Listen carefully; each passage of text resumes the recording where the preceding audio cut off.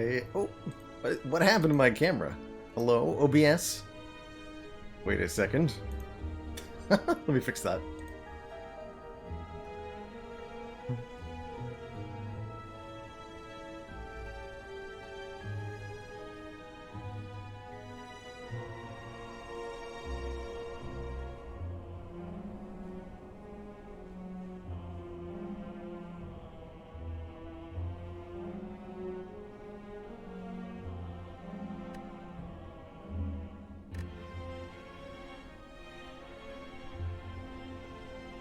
Okay, there we go. We should be normal again. Brighter than usual. How's it going, everybody?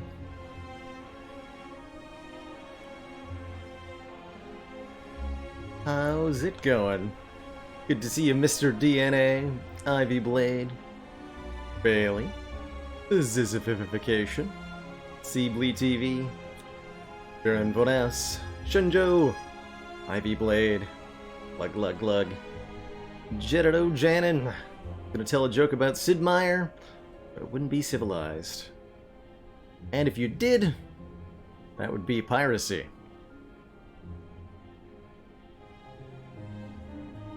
Hiya, Miasma. Kaler Durlin. Quana Flats delivery. That food? Sounds like food, but I'm not familiar with it. How's it going, Red Osprey? We are in fact live today, but pre-recorded tomorrow. A swip-swappy of the usual.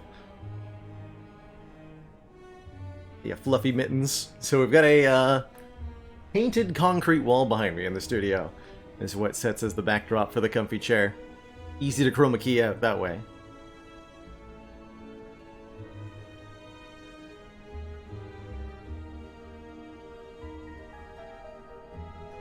How's it going, kicking?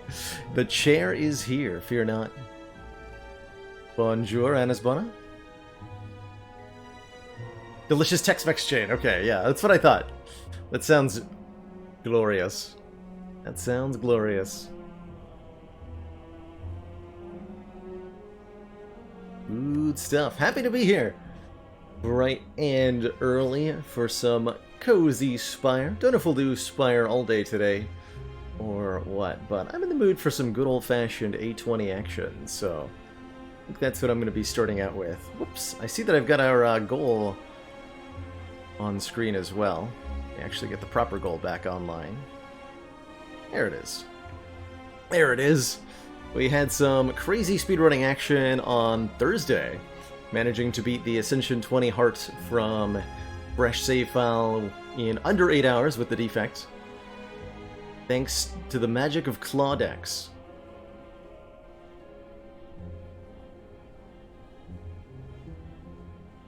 It's pretty good stuff.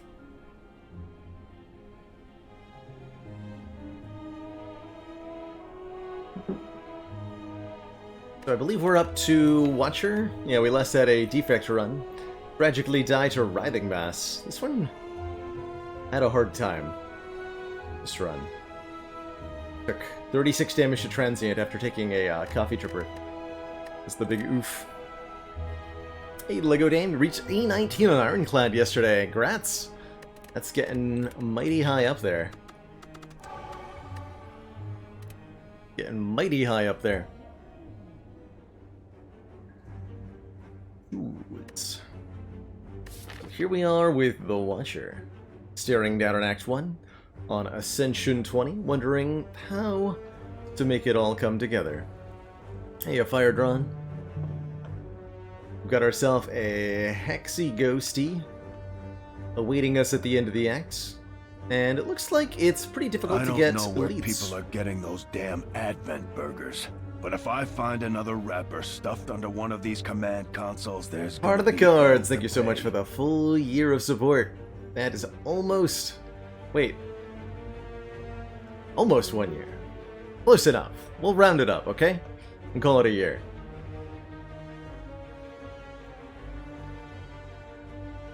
What I can get, though, is 3 campfires before our first elite combat. which leads us into having a fairly upgrade-heavy Act 1. Starting options, choose a card. It's reasonable. I don't think we're going to need it in this case, with the way the layout is. You take 3 enemies with 1 hit point. Can't get any elites with that. Or we can take a random rare relic for a curse. Usually I'm relatively against curse starts, but I think in this case I'm willing to take one here.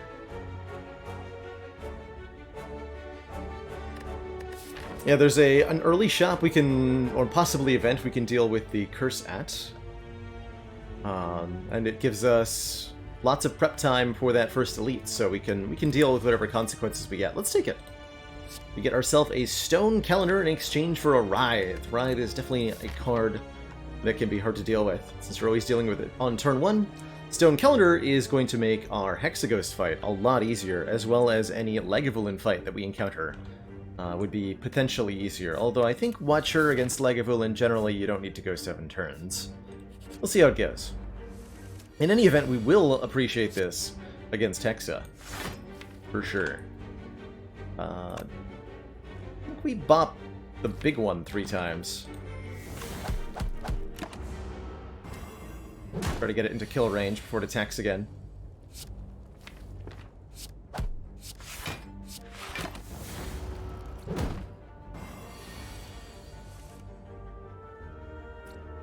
Success!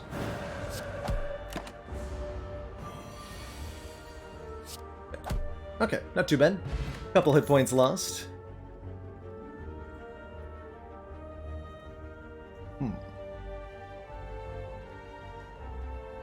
So I think 90% of the time I'm pretty happy with a Bowling Bash here.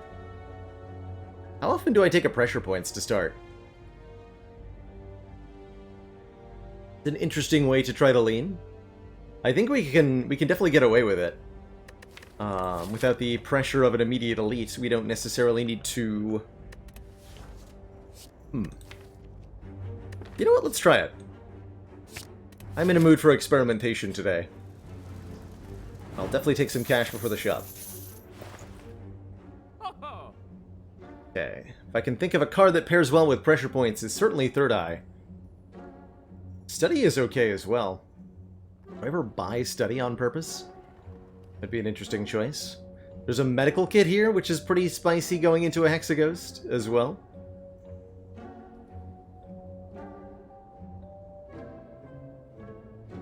Though medical kit means not removing our curse.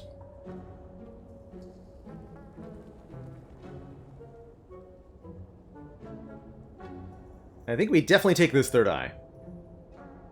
And I think we definitely remove our curse. Start there. Getting a little bit of scry online goes such a long way. Do we want to buy a potion? My next question to me. Or do I want to cut through Fate for even more scry? As well as some card draw. Helps with the cycle, it's some immediate damage. Can be pretty good.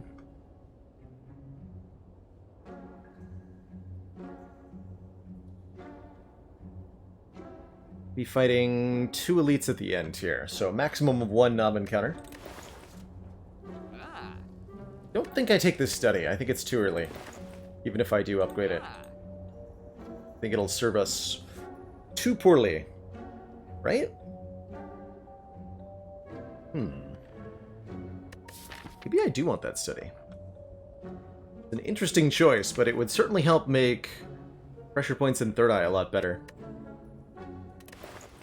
You know what? I'm in a mood. Let us explore this mood further. Despite how seemingly insane it might be.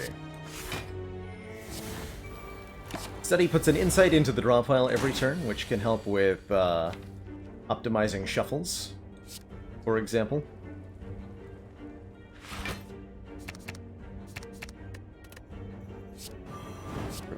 So pressure points applies a status effect, and then does damage based on how many stacks of that status effect are on the enemy. Gets spicier and spicier. With successive plays.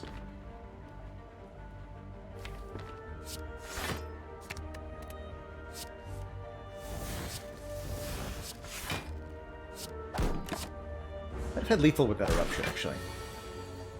Pretty sure I did. But we got pressure points to go. Kerpew.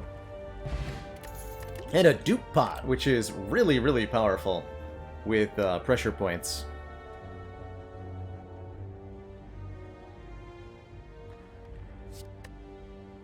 Consecrate Crush Joints, just lucky. Crush Joints is okay. Could take yet more Scry with this just lucky and it would be just fine. It's nice with the draw from the study too. I think having a little, like, kind of do-nothing ping card is helpful here. Our priority is to upgrade the study, the third eye, and the pressure points from here on out. We want to make sure this is easy and cheap to get in play. We want to make sure this scries a ton of cards. We want to make sure this does a ton of damage. Take one just lucky here. We get 1, 2, 3 upgrades before our first elite fight, and we should be really good by then. At least that's the hope.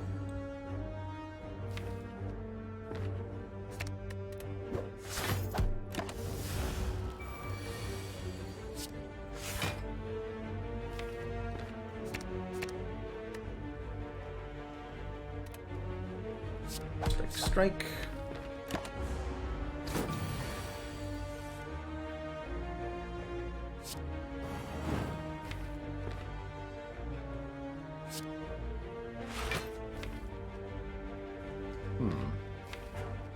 Play 4 strikes next turn. Be relatively difficult. I do have a miracle. This works out alright. Draw 3 strikes and play him to kill. Cool. We take 2, which is fine. Not a great matchup against the cultist here, but that is an area of weakness for the deck right now. I think it would be foolish to take Sanctity as much as it seems fun and greedy to do so.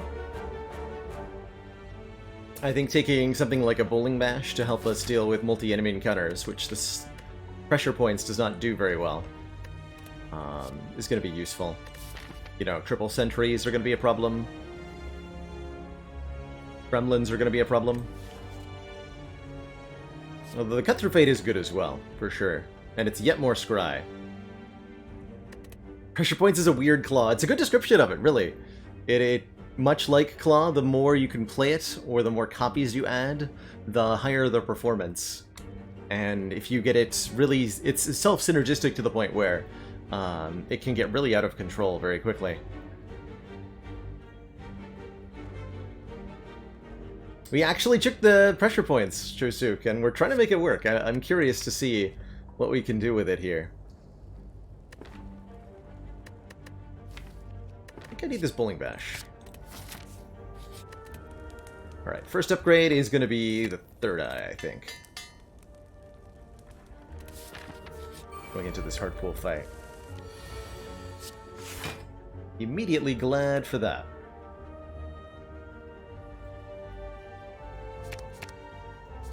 Discard everything except the Vigilance and the Just Lucky, I guess. Gonna spread the damage out.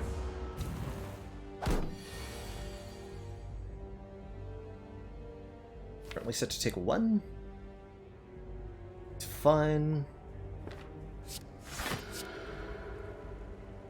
Gonna kill the louse with Bowling Bash next turn. Commander, one of our most valued supporters says continued support of the XCOM project. And that's not quite enough to kill, but we can do this. Sky Gylar, thank you so much for the Baker's Dozen. 13 months of that tier 1.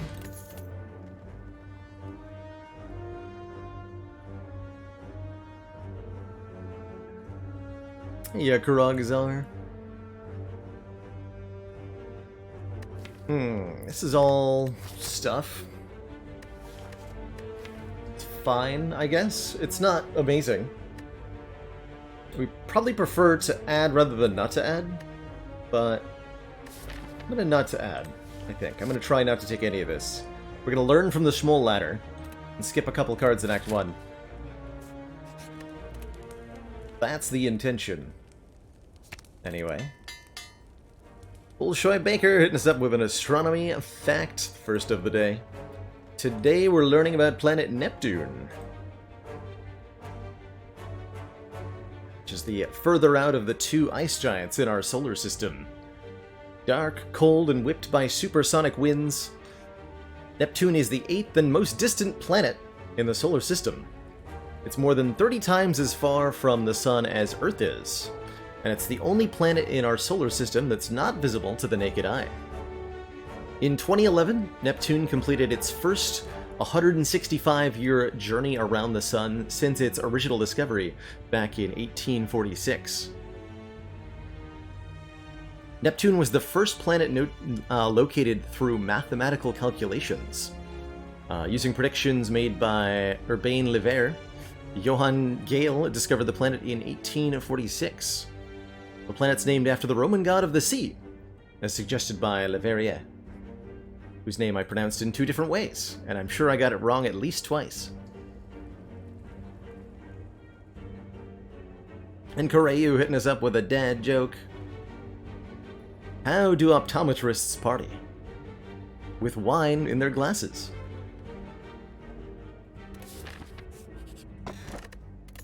And Chaku is, well, it's a thing. It'll generate energy sometimes, but not very often.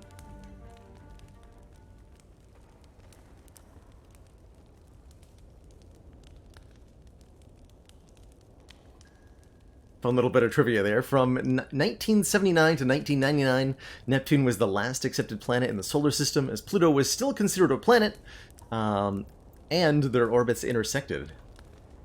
Pretty cool.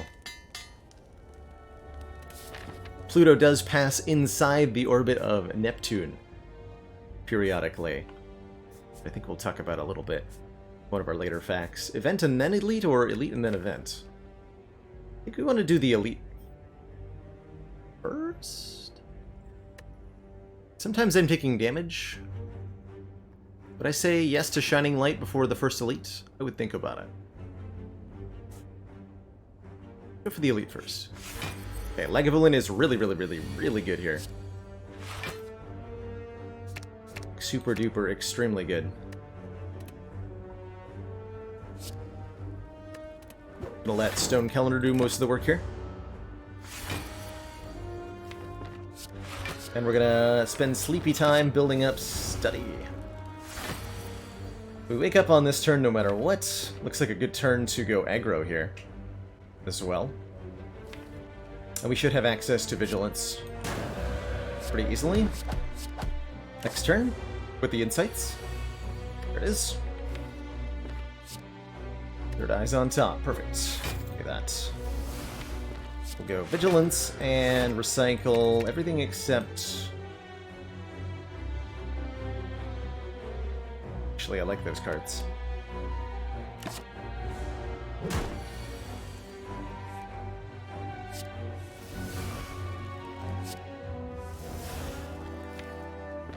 Hoping to get Third Eye here.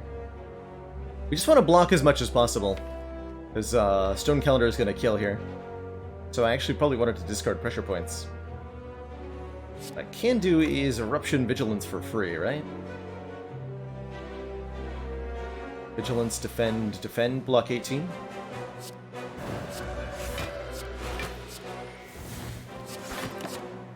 Two more. Set the Nunchaku to 9.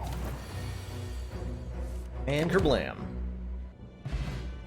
Damaru gives us 1 mantra every turn.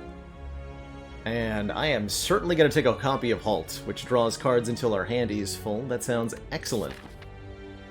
Yes, please. Yes, please.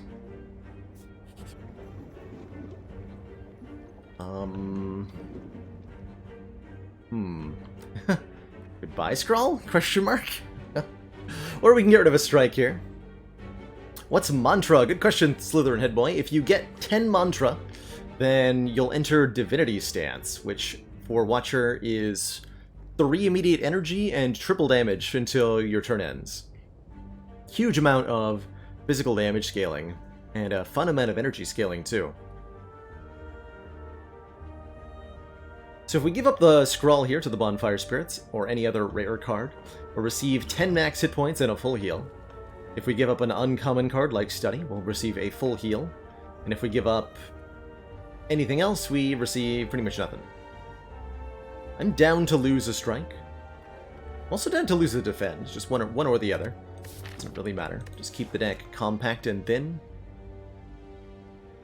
The damage from pressure points won't scale with Divinity, no. Let's give up a strike here. I think that Scrawl is super valuable. And I am going to fight another Elite. Perhaps against my best judgment. He says, drawing Eruption Bowling Bash turn 1. Never mind, I think we're fine.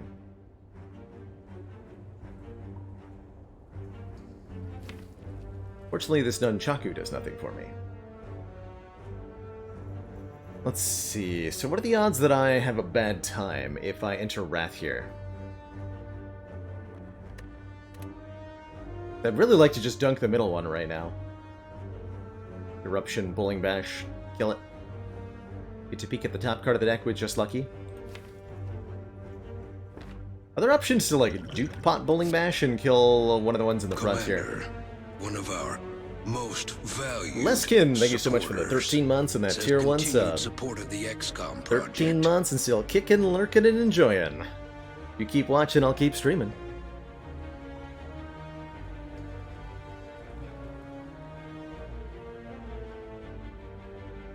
Did it with Just Lucky first and see what's on top? That's pretty reasonable.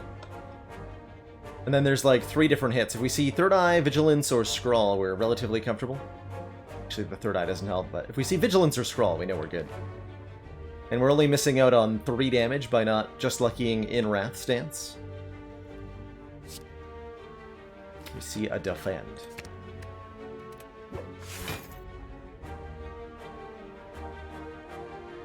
Maybe we go for the dupe pot. Just make this nice and clean. This is a little unnecessary, but I'll do it because it makes this really satisfying noise. Yeah, that was worth it. Okay, and we would have been punished, so... Actually, yeah, we would have been punished, so I'm pretty happy with how that turned out. The pressure points are kind of almost worthless here, by the way.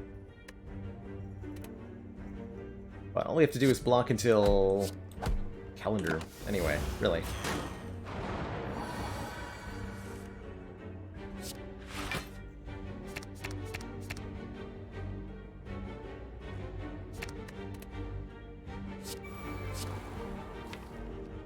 Need to be in Vigilance stance.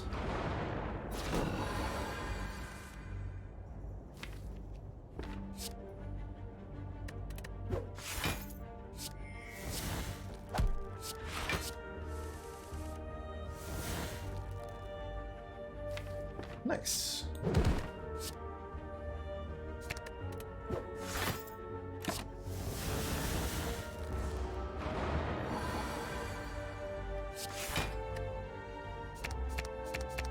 Doesn't matter anymore, we've got Calendar doing the work for us. We can have Nunchaku set to 9 for Hexaghost.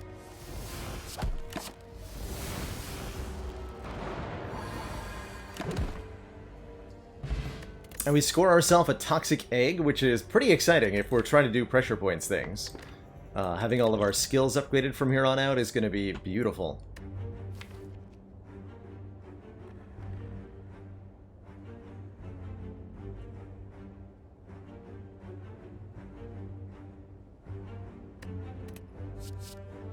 Do we want any of this? Not thrilled by what I see here. We used our dupe pot already? We should be okay against Hexaghost, I think. The pressure points will add up very, very quickly in that fight, and the Stone Calendar will do the rest. So I think we can skip here. And we get an extra card pick, too, which I'm quite happy about.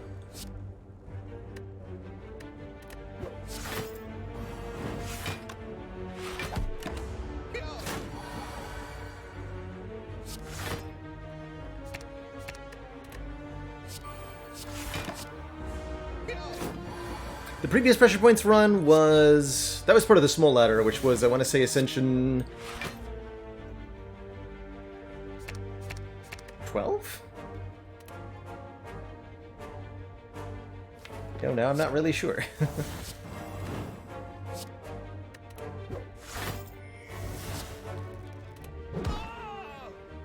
Got him. Ooh, and an evaluate. Just good block and more insight. We're on Nirvana. Whenever we scry, gain 3 block. We have 2 scry cards currently. I like the evaluate more. Be more copies of insight, please, and we'll definitely take a Gambler's Brew into the Hexaghost fight. It'll be a little bit awkward. Do I want to cheapify Eruption here? Or would I rather make Scrawl cheaper? Not sure. I could even see an argument for a Vigilance upgrade. Really like how this card performs in the late game at base 12 block.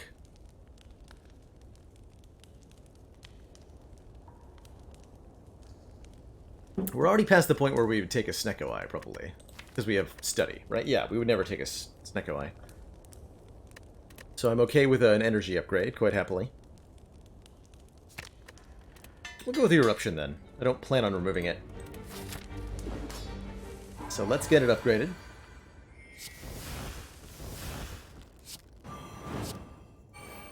Okay, happy with Study down on turn 1.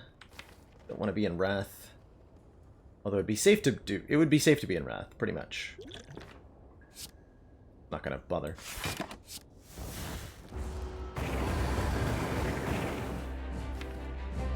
Just not gonna bother.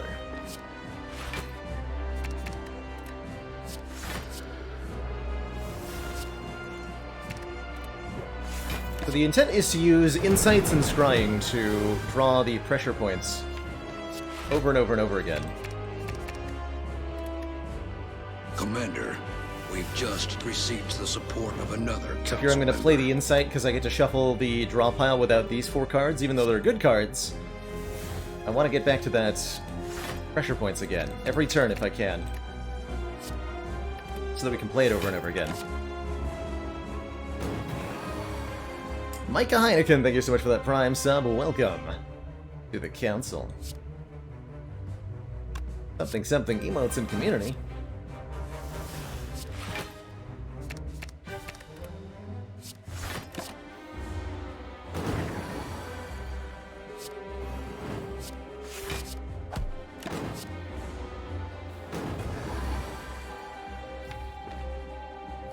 Let's just discard that.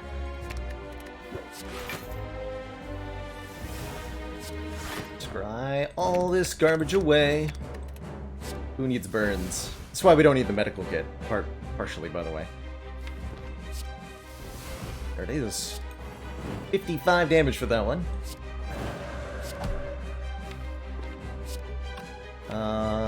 Yeah, that's fine.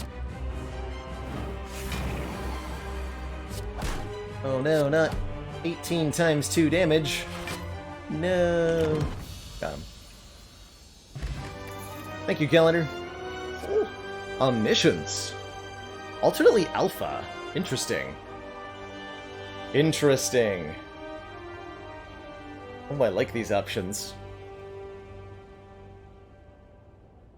So, Omniscience lets us choose any card in the draw pile to play twice. Which can be all sorts of nonsense. Double Bowling Bash. Double Pressure Points can be a thing, although if we exhaust our only copy, it's going to be kind of bad. Alpha adds a Beta to the draw pile, which is then turned into an Omega, which is a 3-cost power dealing 50 damage to all enemies every turn.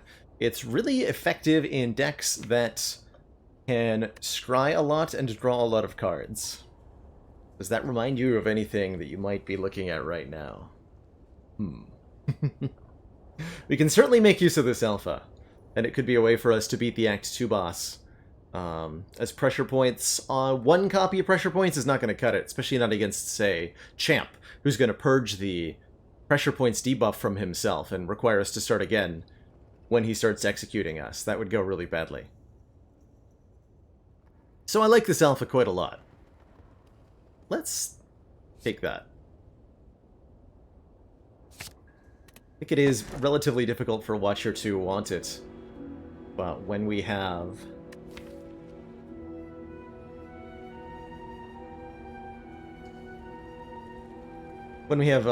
this is our kind of damage setup, I think it works really well.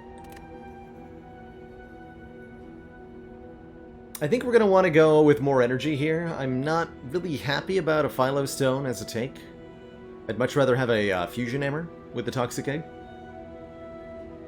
The egg won't upgrade the Beta and Omega, no. But Master Reality would. That or Ectoplasm. No longer gaining gold. I really don't enjoy Ecto very much. The lost money on a Heart Run is really painful.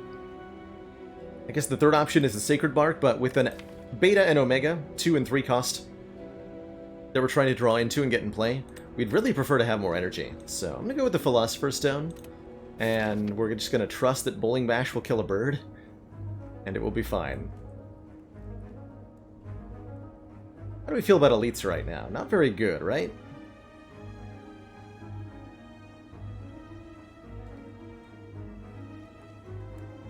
Say minimally good? We could do some stuff to elites.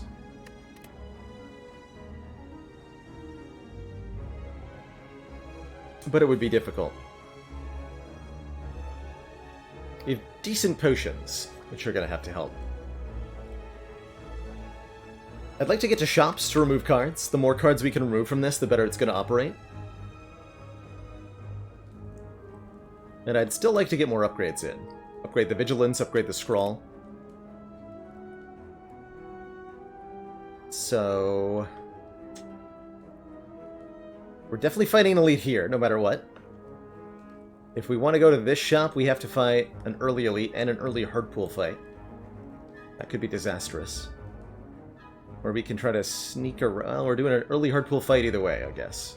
I think we should go to that shop. That'll require us to fight elites, and it'll be good. Smiley face. Just want to get Omega in play. We can't win with pressure points in this fight, since this enemy has 3 stacks of artifact, which do block pressure points.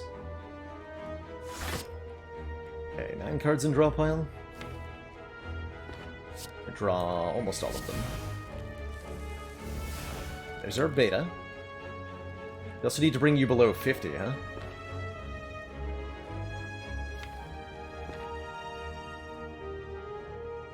That sounds hard to do.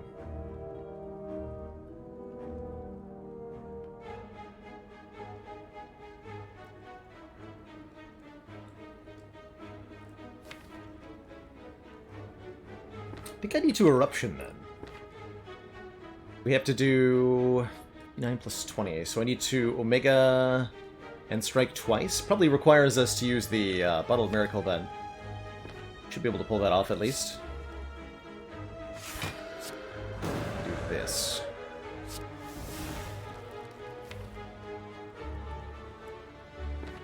There's no reason to take 6. I'm only going to need 1 extra energy. Let's use the Bottled Miracle now, since I have to use it anyway.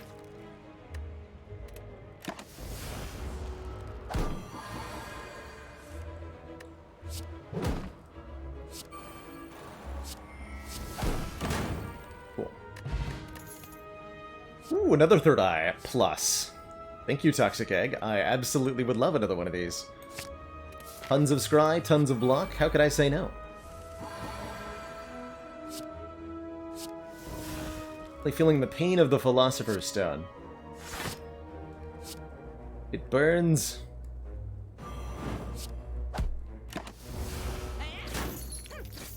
Pressure points does go through armor, yes, but it doesn't go through artifacts. Unfortunately. Eruption Strike does kill you, right? Yes, it does. That's just going to be better than blocking out. Okay.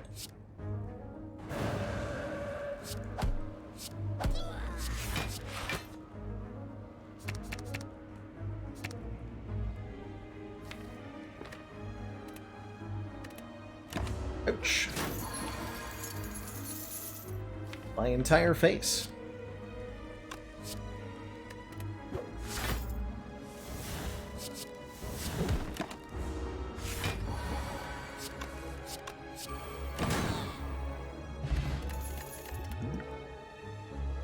second Bowling Bash is legit tempting here. I think we're gonna need it to deal with the elites coming up. Gremlin Leader or Slavers. A lesson learned feels super cute, but is, I think, outside of our ability to take here. Mr. Million hitting us up with another astronomy fact about planet Neptune. Did you know that Neptune... Looks like we've got our work cut out for us, Commander. First Dane hitting us up with a very generous raid just in time to learn about a planet. Did you know that Neptune is the windiest planet in the solar system? Despite the great distance from the sun and the low input energy from it, Neptune's winds can range up to 3 times stronger than Jupiter's and 9 times stronger than Earth's. Winds whip frozen clouds of methane across the planet at speeds at more than 2,000 kilometers an hour. In 1989, a large oval-shaped storm in Neptune's southern hemisphere, dubbed the Great Dark Spot, was large enough to contain the entirety of Earth. That storm has since disappeared, but new ones have appeared on different parts of the planet. Alpha Spoon is definitely a thing. Study and Spoon is also, like, super, super good. That is a, actually, really good Strange Spoon.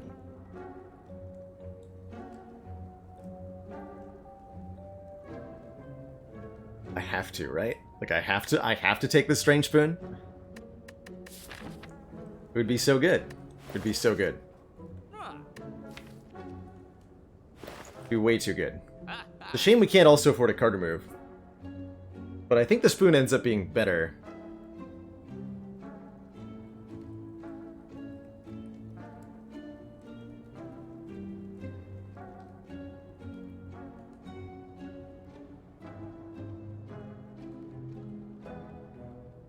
And hunt for apparitions with the egg. Oh, I like that idea. Go this way. Spoon apparitions certainly are a thing, and they would be very, very good here. I think we do want that. Do we also want Empty Mind? For some more card draw. Super Technique Plus also, I think, yes, a serious consideration for its ability to pull Scrawl and its ability to pull Beta. Or even just an Insight, sometimes. I think Empty Mind is worth considering.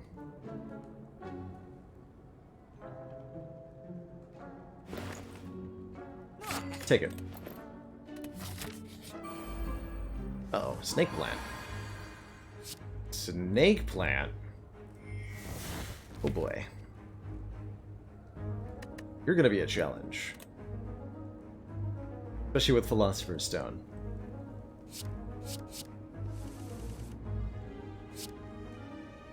Okay, Beta's on top. Block as best I can. Call it a day.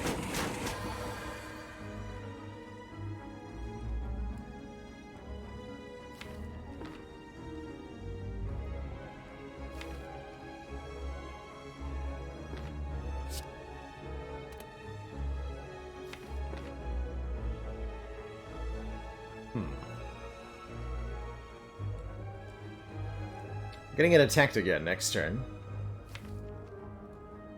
Put Omega in play, but it won't be enough to kill. I need to draw cards now. But like Beta Eruption or something? Maybe even Voldenpod Eruption in Beta?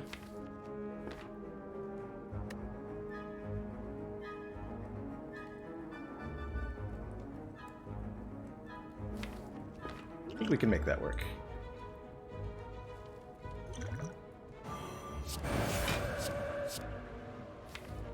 I certainly hope so.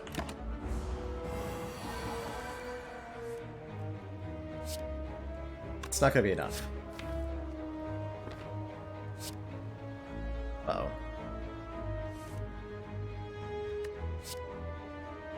20 plus 3, that'll be enough, right? Yes, just barely. Okay, good. Glad we used the Fear Pod there. Because that was terrifying. That was very terrifying. Protect. Protect's the kind of card we're looking for, I think, although it makes Scrawl worse. Sticking itself into our hand here.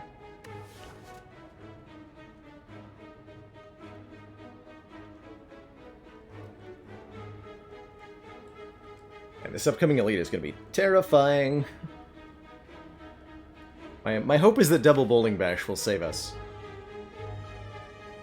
I would really like an energy potion or something. Omega's so hard to put in play. Might get stuck against Book of Stemming.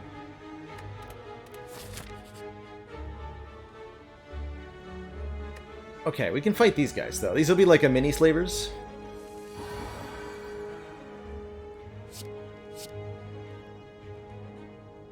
We want to dunk Romeo first or Bear first? Getting the turn 1 weaken from the red mask alone is going to be important here, but this might require our potion.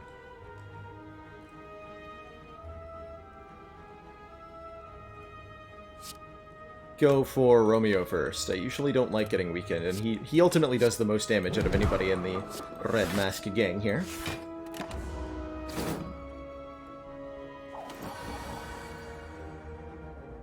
Well, that's not a good draw. That's better. That's more like it. Thank you. Okay, I think we can Vigilance before we scroll here. As we're going to draw either Eruption or Empty Mind, probably. And if we don't, we can Gambler's Brew.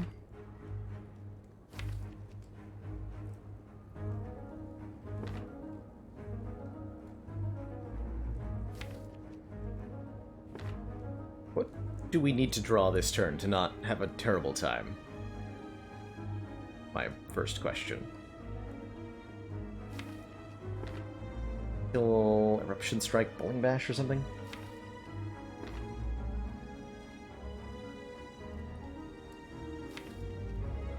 This is terrifying. I trust in this to work. Good, good, good, good. Okay. We got all the pieces we needed. So we go Eruption on Romeo, Bowling Bash Bear, Strike Romeo. And then we can Empty Mind to not be in Wrath anymore. We'll take a hit from Pointy. But... oh, we have an extra energy off that too. Oh, perfect. Good. Well, bye. And then Nunchaku gives me an energy for doing this. Excellent.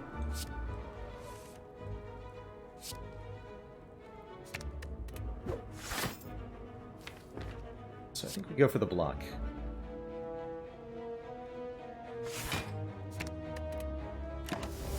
Okay, that was a little bit better than I expected, quite frankly.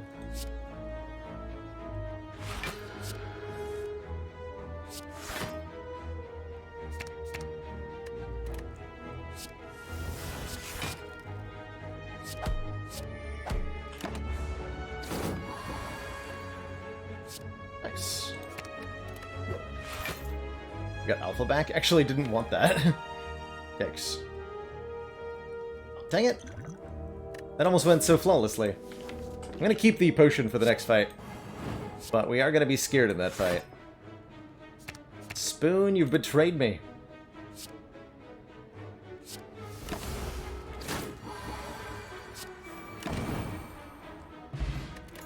Okay, hopefully the red mask will make up for it. See reality and evaluate. They're good blocking cards, but that's not what I need. Uh-oh. A little bit worried about our next floor here. Based on how that red mask gang fight went.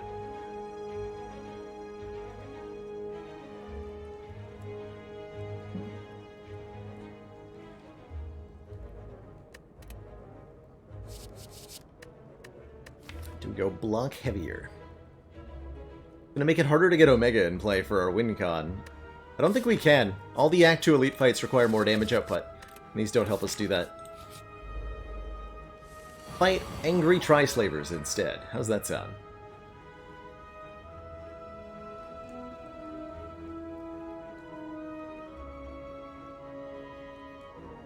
What's my win con here? I use Gambler's Brew to play Beta and Omega next turn together? Is that what I have to do? I can go Alpha, Third Eye, and see if we can find the Beta. And then we could empty mind into it and play it this turn. Do that. We did! We did find the Beta. Perfect.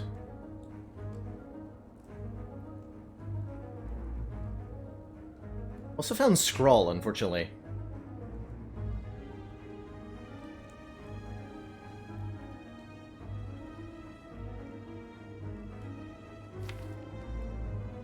Okay, so we're gonna discard everything. And we're just gonna Empty Mind, Miracle Beta. And then next turn we try to get Omega in play with the Gambler's Brew, and that's our win con here. I'm not dying on board, am I? This is 27 damage. Oh. Uh-oh. Well, that's not good.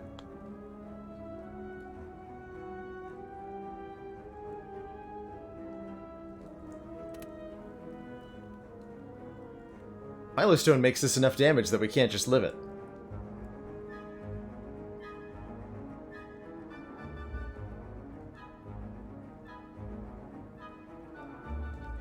Crap.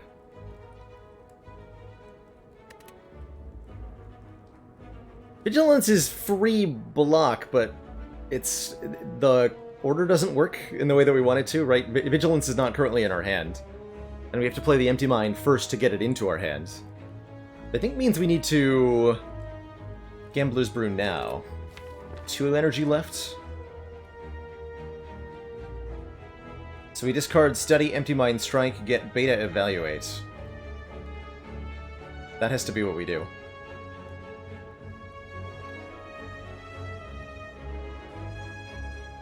And that may still not be enough.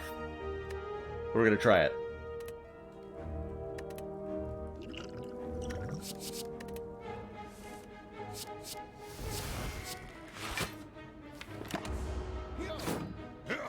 If we draw Omega Bowling Bash, we're good. We did not draw Omega. Alright, well, we're dead. GG. Oh, we got so close! We got so close to not dying here. GG.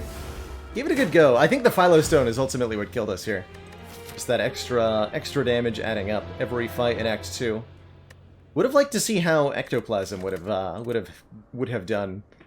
But I think it would have ultimately suffered similarly. GG. GG. Excellent work, Commander. This council is pleased to see our continued support of this project. Thank you so much for the 3 months. Worthwhile. The tier 1 sub. You know what I want to do? I want to boss swap some runs. Let's boss swap some runs. Let's do it. I'm feeling spicy today. So let's go.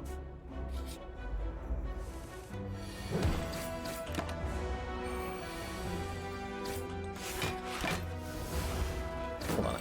I'm also needing to reboot Spire because we're in super fast mode from speedrunning. So let me fix that before my own impatience kills me again.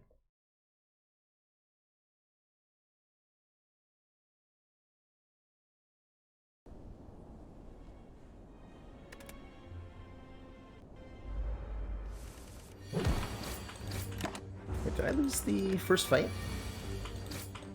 Or did I cancel in the middle of it? I actually don't remember. Recall. Blood Pot and ooh, a Dark Embrace on floor 1. I should probably take the Pommel Strike. We're planning on killing a lot of elites, right? Yeah, I gotta take the Pommel Strike. I'm gonna take that Pommel Strike. Am I going for the Burning Elite? What am I doing here? Either getting 3 elites and no fires at all. By none, I mean 2. 2 fires at all. Whatever. Yes! Dark Embrace plus Trugret. That's what I like to see at the start of a run. Let's go. Can we take a fire breathing? Are we in the extra spicy times?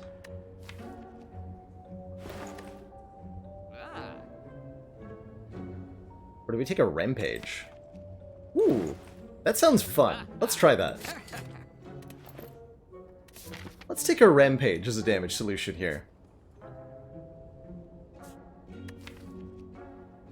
I'm definitely in, like, small ladder brain. Trying stuff. We're seeing if it works. This might be an upgrade-heavy act. I'm not sure if I'm actually going to go for very many elites. 12 cards. Match them to 12 of them. Okay, I guess we take a drop kick. I'm okay with that. Big scary matching game, though.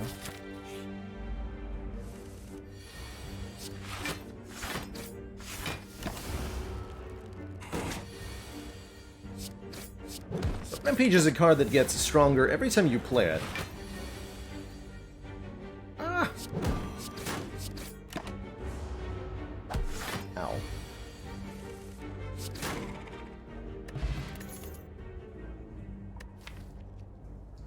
Take an uppercut, too, for some weakened vuln.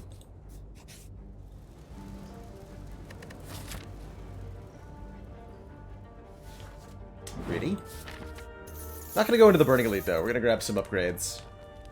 Starting with the Trugret. Getting more block and targeting the card that it exhausts.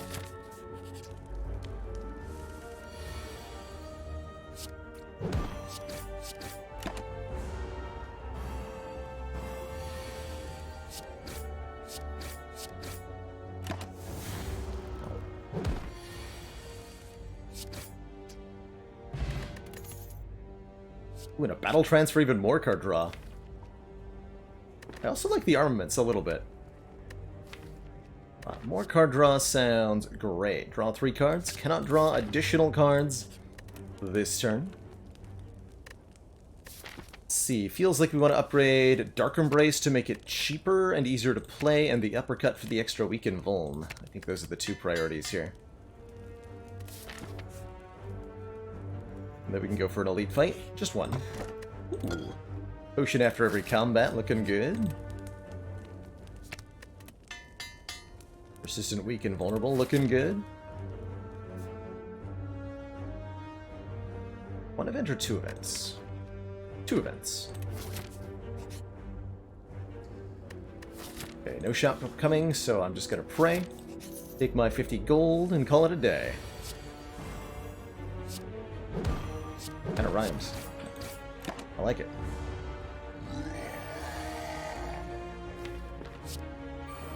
So we'll play the Trugret because it draws me a card here, and it prevents me from redrawing the defend, so it's like 2 draws.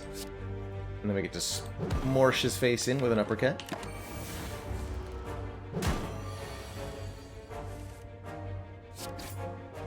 Easy.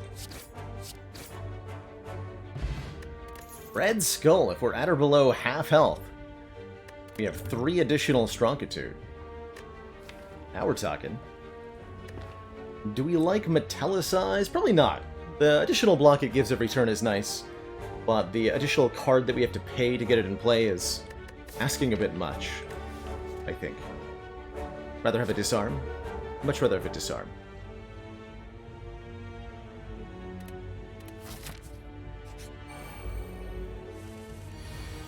Oh, hello there.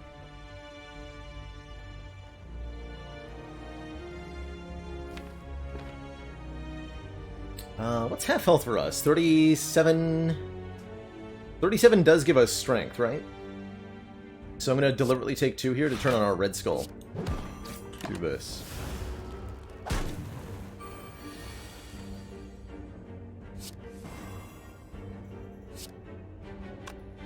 Yeah, it feels like it was a good choice.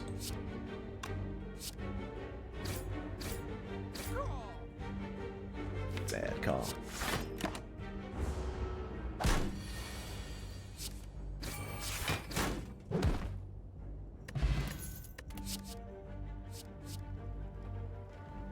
offering. Don't mind if I do. Sure, it loses some health. I'm gonna hold this blood potion for next act, by the way. Sure, it loses us some health, but the additional card draw, especially synergizing with Dark Embrace and the immediate energy spike, is gonna be lovely here. Go with the weak pot to help with Hexaghost turn 2. And I guess we're fighting this nerd as well. I'm playing Offering.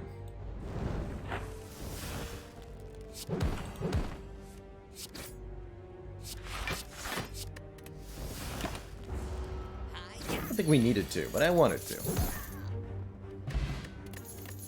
Dupe pot. And there's the disarm. Amazing. We'll upgrade that. Okay, we'll take the dupe pot over the weak pot then.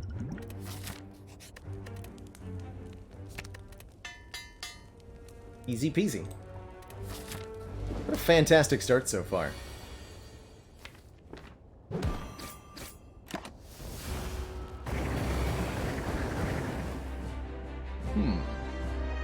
Moderate yikes. Disarm, hello? Are you there? Yes, you are here. Okay. Great. 0 times 6. Get him. I flew the deck without True Grit. Not quite what I wanted to do, but I think we'll be fine.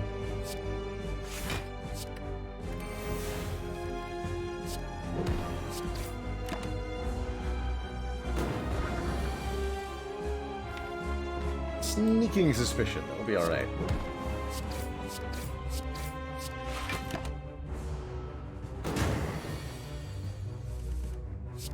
Rampage doing 31.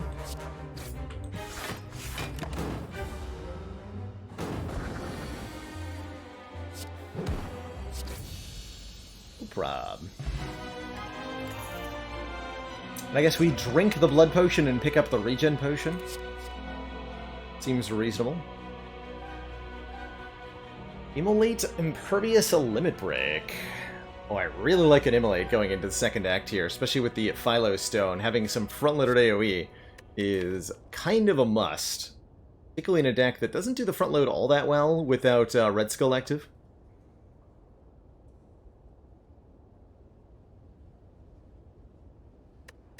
Yeah. Could try to do Limit Break Red Skull things, but that's really iffy. Impervious is a good all-around take, but we have okay block between the upgraded True Grit, the Disarm, and the Weaken from Uppercut. It's a bit of a block core. It'll work against some enemies better than others. We should be fine against Snake Plant. It'll attack for 3 times, or, well, not 3.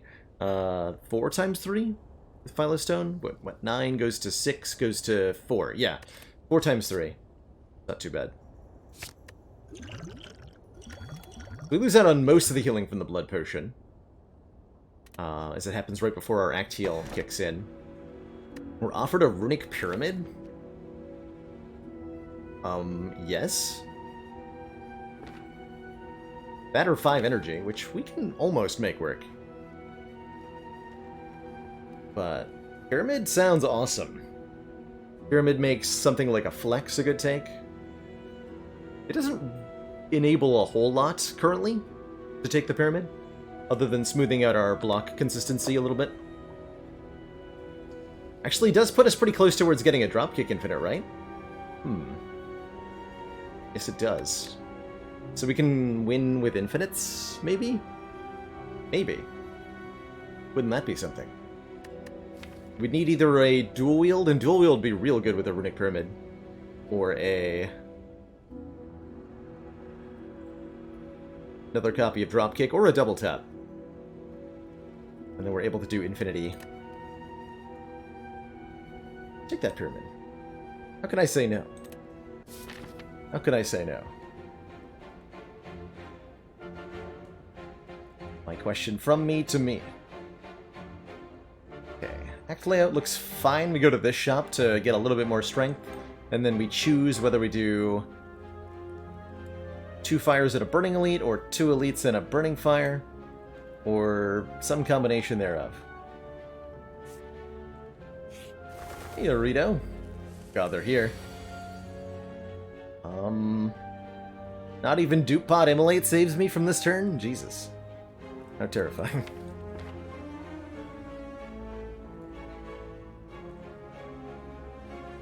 Not even Dupe Pod Immolate saves me. Dang.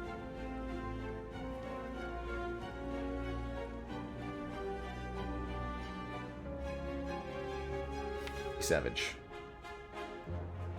Alright, in that case we go Dark Embrace, Immolate, Defend, and Regen Pod, I guess? Just set of Red Skull? Brilliant! Maybe I should have... we have White Beast statue? No, we want to use the potions.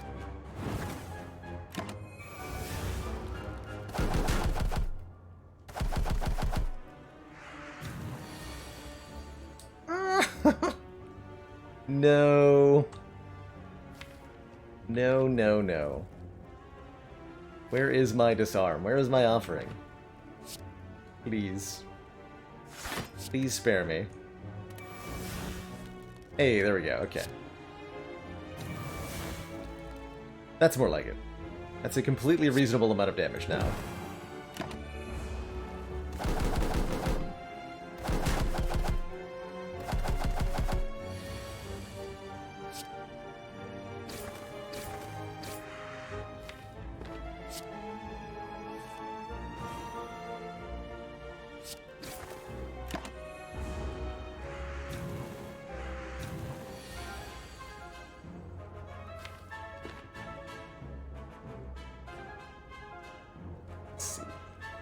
Knock you out of the air. Then I have to eat 6 more damage? 8 more damage? Or it's easier to full block, actually.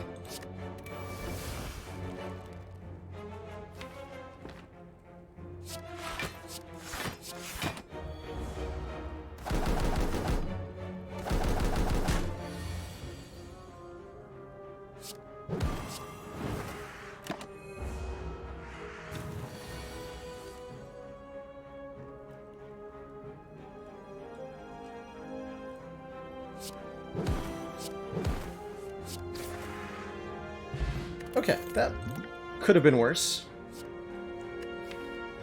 Like a Flame Barrier, that shores up the block situation quite nicely, and works really well against multi-attacking enemies. Headbutt's alright with the Rampage, and the True Grit. Actually, Headbutt's amazing here, right? Headbutt might be better than Flame Barrier.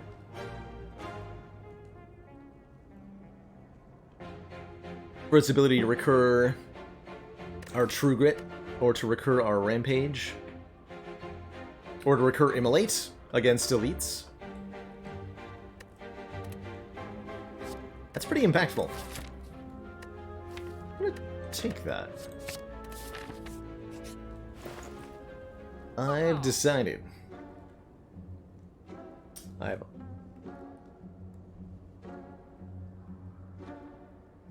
also probably decided to buy a boat thingy. I love a boat thingy. Boat thingy says on turn 2, become boat. To the tune of 14 free block, which is real good.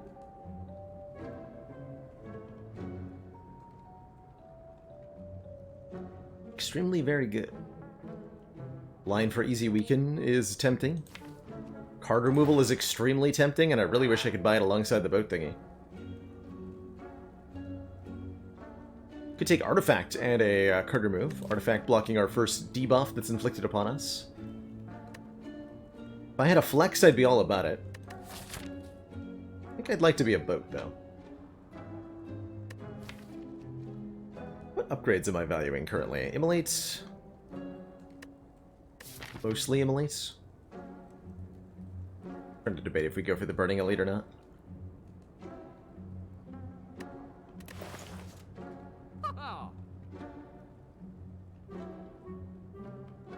Souvenir would be definitely nice against Heart. Boat thingy is going to be nice against everybody else. I'd like to get to the Heart. Talk about the Heart when we're there.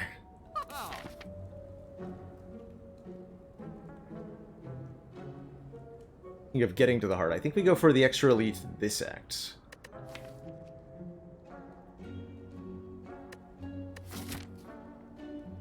Rather than 3 events. think so.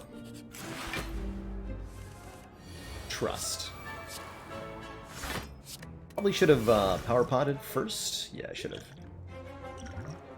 In case it was a feel no pain. Still take it. Will be a bit sad.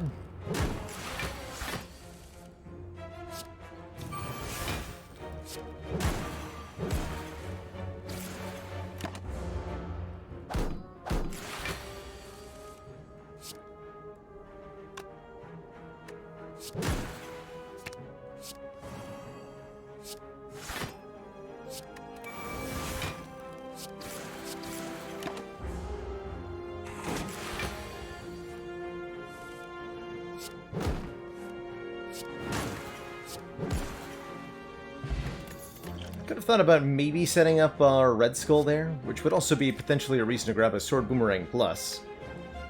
He is a Red Skull here. I'm gonna do that.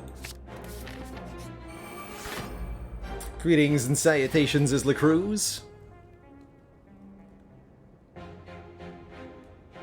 Ooh, trying out Steam Link. I've had some good success playing with that.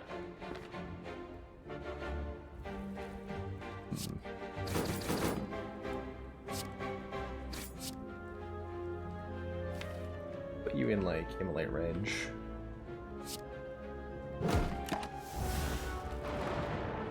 Immolate headbutt or something. So 37 is again the halfway point, so if we want to activate Red Skull, we want to take...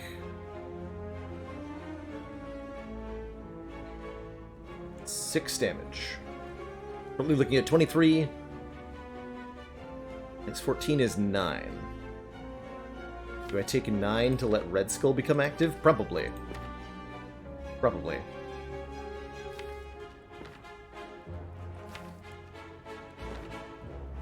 Although that's also one offering, conveniently.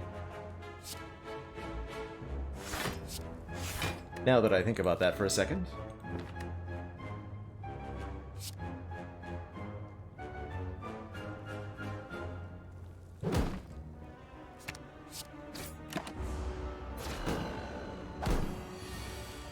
And Micah Heineken hitting us up with an astronomy fact about Neptune.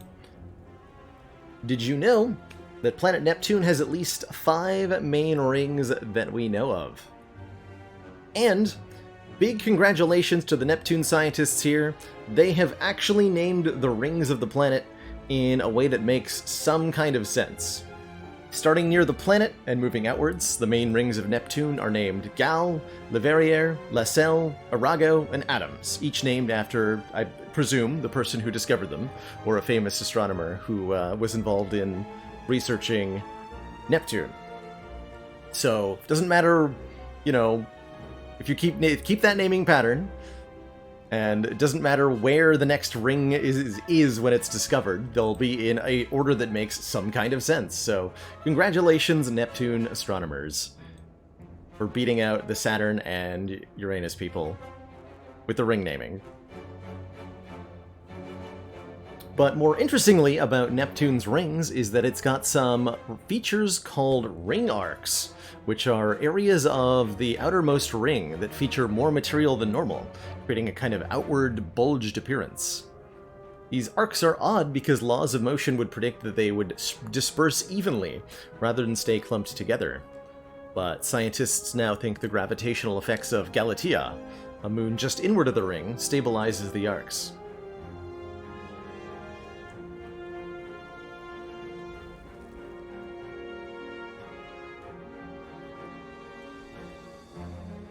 Hey Tarinko, I don't follow anything chess-related on Twitch, personally, but cool to hear that there's something going on there. Alright, we didn't find our Immolate or our Offering, which is really, truly unfortunate here. I was hoping we'd see at least one of those things. Ouch. So I'll lose 12.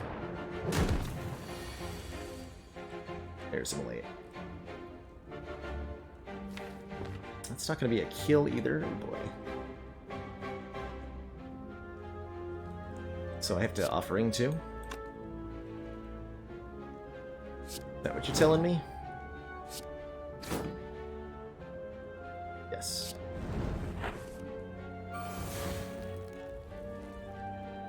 Is in fact what you are telling me.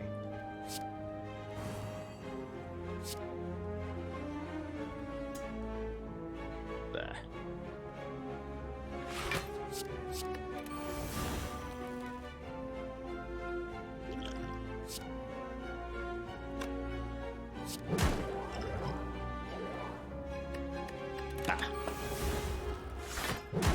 Hey, Trummeray, FTL today? Maybe. I have no specific plans for or against. I do have plans to avoid dying. Called Don't Die. That'll help. Get all those strikes and defends upgraded, they're gonna hit real hard. Potion there was a brain fart, by the way. Did not... I thought I was gonna do something else. But it didn't. But it didn't. Let's colorless pot. Both madness and thinking ahead are interesting. Actually, magnetism is even pretty good too. Give me a colorless card every turn. Yeah. Do that. Fortunately, the damage numbers don't work out for this sneaky gremlin here at all. Something relatively uncool. Ah, yes. Magnetism has generated a magnetism. Exactly what I wanted. Thank you, game.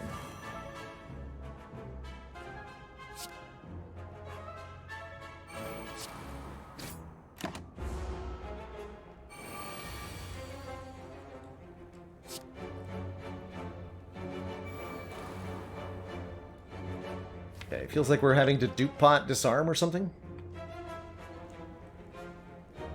Otherwise, this is a disaster. We again rolled 13 health on the sneaky gremlin. Oh dear. We can get to our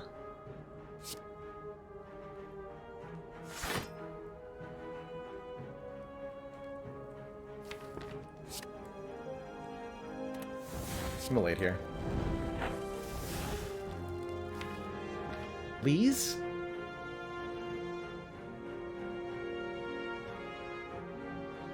Why did they all do 12? The wrong amount of damage.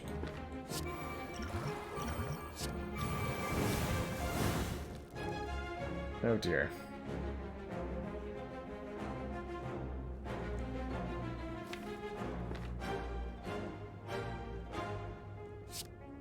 These? Close enough.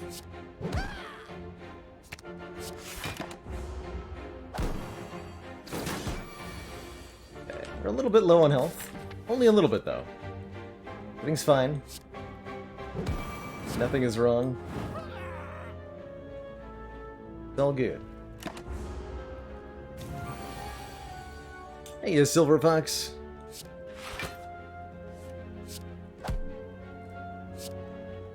Okay, we seem to have survived. That's good. I like surviving. And a Gremlin Horn, which will definitely help. There's the dual wield we wanted. Do I still want it? Or do I just want another copy of Dark Embrace? Do I want another copy of Dark Embrace? Maybe I want none of the above.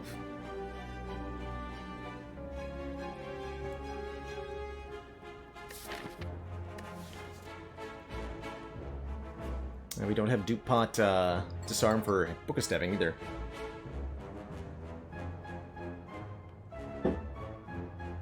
It's getting a bit spooky. Really feels like we need a Feel No Pain. Or something. Right, I am going to take the dual wield. We'll see if I end up regretting that.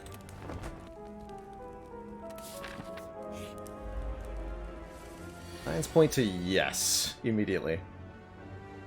Figured we might. Figured we might.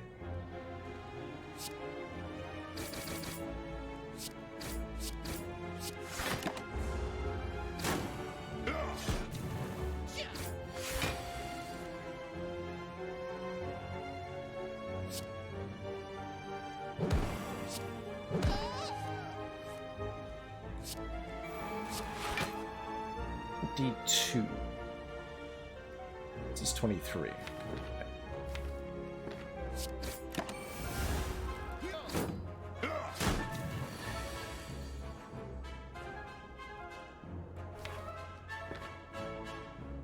And now we're in the spicy times. Yes. Get rid of that since I can never use it. We're not going to be weak next turn. Let's see, we can reduce this to 21 and then block for... just full block, actually.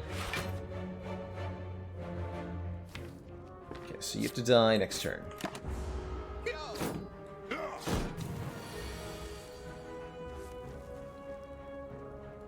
But everything is okay. Probably.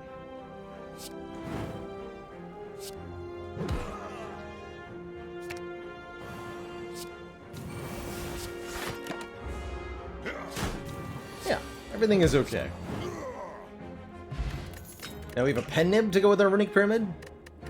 And if we want more strength, then inflame sounds pretty good. Good dual wield target too. Take it. I was hoping that would be healing. That chest somehow. Instead, it is death. Terrifying. At least all my strikes are upgraded. Makes my life a bit easier.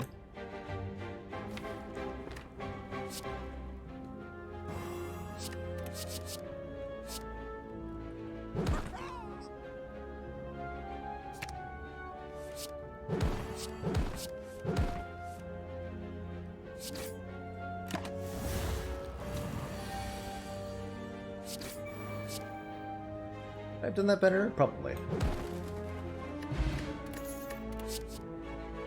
Searing Blow +1? My god. Finally, something good. Okay, we have an Essence of Steel to work with. Do we want it over a skill pot? I think so. Consistent a little bit of block. Don't think we need any of this. I think we want to hit to this fire immediately. Uh-oh. Hey, remember when we talked about these exact cards against Snake Plant? How it's going to attack for exactly 4 times 3? Which is conveniently what Defend and Essence of Steel block for? Easy.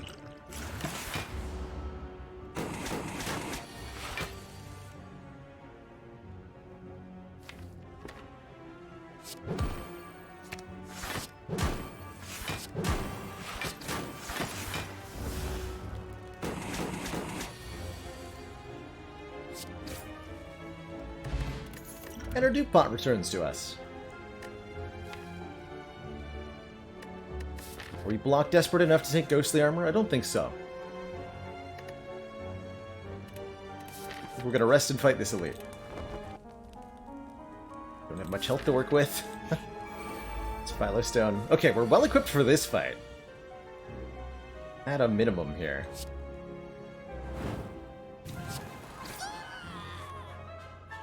Ooh.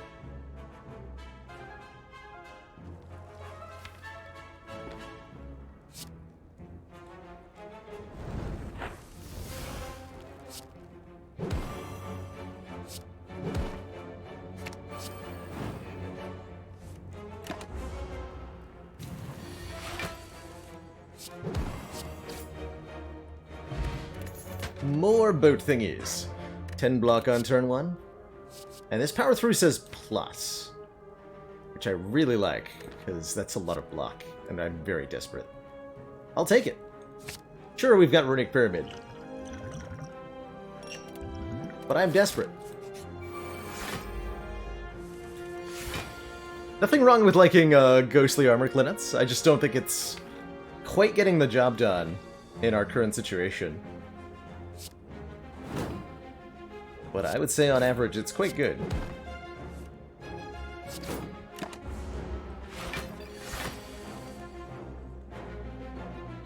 Dear Orb, please die.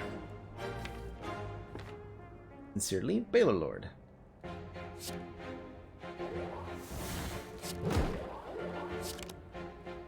Oh yeah.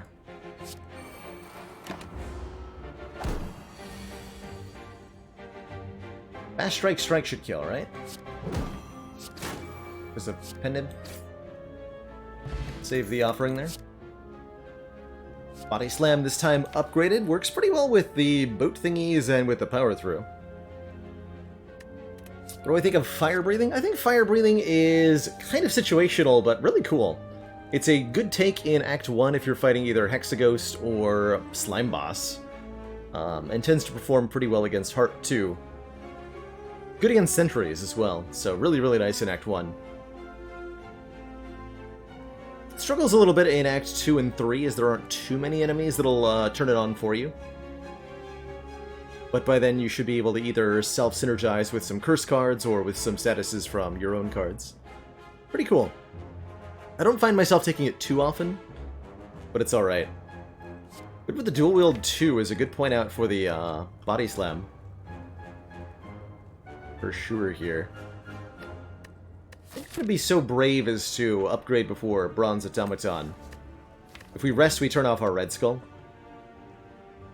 I'd rather upgrade the Immolate. Probably. Yeah. But do we take a Body Slam? I think we do dare. Turning into a hot mess of a deck here, but with Gambler's Brew, we'll be alright. Hopefully. Really, really hopefully.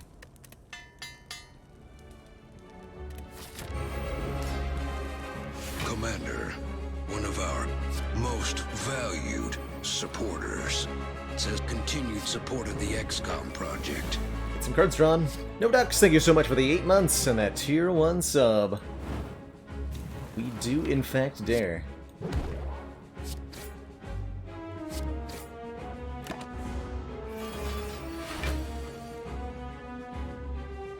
Cool, we land the Disarm on Bronze Tomato here.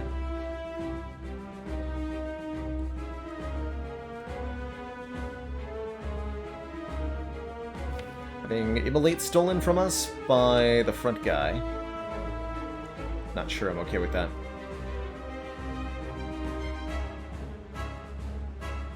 That makes me want to double Body Slam the front one. We go dual wield on the Body Slam, uppercut Bronze Automaton, disarm Bronze Automaton.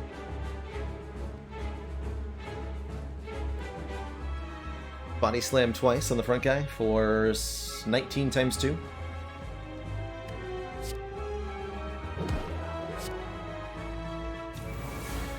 Draw a card from that as well.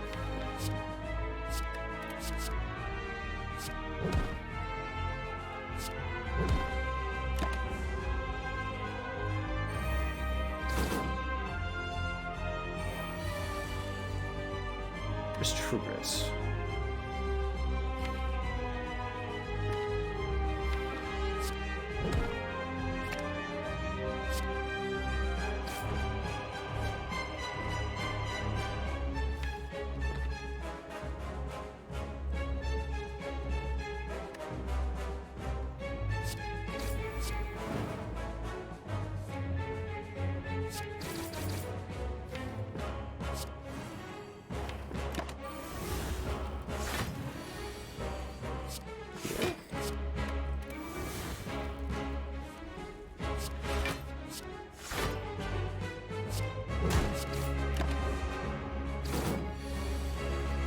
Okay, Hyper Beam is next turn. We have to kill it. I don't think we ever block this, so we'd better murder instead. Seems pretty doable, though, with these cards. Yeah. Looking mighty fine to me.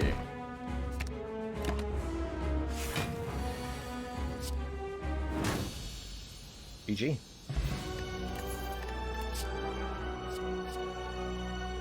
100 times over Reaper. We have Runic Pyramid, we have Red Skull, we have Pen Nib. And we have some strength gain with the Inflame. And we have a dual wield. So Reaper is ridiculously good here. After 30 runs and 6 final boss attempts, Nate Dunn has finally gotten their first win. Congrats, Nate. May there be many more. And a GG.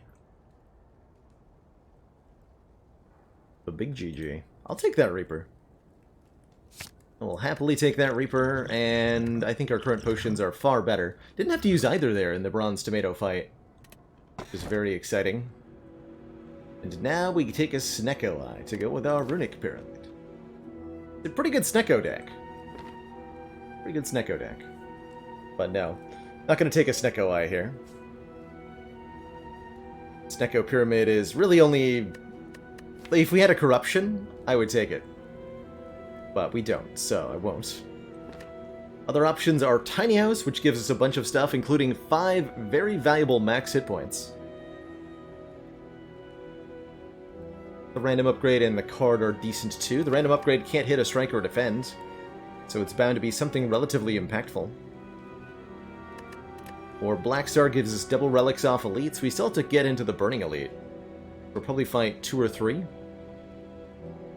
Guess we'll take the Black Star. I think we could get some advantage out of Tiny House, but whatever. Take the Black Star and be pretty happy with it. Would have preferred a few other things. Yeah, we're only going to get 2 elites a sect. Only other things I would have preferred to see, but that's okay. That is okay. I think I might even go as far as to remove 2 strikes at this shop, at these 2 shops, to try to thin this down a bit. We're already up to 27 cards here. It's a lot of cards.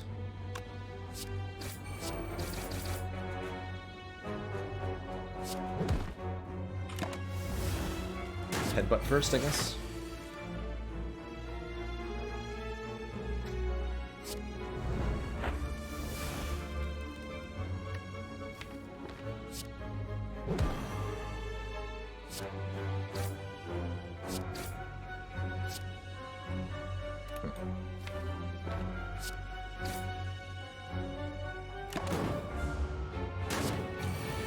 Can't be quite reckless with my health like I want to.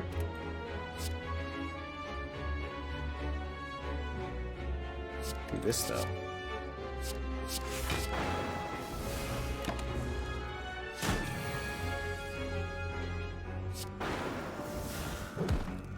Sneak a few more hit points out of that.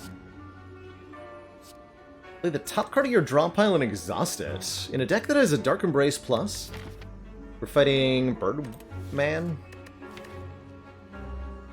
And we have a headbutt to put cards back on top. I really like this. Really like this. Really, really like that.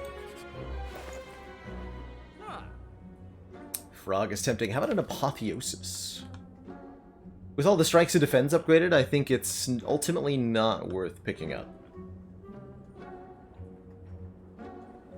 Do we ever remove Rampage now that strikes do more damage than Rampage does? We don't often get to play it twice. With Question Card, this Ori is certainly good. Odds of seeing a Corruption in here are at least 1%. Right? Could see Sentinel being good with the Runic Pyramid. Actually, there could be a Feel No Pain in here as well, which is super tempting. But taking an Ori would remove our ability to remove a card at the next shop.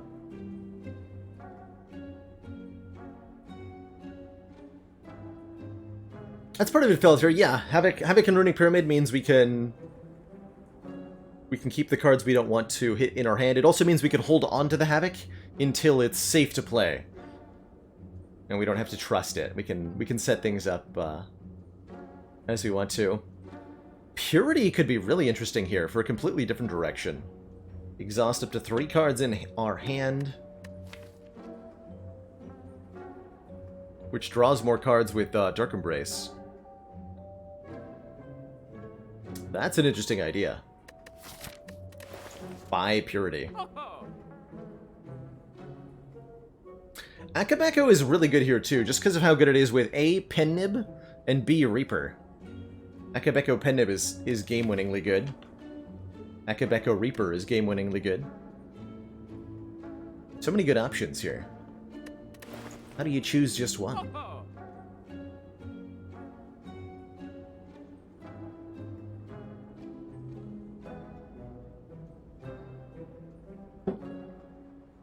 If only we had 999 gold.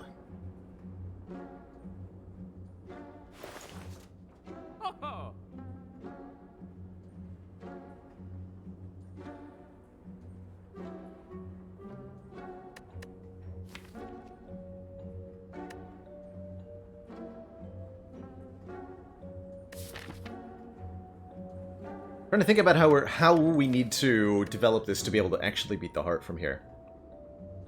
We're not blocking enough. Go with Ori. Yeah, that's what I'm looking to see. Disarm plus. Seeing red. Double tap. Okay, well, the Disarm plus is a must-have. The Dark Embrace plus also pretty good there. I'm gonna take a Seeing Red because of Dark Embrace. Do I want double tap? Double tap Reaper, double tap Uppercut. Good upgrade target.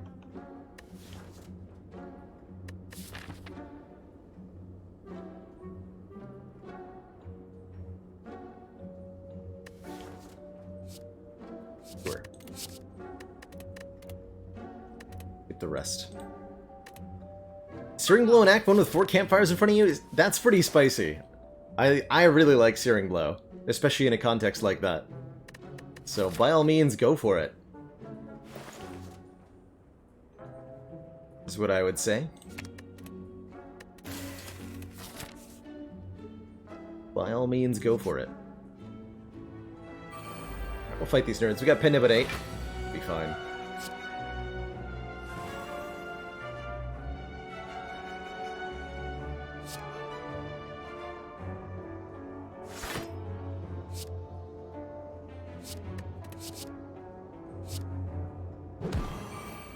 Okay, hopefully we're drawing either Reaper or Immolate here. And if not, we'll Gambler's Brew for... Take the double Reaper, or do I go for the double Immolate here? I think Reaper won't be strong enough.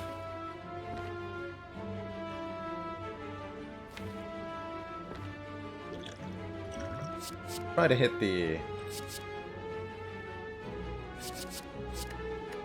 Immolate.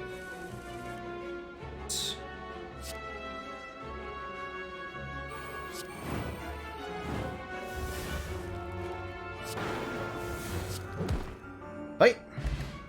Now we get a gambling chip, so it's like a Gambler's Brew at the start of every combat. You can discard a number of cards and then draw that many. Heck yeah. That was almost enough money to afford another removal. Still have to go to the shop because it's the only way to get to the Burning Elite from here.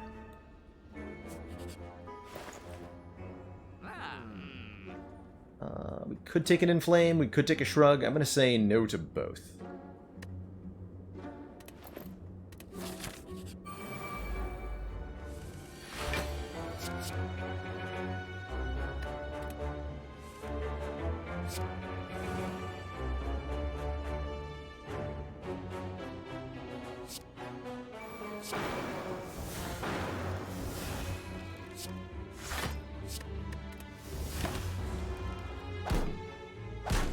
Possibly a bit greedy, but whatever.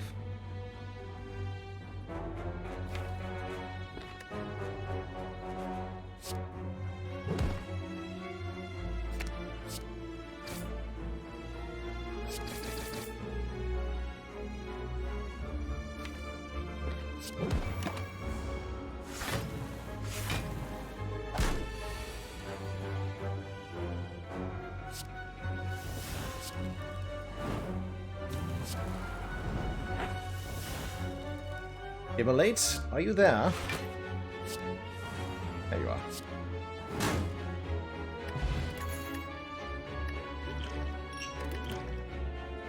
Burning Pact. Exhaust a card, draw 3. Some pretty spicy card draw. Or we can take a free Shrug. Which is also pretty good. Upgrades at the fire, we're upgrading either dual wield or double tap, looks like. Probably the double tap.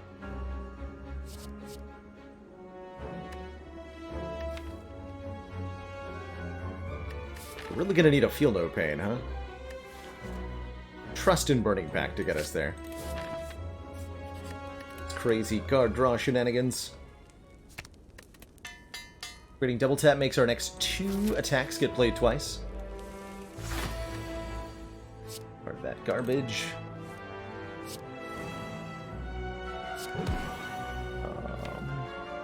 Sure, whatever. Cool.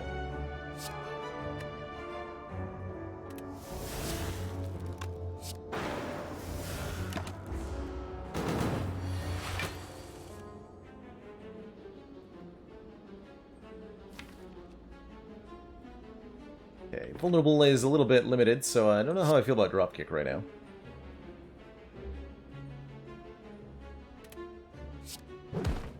Hands.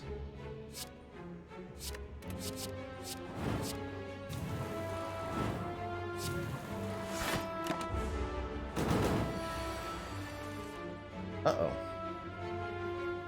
Well, that's not good. Can I kill you on this turn? Yeah, we're expecting Rampage not to cycle, partially because Nemesis had so many stinky burns to the discard pile that I'm expecting us to lose it.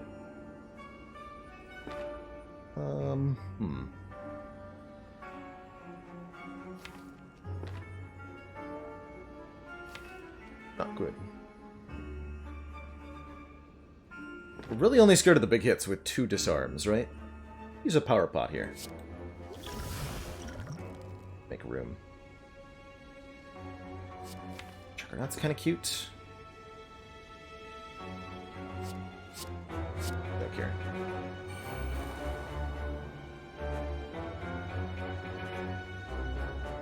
Actually, do some shenanigans here, right?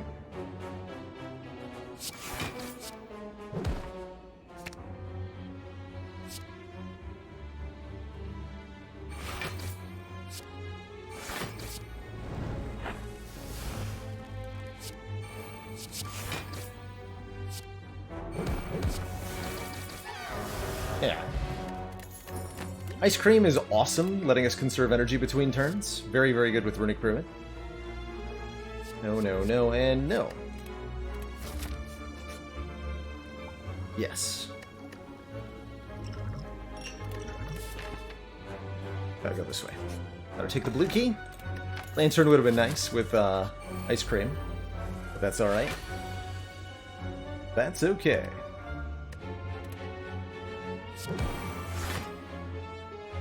So is that.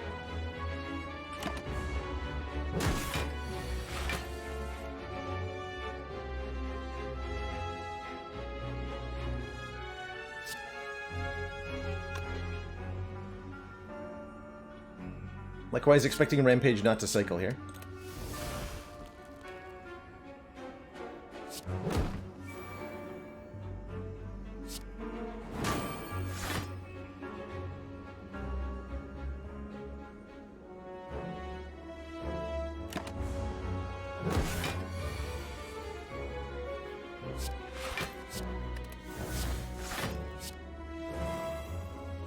Dark Embrace.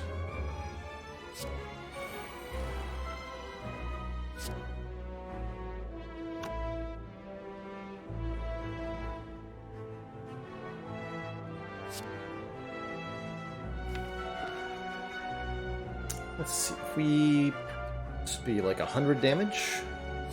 Sure, I can kill here.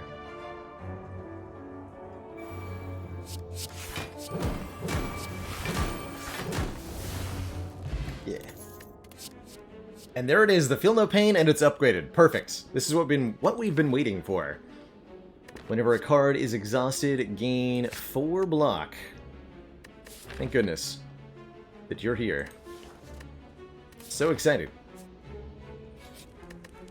It's a very important missing piece of our puzzle here. Go ahead and recall. Really lucky that it got upgraded. Really, really lucky.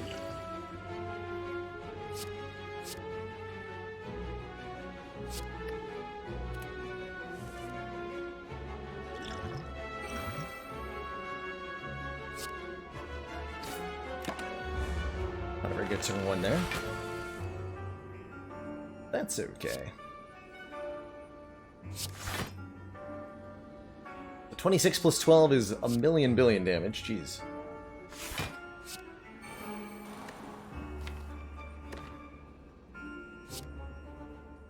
Let's see, we can do Immolate times 3. 5 bash next turn.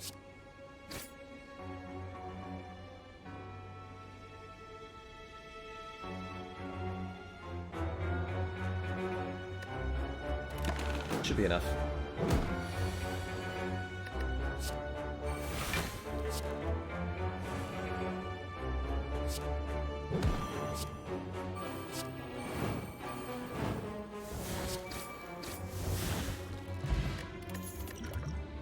Good. Passing all that. Pretty upgraded for a run with no upgrade relics. Question card is helping a lot, thankfully.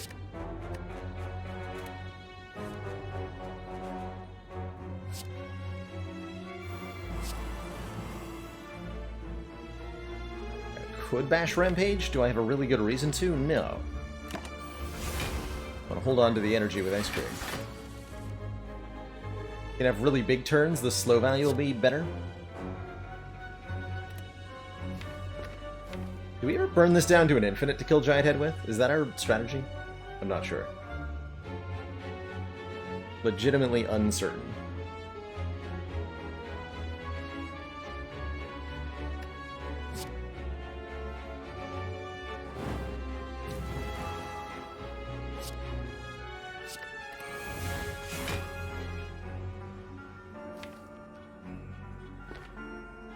To like burn through my own deck kind of aggressively to do that.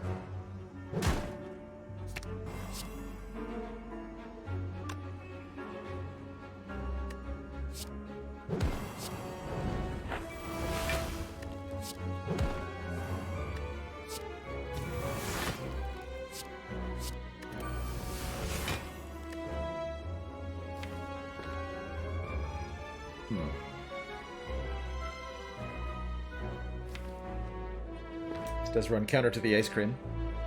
We really need a corruption, like very badly. 4 months to So support. perfect. We are King Smurf, thank you so extremely much for the 4 impressed. months and that Prime sub. Many moons.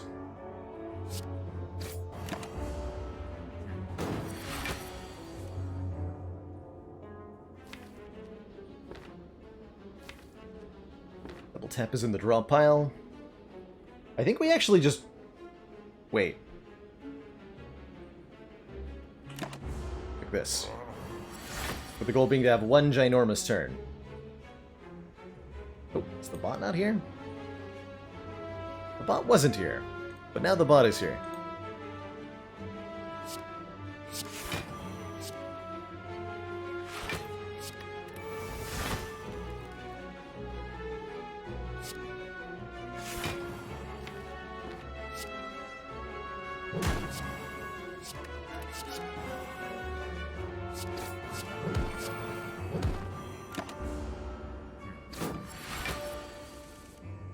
Hurt that I had to be weakened for that.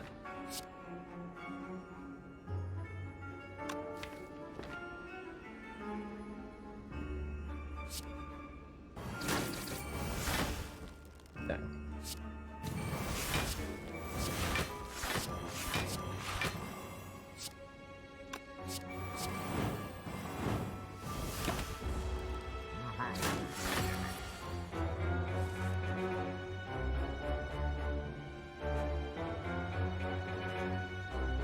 Oh god, I didn't draw 30 damage? Oh dear.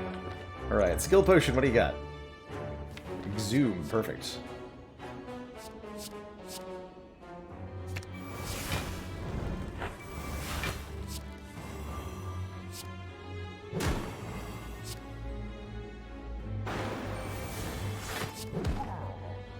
Close enough. Bag of prep with gambling chip is awesome. Prayer wheel will show me probably no additional cards, which is really unfortunate. But a second True Grit, that I can get behind. Oh, we do get an extra card off the prayer wheel. Come on, corruption. I believe. Believe in the power.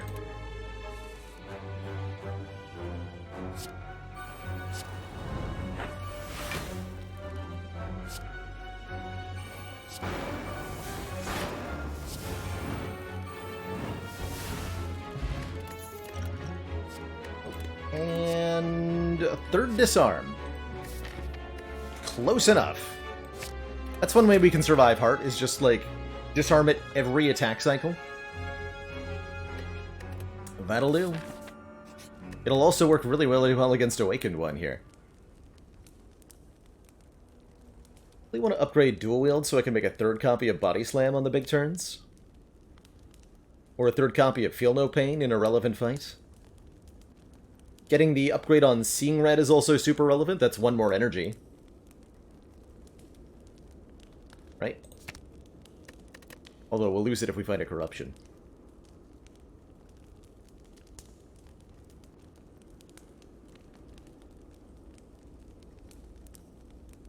So we should have really good control. We actually get to go infinite proper-like against Awakened One, because we will have enough time for that to happen. That's exciting. So we leave Awakened One at full health. Basically no matter what. How do we feel about Donu and Deka? That's not too bad. With Immolates and Feel No Pain and stuff. Time Eater should be easy with 3 disarms. So we can think about Spire Spear and Spire Shield. Feels like an energy is going to be more impactful than a strength would be in that fight. Although if I'm dual-wielding the Inflame... No, the dual wield's going to be most impactful. Yeah, that's the one. Because we want the triple body slam to get, like, the kill on Spire Spear or something. Something like that.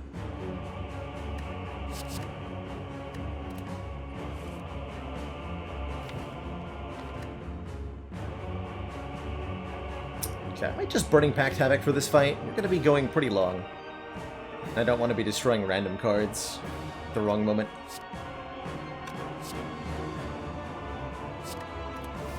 Hey, Sabin, yeah, we've got a surprise Sunday stream just for you. But also for everybody else.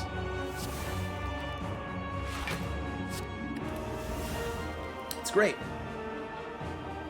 Okay, we need to put an end to these bird nerds pretty quick. Lest they destroy me.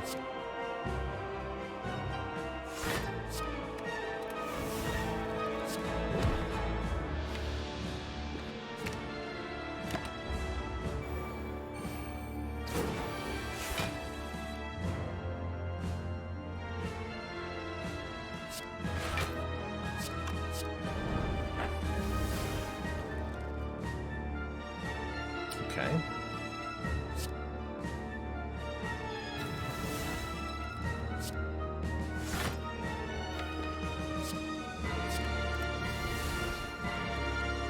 Uh-huh.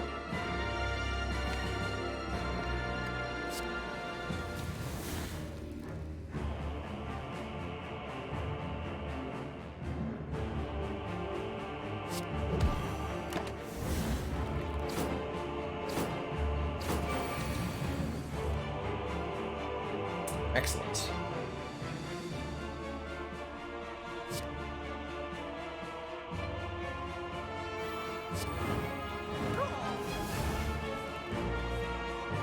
Commence the sad calling.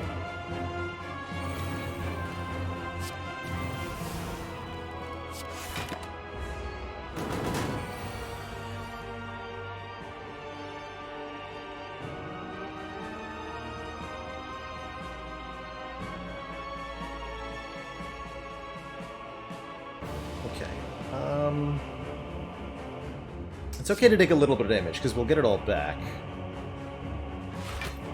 Need to make room in hand now.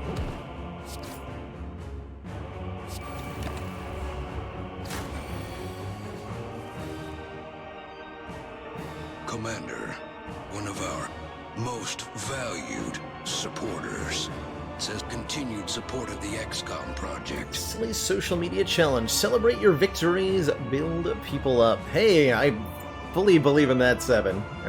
100%. Which, I think, means it's the perfect time for a moment of positivity today. So chat members, if you've got a story from your day or week, something that left you feeling positive, excited, happy, or otherwise good, I encourage you all to share it now in chat and spread some love and positivity around.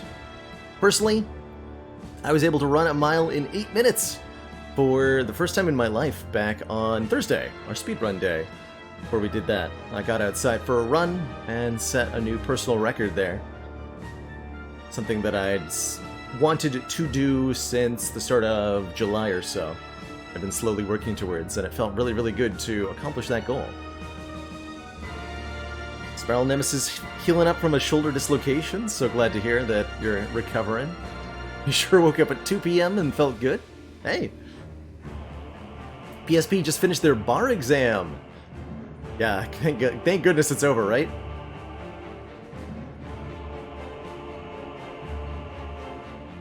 Literally speed running. That's how you do it. That's how you do it. So we couldn't go far this year, so your wife and you set up a home fair for the kids. Sounds adorable. Emu Farmer beat their first attempt at Watcher A20 Heart after watching some Spire streams. So glad to hear that. Renbull got their best university grade ever yesterday. Congrats. Neta TV, so glad to have you able to be around for the moment of positivity. Last week, Neta got to meet their family again after 11 months from moving to England. So glad to hear you're able to reunite with everybody. North Oasis being the best man at their buddy's wedding. And the weather looks amazing. Congrats to the lucky couple.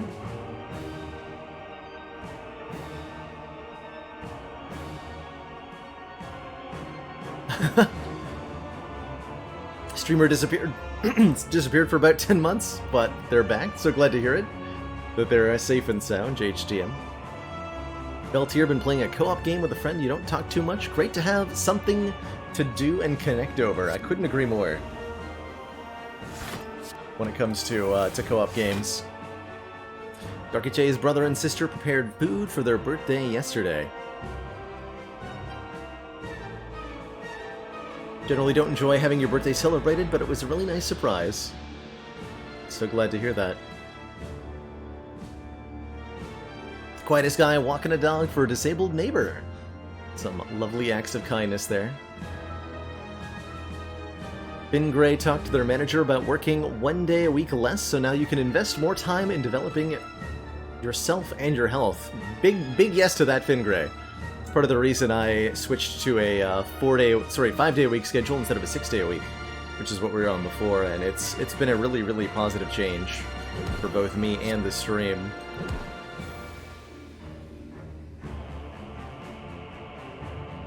ZVB got out this morning for a 15K bike ride, heck yeah. Bruce Liss bought a house on Action last year and have spent a year restoring it, but now it looks like you can sell it for very well and triple the savings. Dang, nice. Good old fixer-upper. Got a couple family members who have done that to some success. Atlas got their milkshake and are watching some Strim.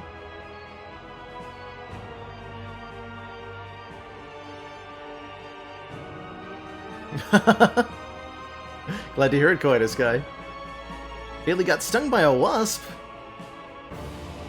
But you got it back out, so congrats on parting ways from your insectoid encounter there.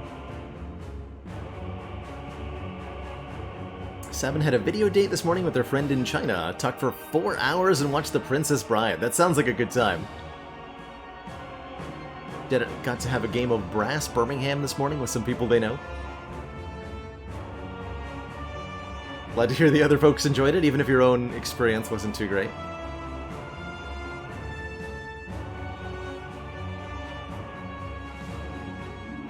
Microsoft Paint had a bad week, but got to play board games, so that is good, yeah. A little bit of board games is a great way to have a good time, I think. We've got some debt. Got some debt in this deck we gotta work through here. Debt in the form of cards that are stinky.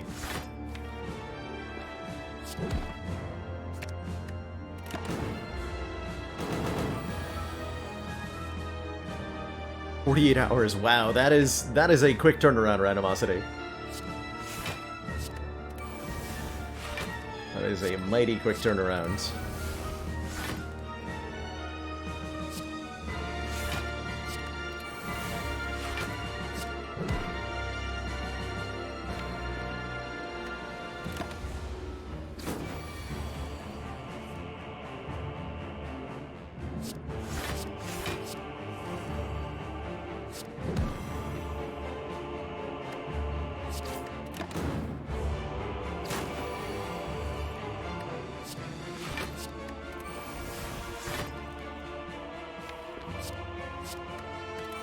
Burning through all the attacks that we don't want anymore.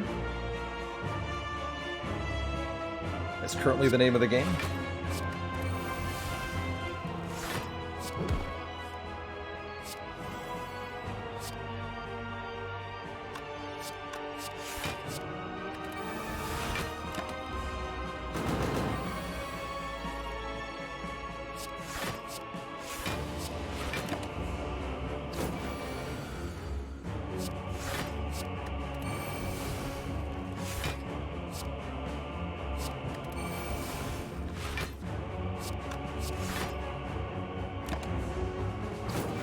And Bristles hit us up with a dad joke.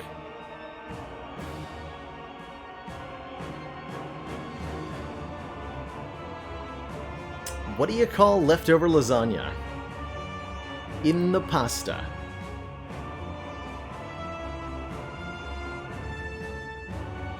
Hey, so glad to hear it, Seven. I feel the same way. I'm on a... Feels like I'm on a forward track of making positive changes in my personal life, positive changes in my work life, positive changes in my social life. And it all just comes together into this really wonderful experience, I think. Okay, if I destroy any more defense, I'm going to be unable to block. Don't want to do that.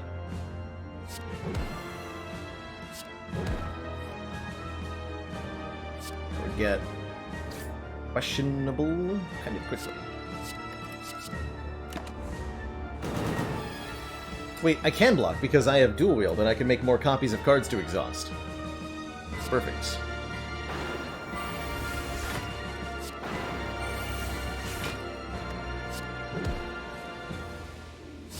Got a couple ways we can win from here. Let's show off the one that involves Rampage, because that sounds hilarious.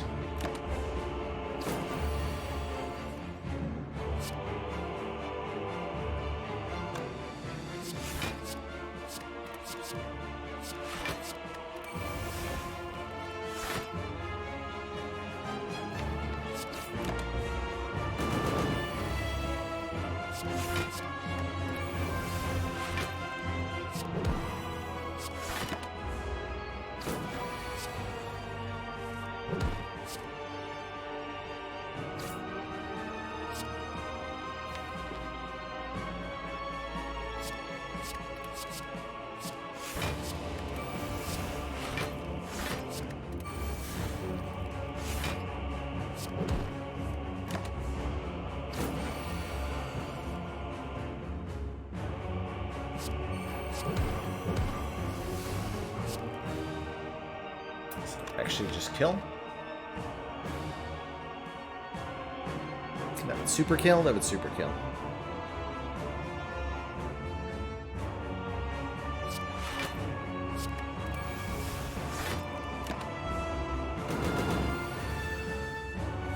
Don't want to kill him. But yeah, anyway, this Rampage doesn't do enough damage.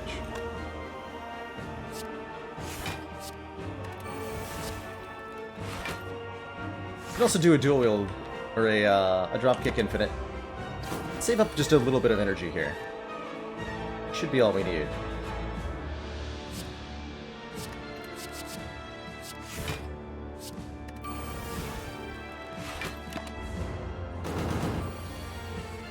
Making fun choices today.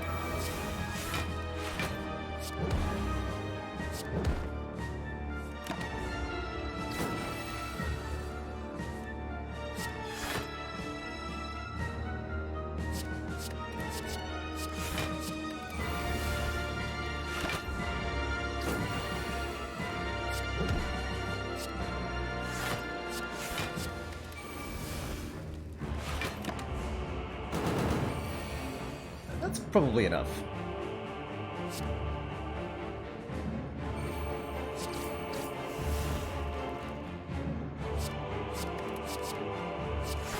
Close to enough, anyway.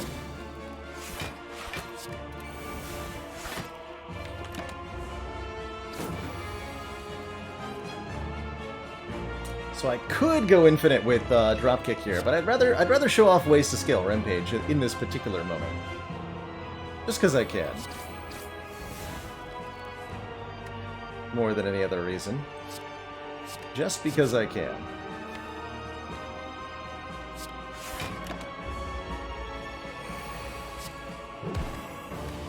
Double tap, Rampage, Rampage. Get him. Two thump. Wait, not yet. We have to beat these guys first. Not two thump. How dare you?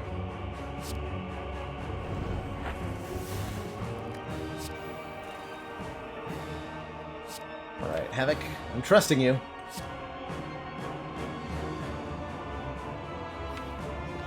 Yeah. Good job. I like it. That'll make for a ridiculous next turn.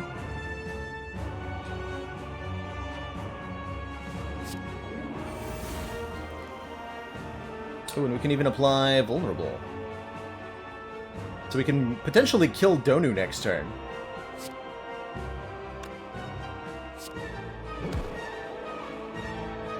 Well, that's exciting.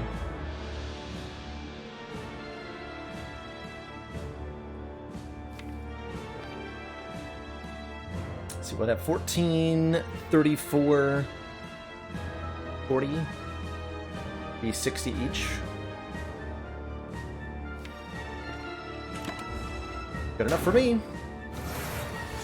Commander, one of our most valued supporters, says continued support of the XCOM project. Ishimari Kaiju, thank you. Sorry, Kaiji, thank you so much for the 7 months and that Prime sub. To thump? No. Definitely butchered your name. Apologies.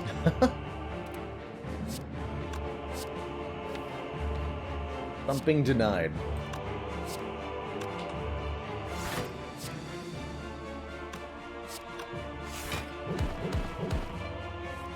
Okay. Thumping has been denied.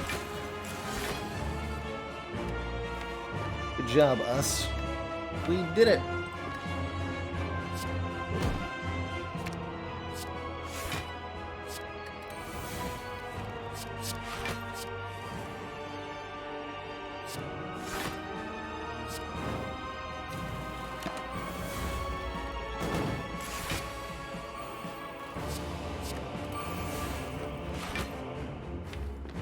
Now we have to actually, like, win from here? It's ridiculous. Can't expect me to win.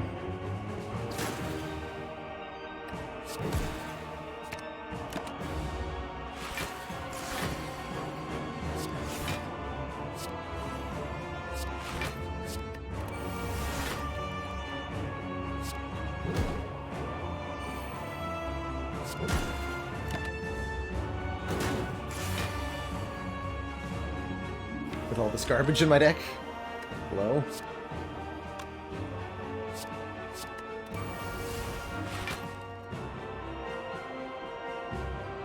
Hello?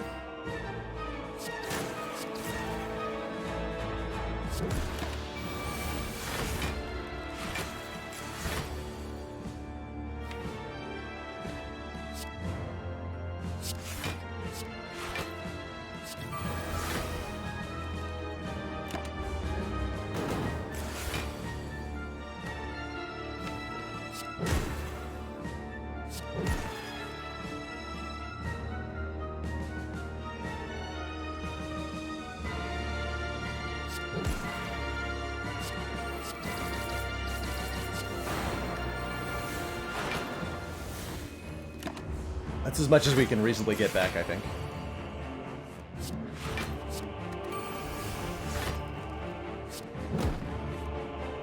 We should probably try to set up the pen nib. That's I think, fairly important to do for the next act.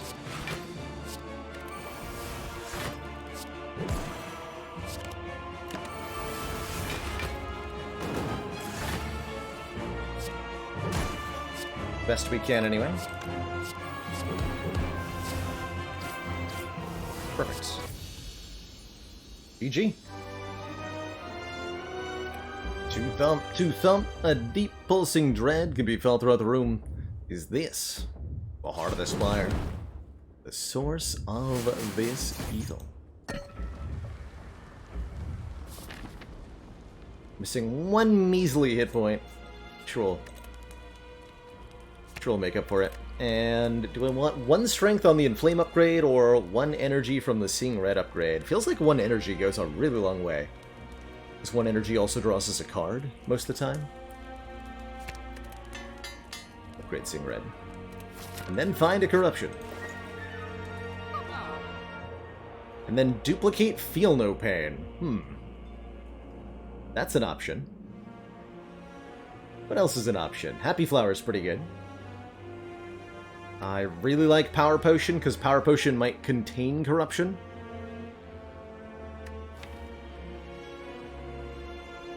Duping Seeing Red Plus is also, like, really good.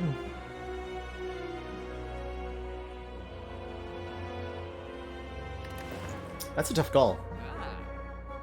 I'm definitely duping something. But what?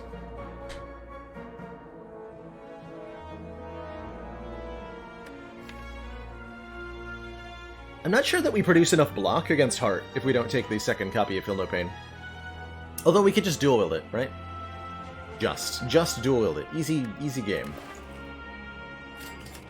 Just. Yes, I'm sure that would be trivial. Alright, we'll go Power Potion and the duped Feel No Pain. I think that's going to carry us through these last couple of combats. Nice and breezy easy. So's the hope. Hey, look who set up their pendant properly. And is getting rewarded for it. It's me! It is I. I do think we're going to use a potion here, because we have White Bee statue. Do I value a Power Pot over a Dupe Pot, just for the chance at Corruption? I think I'd rather have the Corruption here. What a Barricade.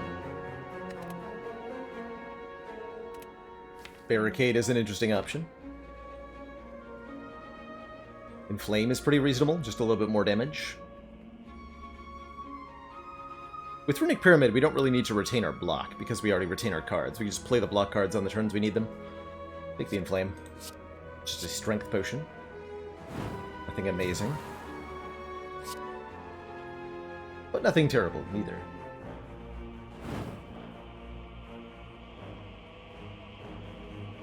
We could save Havoc to maybe Headbutt. Pretty reasonable.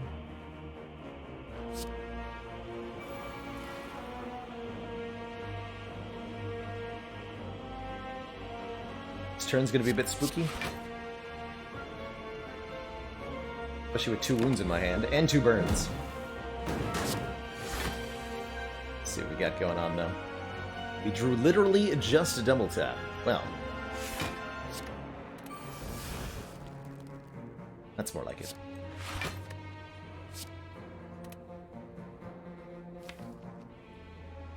I'm Desperation Havocing. Works for me.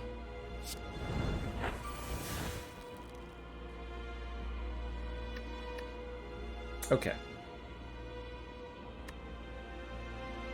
If we double tap Uppercut and then drop kick, I'll actually generate a bunch of energy and do a bunch of damage to the Spire Spear. Is that enough damage? That'd be what? 14 plus 21 plus 9 plus 9 is 35 plus 18... 53? Almost enough to kill Spire Shield. Then we don't weaken you. But I would really like to kill Spire Shield. Let's do that.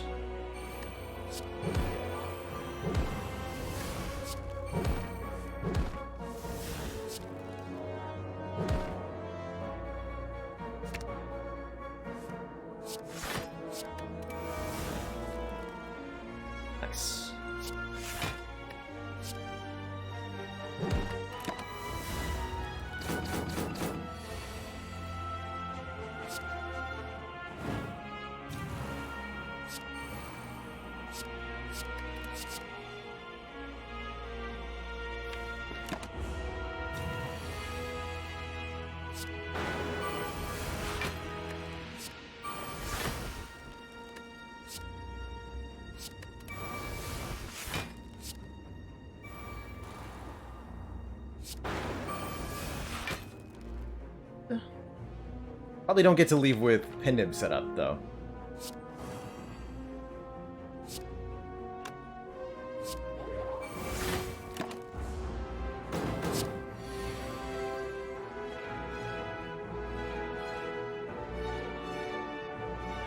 Should be... Disarm, Bash, Sword, Boomerang should kill. Unless I'm really bad at math. We're good. Okay, we get an elixir, letting us exhaust any number of cards in our hand. That's pretty good with what we've got going on. Could take another body slam here. Man, that elixir's actually really hype. Letter opener and ink bottle are pretty cool too.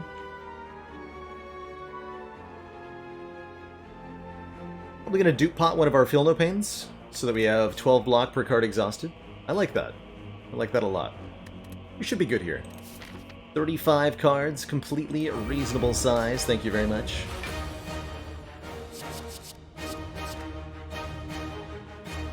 And let's just work towards our powers as best we can.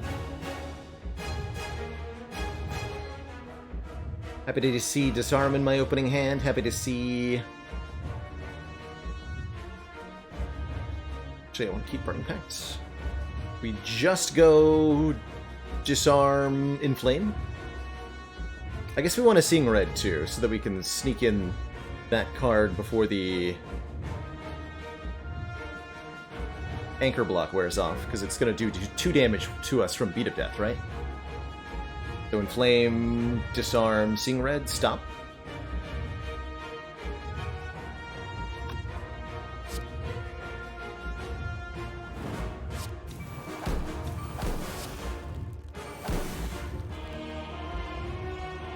Could uppercut and dropkick, but we want 2 turns a week for the 2 attack turn. Well, we don't actually care about week for the multi-attack.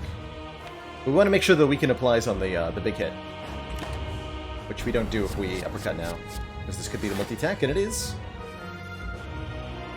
We have dual wield in hand already. What are we duplicating? Probably a Feel No Pain if we can.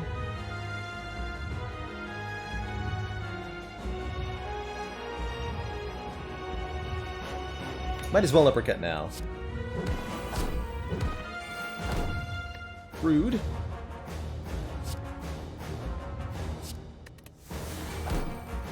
Okay, there's a Feel No Pain.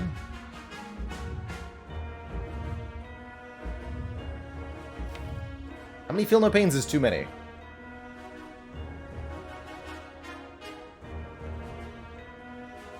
I don't think there's such a thing. I think we're gonna crush this fight with lots of Feel No Pains in play.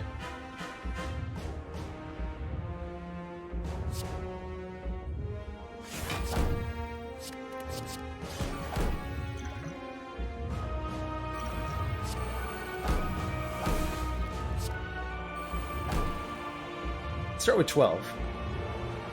Go from there.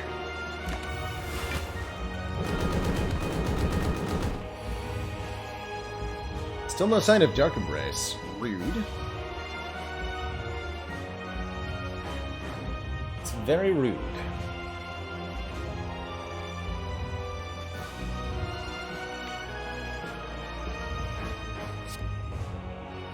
I think we just take the hit here. I'm actually gonna not True Grit the Slime because I want to both True Grit the Strike and play the Slime regular-like.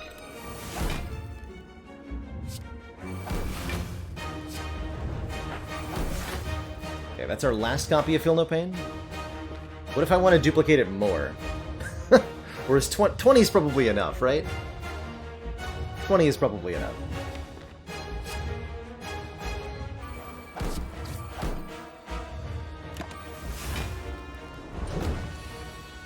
Feeling pretty good though, with the current state of affairs. Though this is a bit stinky. We'd like to have uppercut in hand to shred the artifact, so we're gonna headbutt it, so that I can disarm again.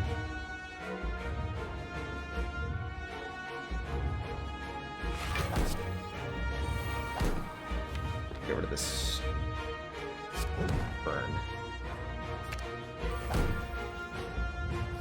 We could just let it go. Alright, I'm gonna let you go for now. Burn.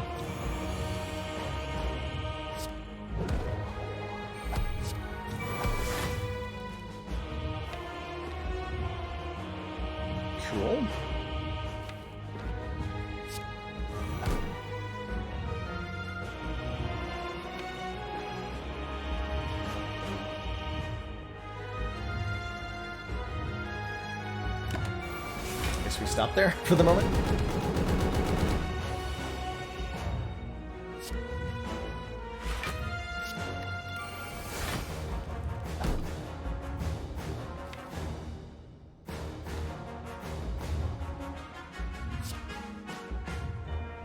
I'd like to have uppercut in my hand.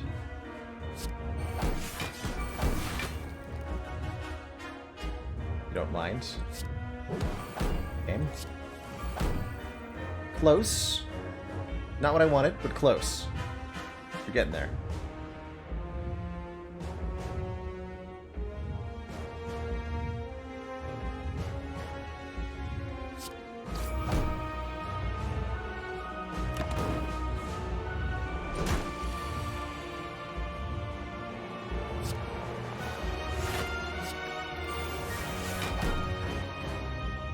But okay. As the deck gets more and more compact, we're going to be really popping off here in a big way. Still would like uppercut in my hand, though. Hello.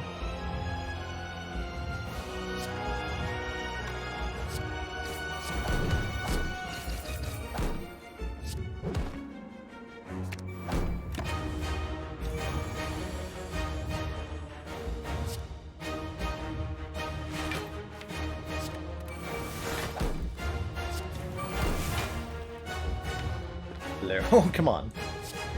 Don't be like that.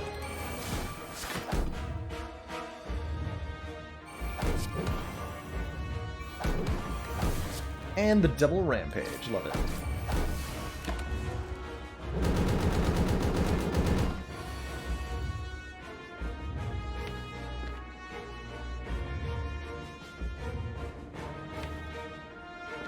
Okay, is it time to just deal the final blow? I think so. I think it's time to go full face roll on the heart here.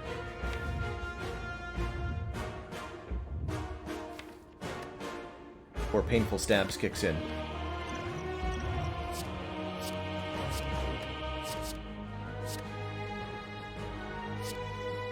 Exhaust all of this.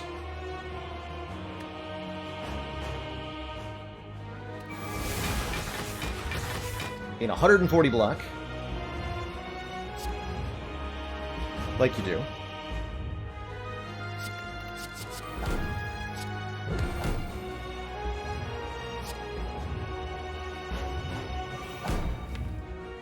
Like you do. Should get rid of one of those. Got stuff to exhaust. Okay, bank the energy. Because we can't do any more damage on that turn. But then we...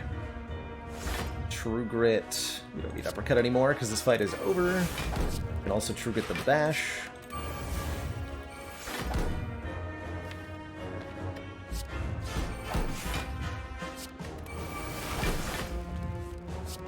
Double tap, Body Slam, Body Slam. Rampage, Rampage. Dropkick, Battle Trance. Rampage again.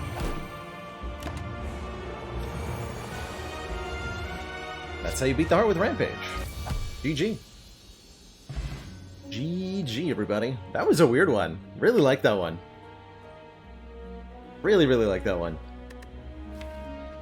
Very cool run.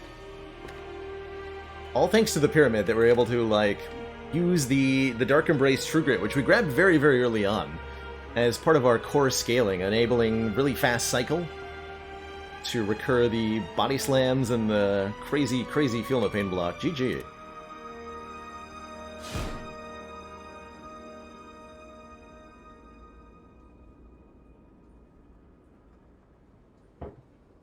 GG.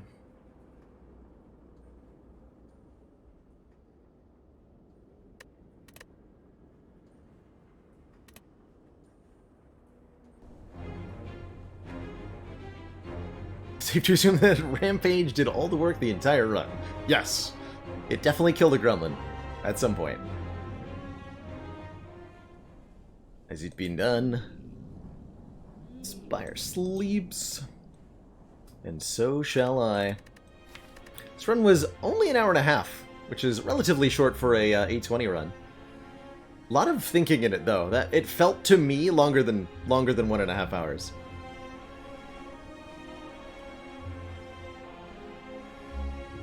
But it was really good. I think the early White Bee statue was a secret carry during that, helping us out a lot. Black Star didn't do much. Didn't really feel like we had a boss relic in Act 3, but it worked out. We got the prayer wheel and Dreamcat, yeah. Got like one decent relic off each elite, and then one useless one. That was fine. Really good.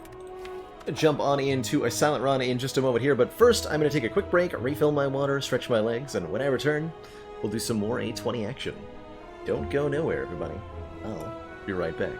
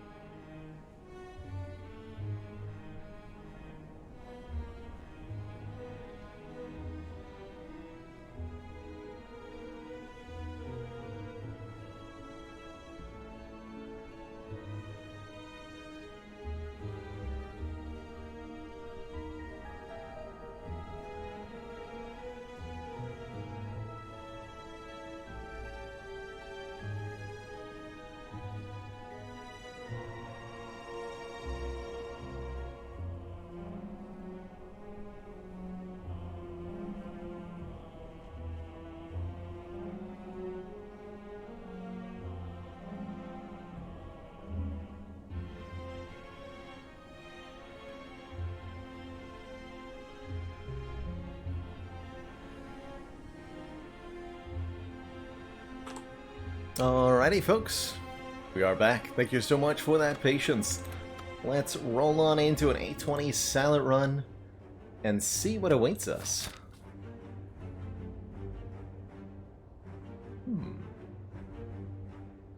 Relatively unassuming Act 1. I don't see anything amazing happening here, but I don't see anything terrible neither.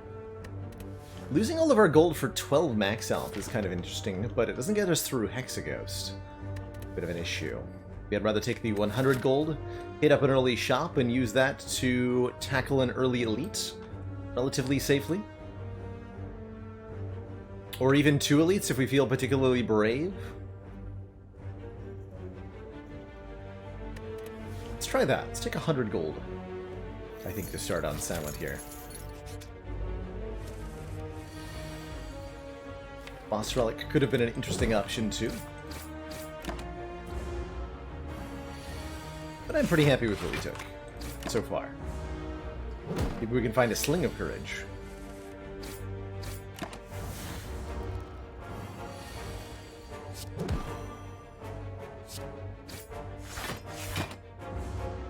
Always happy to have 0 damage on our first encounter as Silent. That's not something you get to do every day.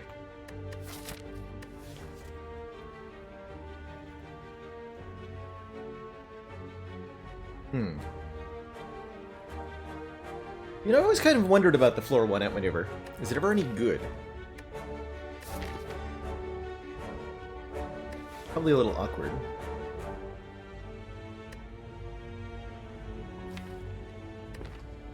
I don't really like floor 1 heel hook that much. We could skip, I guess. Ain't nothing wrong with that necessarily. Let's do that. Take none of the above, please.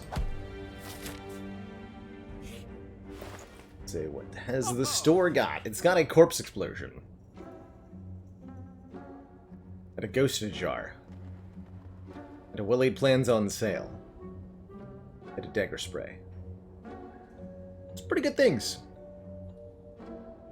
They're pretty good things. I particularly like the combo of dagger spray, corpse explosion for some serious early damage and area of effect.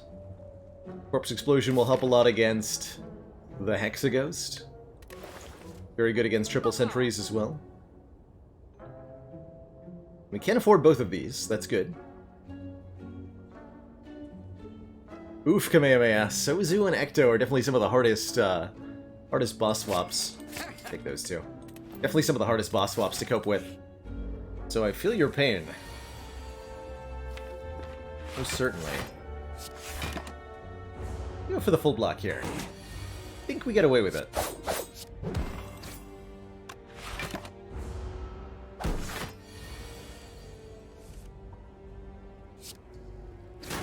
We did not get away with it. Had we poisoned with Corpse Explosion, I think we would have killed on this turn. But we would have had to take 7 damage on turn 1, instead of 7 damage now. Theoretically works out the same, question mark, as long as we take no more damage. We don't. Okay. I will accept this outcome, Jawworm. Begrudgingly, of course.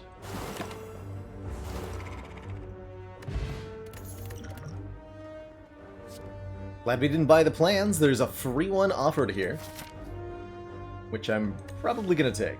Although Quick Slash makes us set for more elites more quickly. I suspect what I'm going to do is go for the 2 upgrades rather than the 2 elites, as I don't want to get roped into a shop that I don't need anyway. Although we could remove a strike at that shop. And that would be nice. Yeah, I do take a Quick Slash. Let's try it. Quick Slash over well-laid plans. It feels weird, but I think it might be the direction Silent needs to hit sometimes.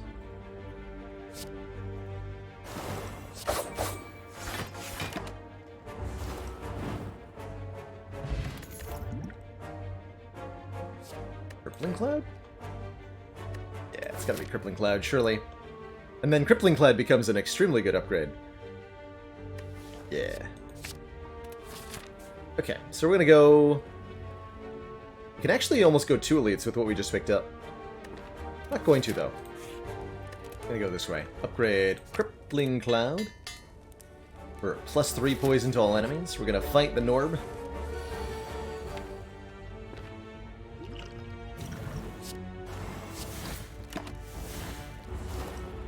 Turn 1 Crippling Cloud. We're really lucky there. The Strength Pot should hopefully put in some good work, too. How often do we kill this guy next turn? Doesn't matter because Survivor is blocking for enough.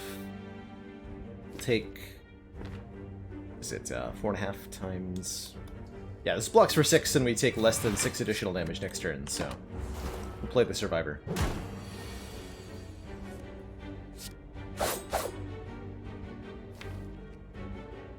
Okay, how about now? Our lowest damage draw is Neutralize, Strike, Defend, Defend, Survivor, which deals 13?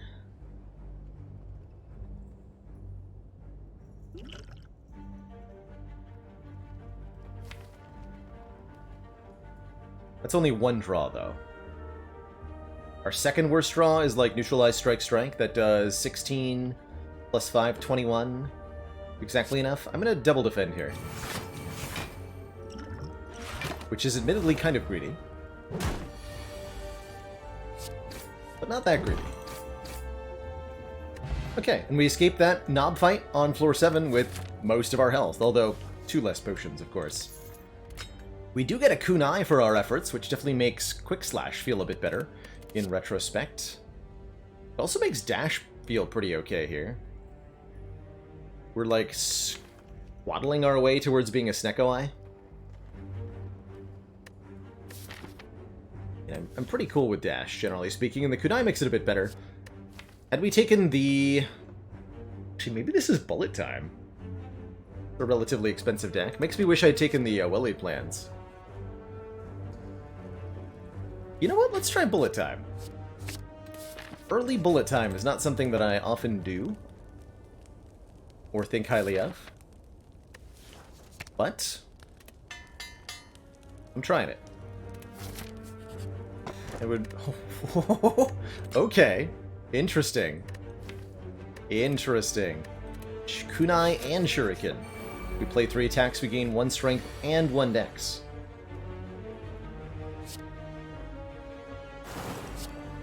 Definitely going to want to try to take advantage of those. Cloak and Daggers, Blade Dances, Endless Agony, you name it. Some real possibility there. Had lethal, by the way.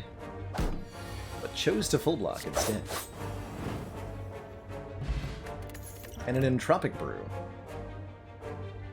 Mounting.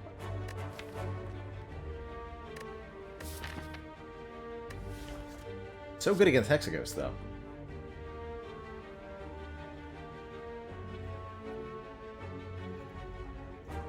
Skip? Take an attack? Not sure. Really not sure.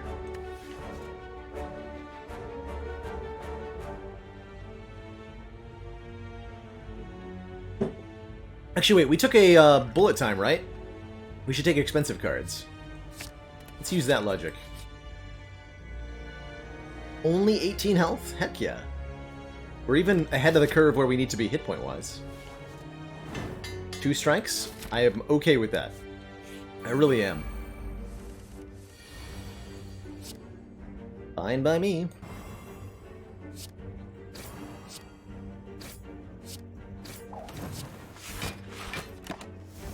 Decent enough bullet time on turn 1 there. There's the corpse explosion. Not able to kill, though.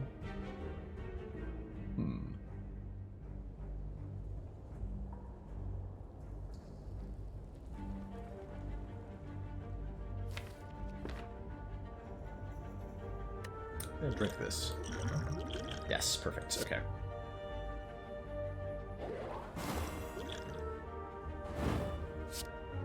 Boop. Good job, Entropic Brew. So now we have an Incense Burner, intangibility every 6 turns. We're offered Footwork, Prepared, and Bane. Do we want a Footwork? It's okay.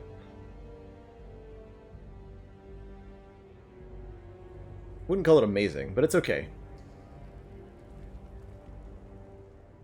Bane is oddly pretty good. We have lots of ways to start poison, and even a poison potion. And it hits twice.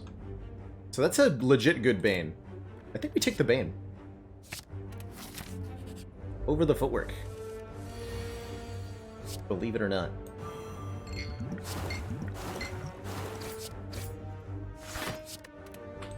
Maybe some argument for Prepared as well.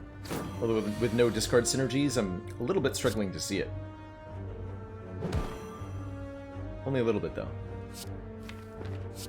Technically, this is better. It doesn't really matter. It's dead next turn either way. Whatever.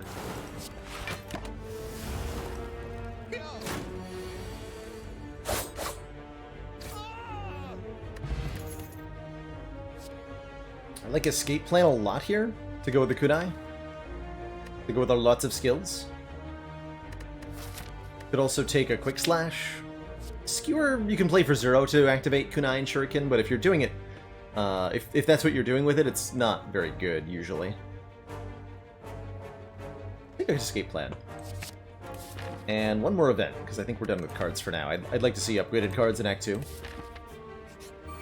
Oh, it's a fight anyway. Joke's on me, apparently.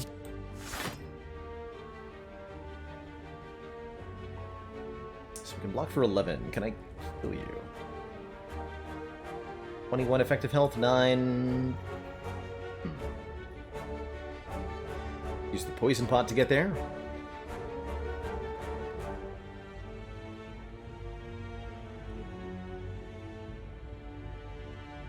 Otherwise, we don't kill that louse. Take 8.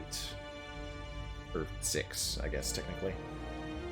Which I'm fine taking 6, I'm fine taking 6.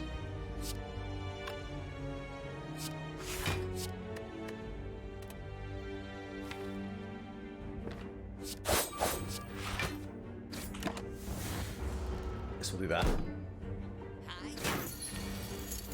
Burner on 4 would have been good, not on 5.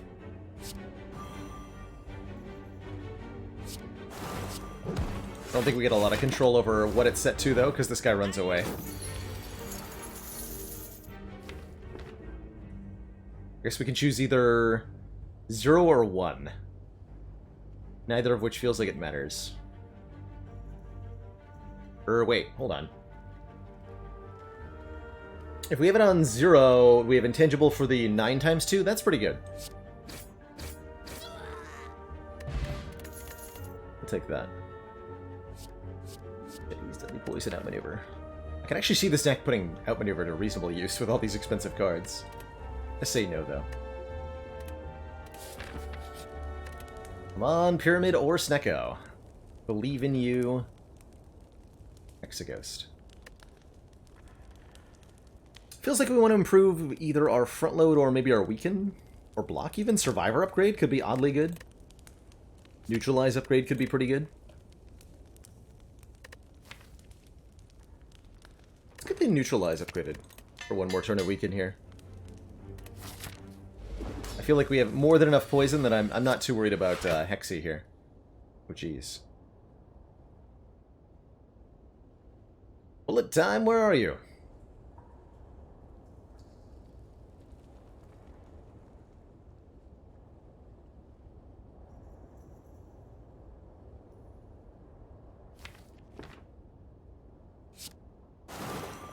Would that actually necessitate the poison potion?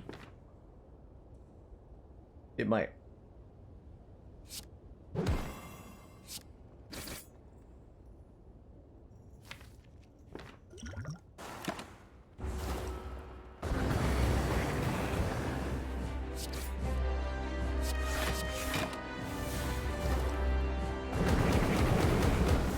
Get toasty. 6 for a proc. Tempting. I'll do it.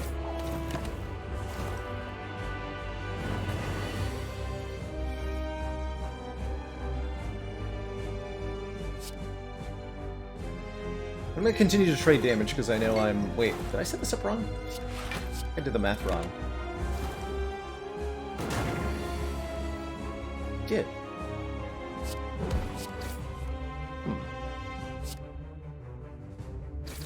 Well, that's a deep concern now. Especially with those draws. That we're going to be intangible next turn. This looks fine, though.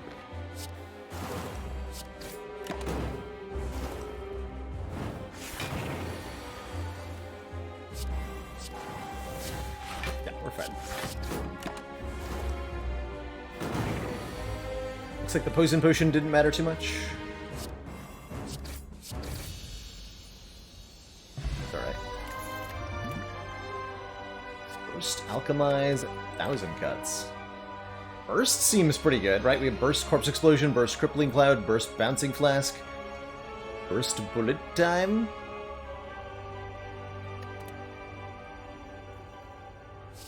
Alchemize is okay. We've got pretty good potions, though, for the start of Act 2. And I don't think I ever want 1,000 cuts. Let's take a Burst. Let's take a Burst. Krumit or Snecko. Aw. Dang it. Hovering Kite. So we are taking a Wristblade, maybe. If we had any shivs at all. We didn't get offered any, so it's not like I didn't take them. It's a pretty sad Wristblade, currently. With the Kunai and Shuriken, you could see the Wristblade becoming amazing. Could have had Alchemized Sacred Bark. That would have been given a good direction to lean in. Definitely a little awkward now.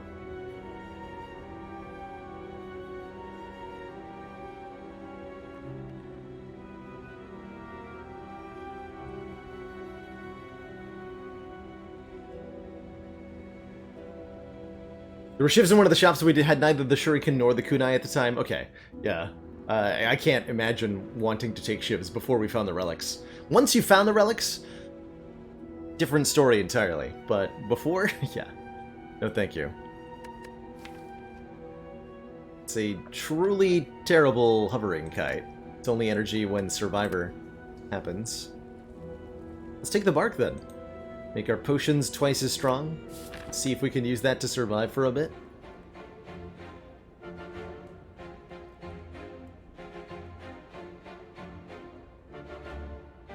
But we're in trouble right now with what we just found. Okay, we want to go through this shop, I think. It's terrifying. I don't want to end up stuck in this path. That's death.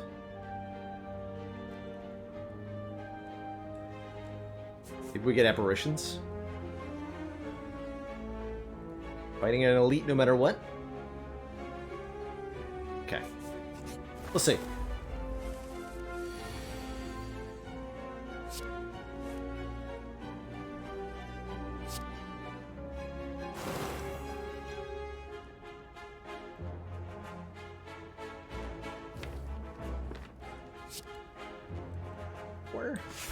Both pots. Could have used a weak pod, but feels like there's gonna be a better spot for that. Like right now, for example. Finally, we can burst bullet time.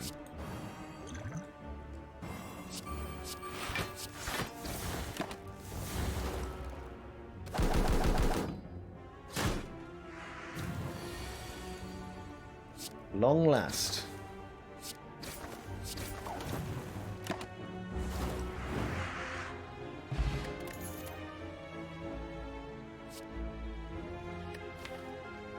Their ski plan's not nothing. It's better than nothing. We'll take it. Okay, we gotta fight these guys. Hopefully a corpse explosion cooperates. That's my deepest hope.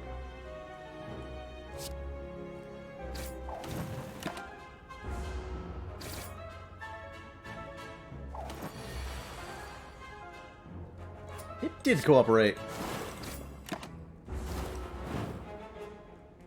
Thank goodness. And we're offered shivs.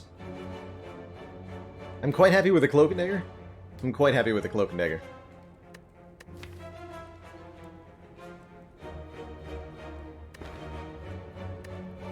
Yeah. Burst a perspective Cloak and Dagger. I would definitely take Cloak and Dagger. We might even upgrade it. If we're lucky. But that's a big if. 12? That's such a sad amount of health. Me something better. Calc Gamble? Piercing Whale.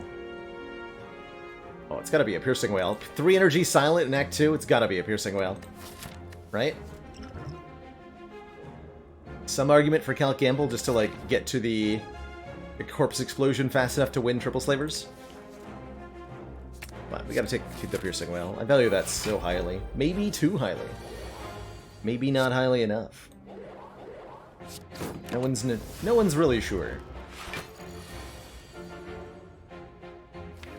Honestly. Dang it.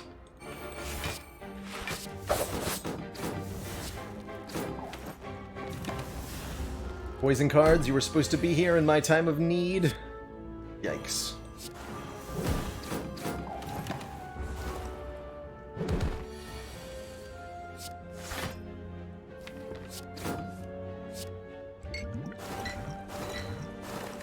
Okay, intangible turn 1.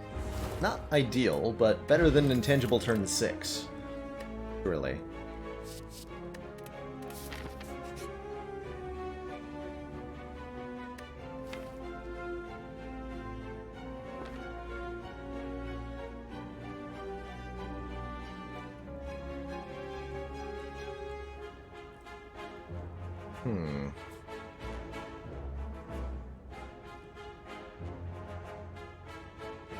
So we either gamble on the transform, which could be a really, really high roll.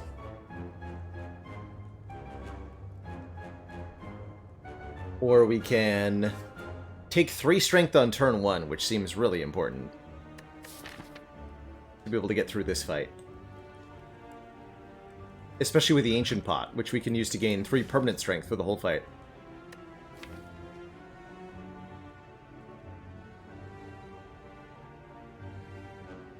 That might be way more important, especially with our 7-card opener. That's what I'm going to do. Take 3 strength on turn 1. There's that bullet time turn 1. Look at that.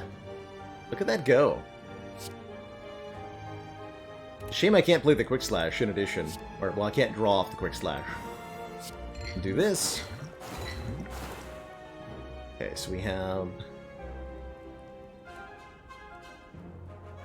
What is this? 10... Order. We do 11, 23, and then this would be another 22. 40 kajillion. And then he'll die to poison. Perfect. Okay. We'll neutralize you. Strike. Slash. Bane. Could keep the strength. Do we need it now that we've already killed one of them?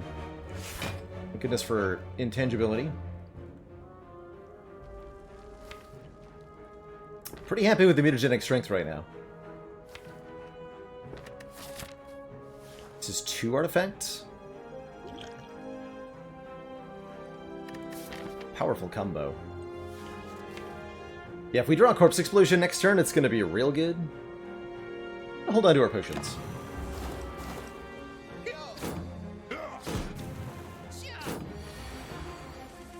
Okay.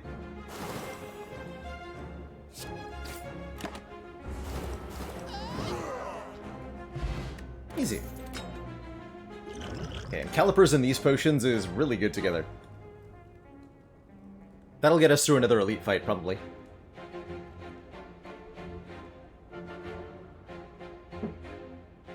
Even without resting. So I think we do get to keep going in this direction now. Well, I mean, we don't really have a choice, do we? Okay, good. Do we take a Dagger Spray unupgraded? I don't think so. Despite the mutagenic strength. I don't think so. Upgraded? Yes. Unupgraded? No. Sling of Courage? Definitely. For more strength during elite fights? We could upgrade our attacks more. Definitely gonna remove a card. Goodbye, Prayer Wheel. But that comes at the cost of a removal? I'm not doing that. How do I feel about these defends? I'm not thrilled by them. I got 1 strike, though. Sling of Courage gives us 2 additional strength in elite combats, which has got to be better than the Whetstone. We'll take it because we're desperate. Are we desperate enough to want a dramatic entrance? That's real desperation. It's actually pretty good with the mutagenic strength, right? This is 9 damage to all enemies on turn 1, and part of a kunai or shuriken proc. And then for the entire rest of the run, everybody will ask me how it got into the deck, because no one would think that I would take it on purpose. Right?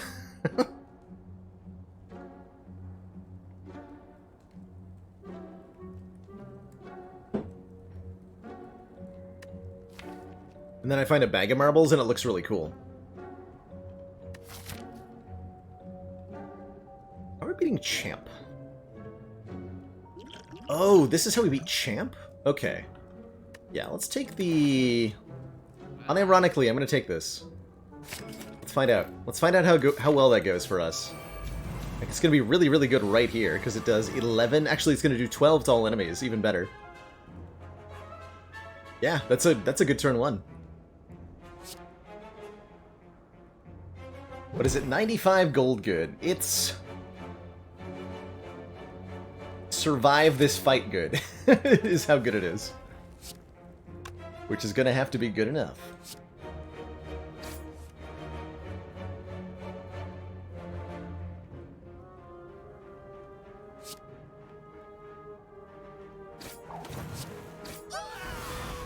Commander, one of our most valued supporters. Dander, thank you so much for the Continued Prime support sub. of the XCOM And the project. 10 heckin' months. I hope I didn't need to abuse the, One of our most stuff. valued supporters. It says continued support of the XCOM project. And Gundel Gauss, thank you so much for the 6 months and the Prime sub. Wait a minute, I recognize that 27 at the end of the username. That seems a little familiar.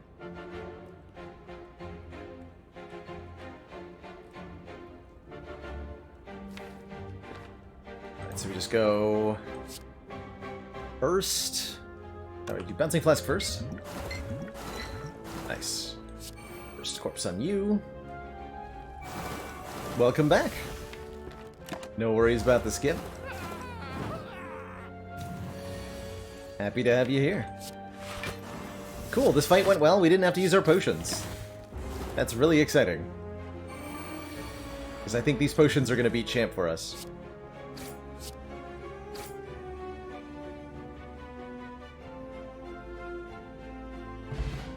And we got hit points. Amazing. And a Blade Dance Plus. Excellent. Cunning Potion adds 6 Shiv Plus to my hand, which is pretty good. That's 2 Kunai procs and 2 Shuriken procs. And a ton of damage. But what it is not...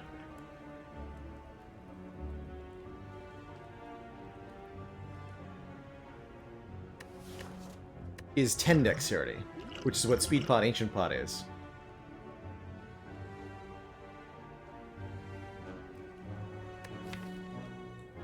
I think we're kunai scaling against Champ. 2 escape plans? Yeah. Yeah. Only problem is we might have a bad time against regular combats. I gotta do 3 hard pool fights if I want to get 3 upgrades in. Or we go this way. A couple of events. Only 1 hard pool fight. Get a chance at maybe Thwack. We get a chance at Upgrade All Strikes defends.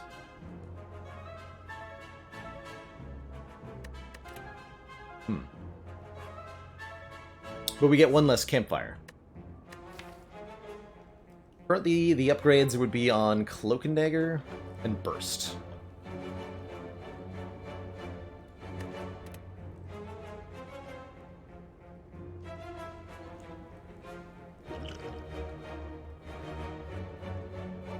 Yeah, it's a full 10 dexterity because of the Secret Bark. Yep.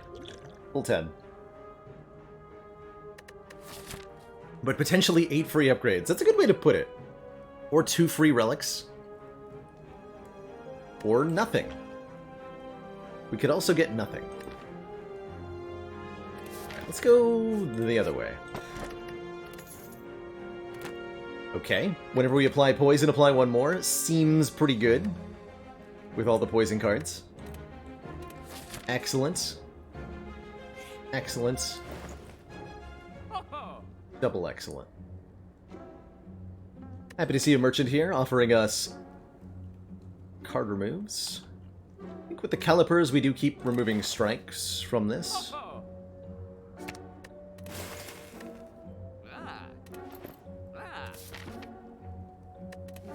Could we have bought here? We could have bought Good Instincts if we hadn't spent all our money on Dramatic Entrance. We take it in Venom here? I would consider it. I would at least think about it a little bit. Nice.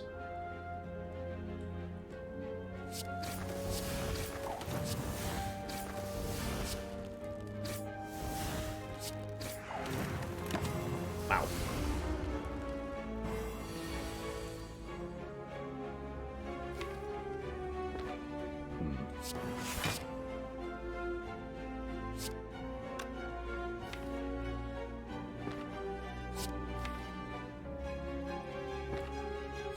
May regret some of the choices I've made. Namely, not blocking the Hex here.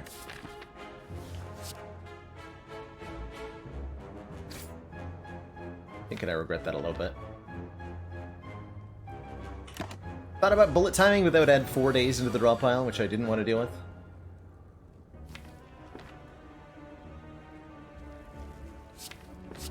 Which I still don't want to deal with.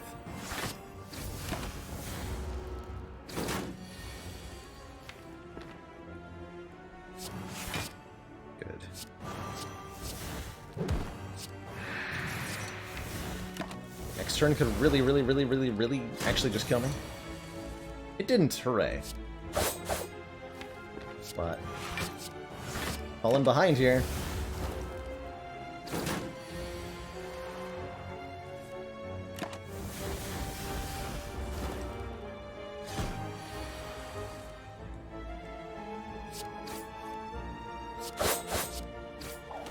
Okay, wow. That was terrifying. Play the top 6 cards. If we had ice cream, I would take a concentrate plus. We don't, though. Okay, just get to champ. No! No. No, no, no. Just get to champ, he says. It'll be fine.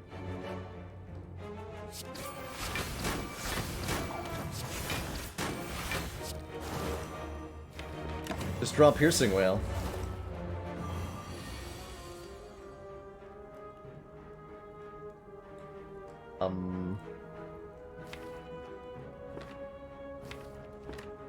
Well now. This seems bad. Quick Slash save me? I'll take it. I will take it.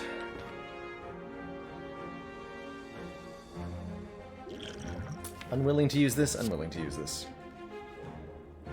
Okay, we're alive.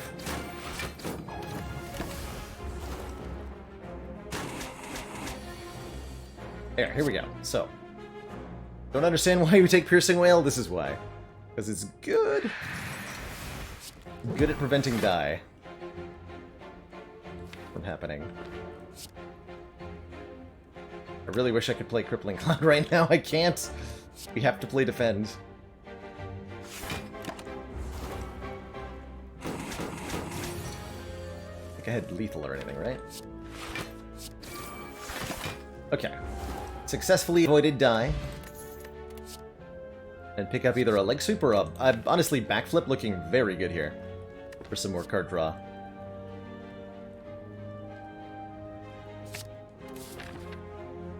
So we could be at much higher health if I was willing to use these potions earlier, but I'm really clinging to specifically these two, because that's the only way I see us getting past champ quite easily. That's why we've been doing what we've been doing. We are going to rest here. I'm okay with resting if it means we get to escape the champ. You again. I definitely did not want to see you again. Alright, well... I don't feel great about the path we took, but... we're alright. I'm gonna go ahead and upgrade Burst instead of Cloak and Dagger.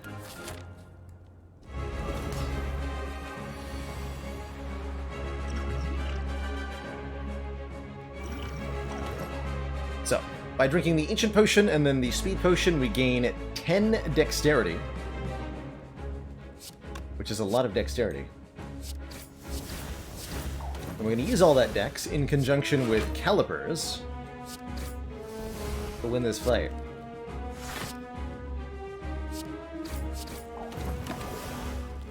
Also, we get the... Since it's a double Ancient Potion, we get the... Whatchamadoodle also. The Mutagenic Strength buff. So we have 13 Dex and 6 points of Strength, currently. And then some.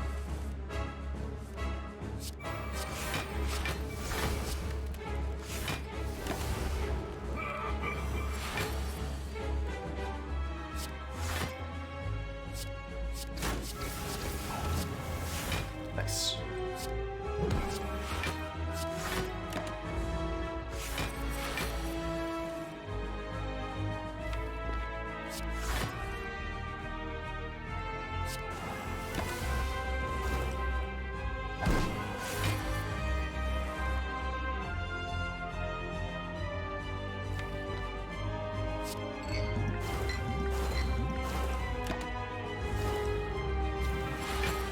Poison going, I guess.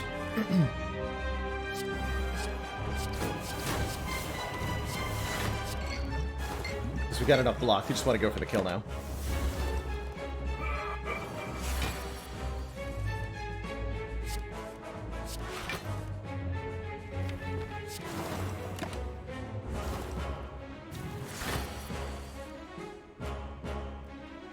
Hey, Snowy Dreams. Oof.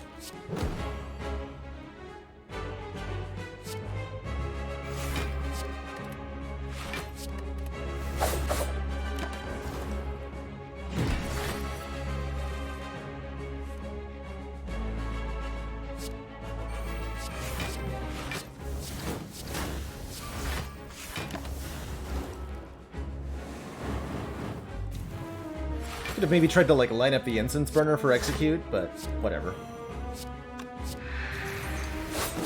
Seem like we're fine.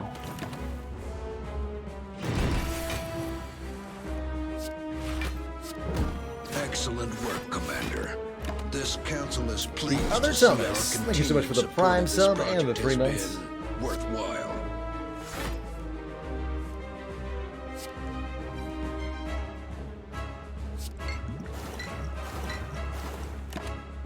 That man some poison. A 90 is a lot of damage, though, hey? Sir, have you considered perhaps doing less damage? Just a little bit less? Doesn't have to be a lot less, just like a little bit. No? Alright. Well, in that case, let me free you from your mortal coil. GG. GG. Definitely needed our potions to get through that one. Happy that we saved them. Seems like it worked out. Although, I note that I didn't actually need to rest when I did. We perfected champ. We just add Wraith form. Wouldn't call that particularly synergistic. Not Storm of Steel, surely, right? No way. Surely not. Wraith form's not particularly good, although with Calipers it's kind of interesting. Wraith form and Calipers can work together, because you can intangible a really big attack and use the time to build up block for later attacks.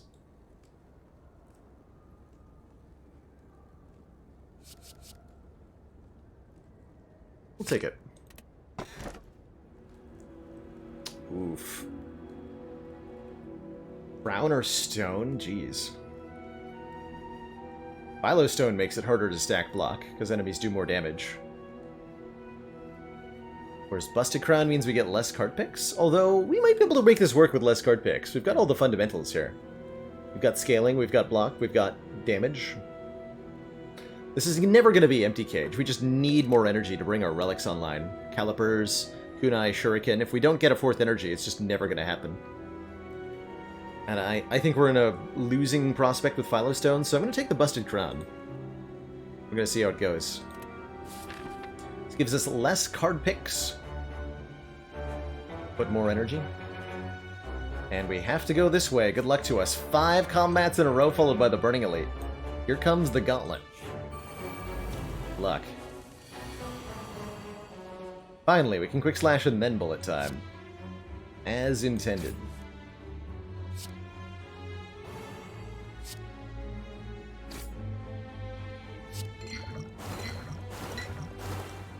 Probably kill you next turn. Let's weaken you.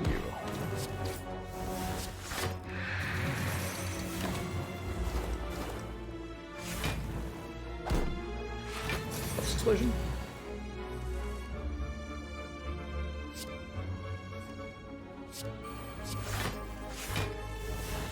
Close enough.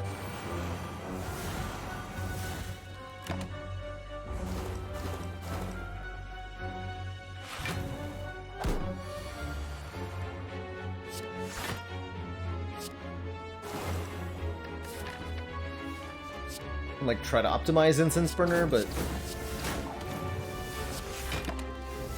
we'll wait one turn here.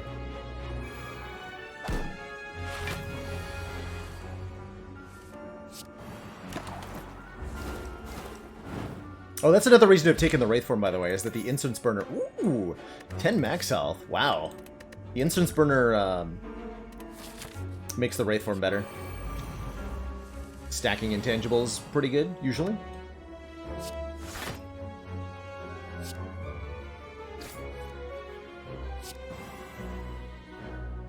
So we can play the entrance here.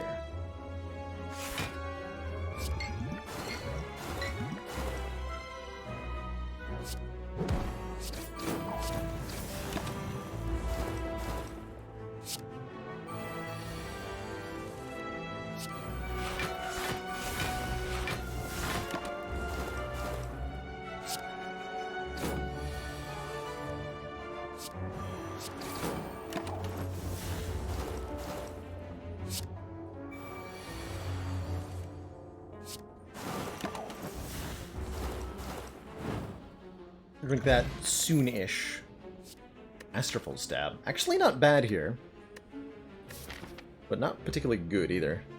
It is a zero-cost attack, so there's a lot of merit to it. And it's upgraded. You know what? I'm taking it.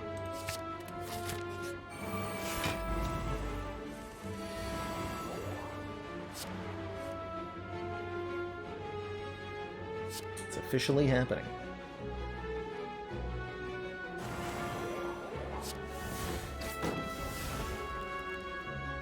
Dump our damage into Spirit Guardian? Hope so.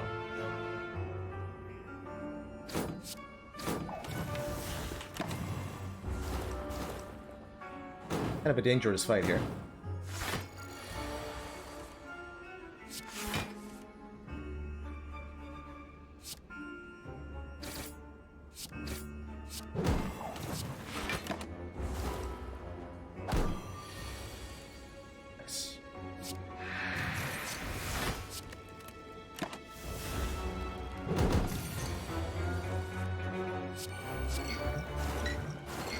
Bouncy, bouncy.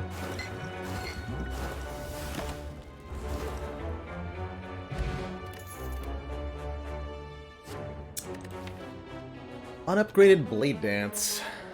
That's like borderline. I don't think so. Close but no cigar. So why don't we use the fruit juice immediately? There's a few events in the game, including an act, well, we'd have to wait quite a while. Hold on, we're like never getting events? Okay, we should probably use it right away. There's like a couple minor reasons to hold on to it, is the long and short. And if you ever do need to use it, you can do so immediately, because you can always use a fruit juice.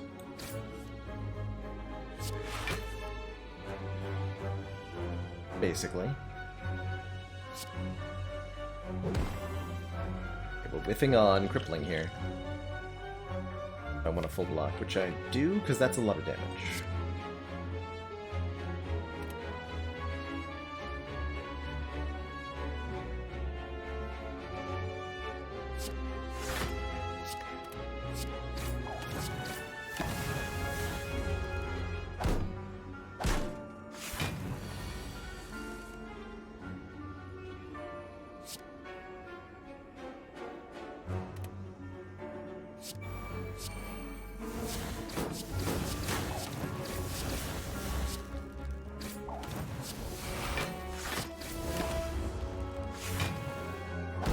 Thought about playing Wraithform there, but that was way better.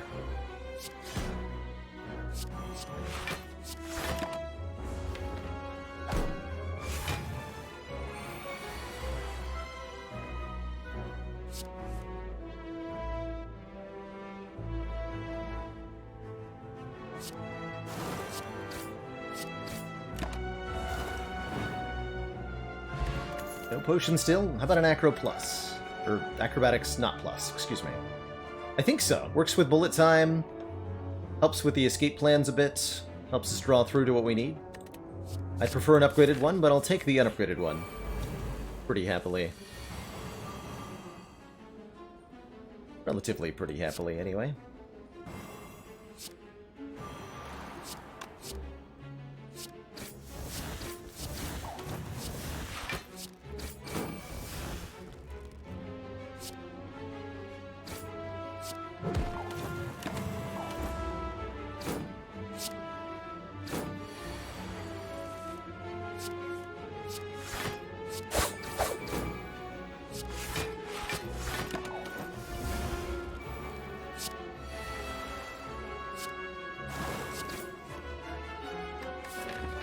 Turn 2, Incense Burner is perfect for this upcoming fight. If it's Reptomancer or Nemesis, we'll be very grateful.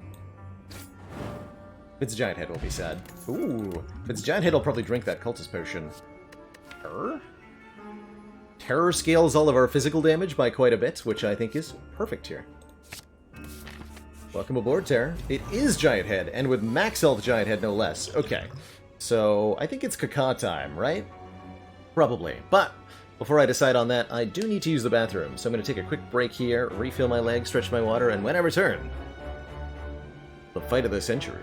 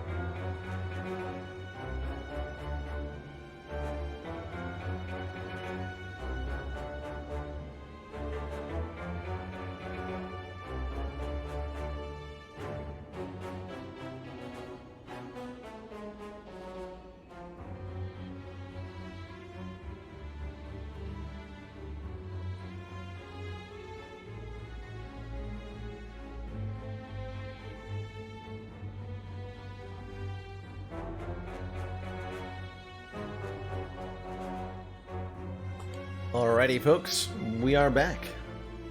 Thank you so much for that patience. Let's see, if I want to burst Blade Dance, we need room in hand.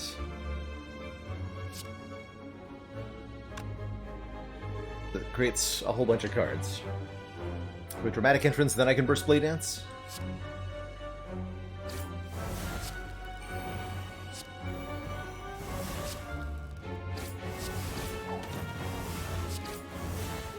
I want to burst the backflip too, right? Do this now for more slow value on the remaining shivs. Also for terror value on the remaining shivs. Casual 900 damage, turn 1. Yeah, I'm gonna need more strength than this, though. Give me the strong. I did Earn just turn from 2 to 4? I think you might have been misreading it. As it did no such thing, as far as I'm aware.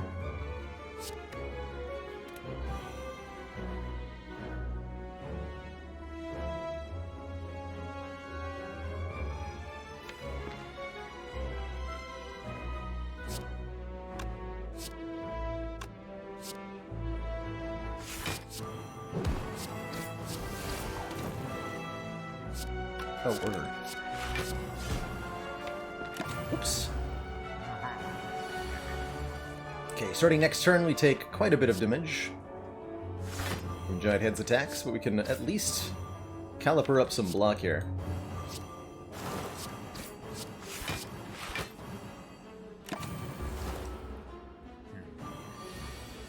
That's all we got.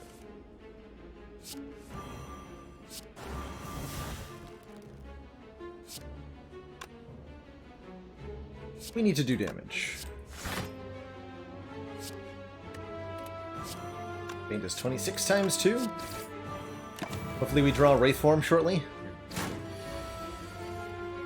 Else this could get extra unpleasant. I can bullet time to intentionally not let myself draw any more cards.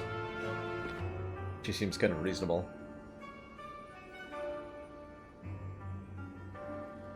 Pretty much never happens, that's right, how do you pronounce that? Zero Cyrax? Got a very warm and friendly and cuddly community, which I am super grateful to have. Yeah, we're like dependent on drawing Wraith form, or we're dependent on killing it, which might happen too. Yeah, we could actually kill it.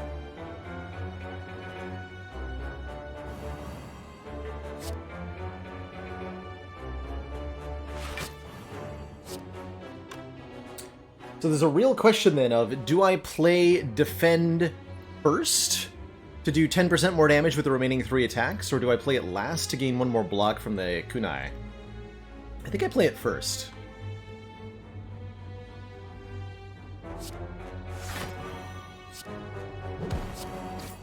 And then we hope to kill next turn.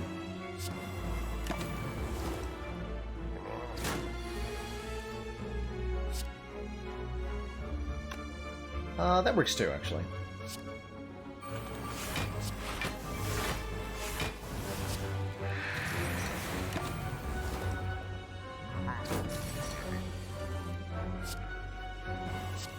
$36 damage shivs, don't mind if I do.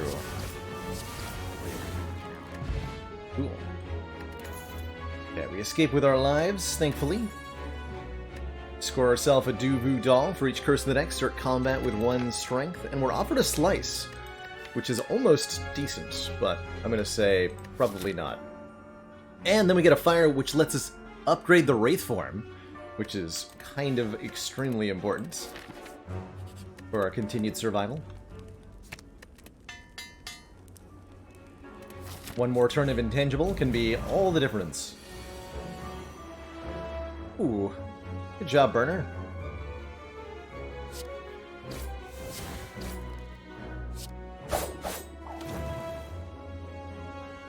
Ten poison has to be better? Probably.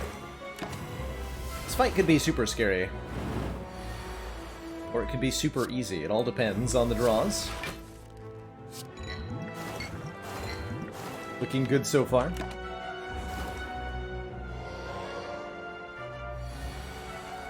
Looking really good so far. Excellent timing on Wraith Form here. Just gonna go ahead and use it. And we're gonna hit with Bane too, because that's a lot of damage. Pick the one here.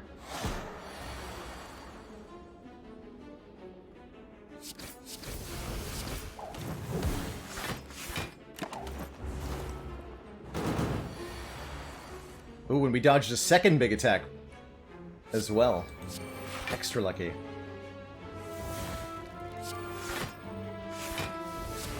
Escape plans forever.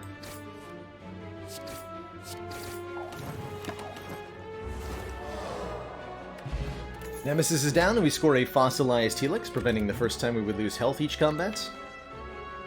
Predator's nice because it draws cards, but it's a pretty expensive attack. I think we can do better. We did find the bag of marbles to go with our dramatic entrance, but I have to take the Sapphire Key so that we can get to the next act. For shame, for shame. Alright, one last elite. The Giant Head rematch, no Reptomancer. I am okay with that. Yeah, I'm pretty okay with that.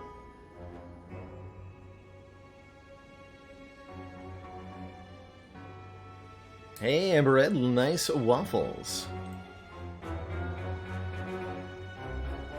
Good stuff.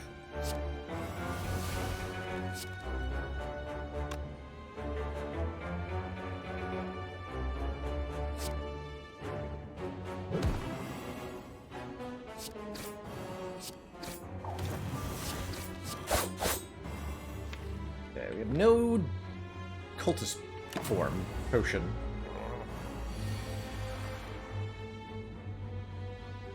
Oof. Well, that's not good.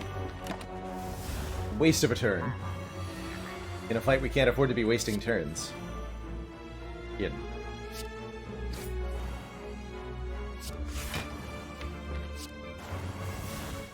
Oh, shoot. I'm gonna play this.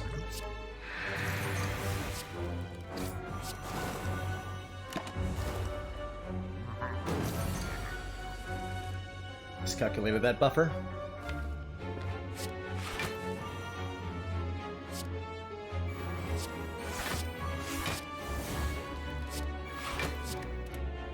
Gonna hold on to it as long as we can.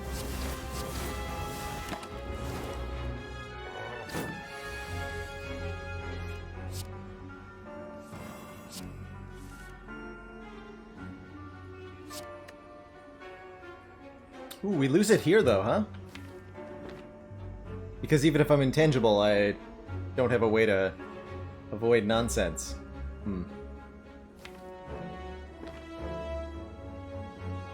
Maybe we discard the Wraith Form, just do maximum damage? Seems foolish.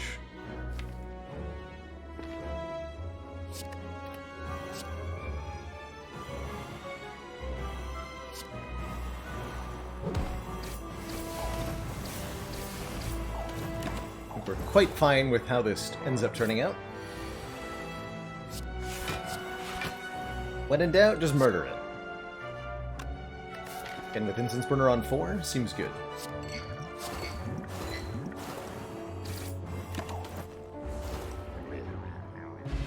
And finally, a Singing Bowl. Lets us skip cards to gain 2 max health. Really good with the Busted Crown, although it's a little bit late. I'm still quite happy to see it. Well, well, well, what have we got here? Mummified Hand? How many powers do we actually have? 1. Okay, forget Mummy Hand for a moment. Let's consider other options. Endless Agony is actually not bad with the Shuriken Kunai. Could take another dramatic entrance. Could try randomly upgrading 2 skills. Could get a real copy of Footwork. Although it's unupgraded, so... I like Deflect a little bit. 0 cost block card.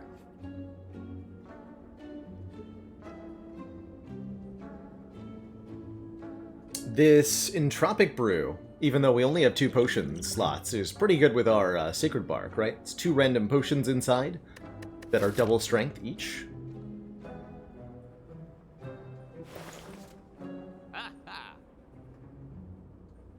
Strange Spoon would let us keep shivs in the deck, which we certainly don't want. Yeah, we don't want that. Metamorphosis is kind of cute. Creating 0-cost attacks. Might just be card remove and Tropic Brew. Maybe Endless Agony? We're also fighting Time Eater. This is where the poison's gonna put in work. Work is kind of important, maybe. Footwork is good, actually. And I can even upgrade that footwork. Are there any other, like, really priority upgrades? Cloak and Dagger, maybe? Bullet time is kind of important. I'll take the footwork, though.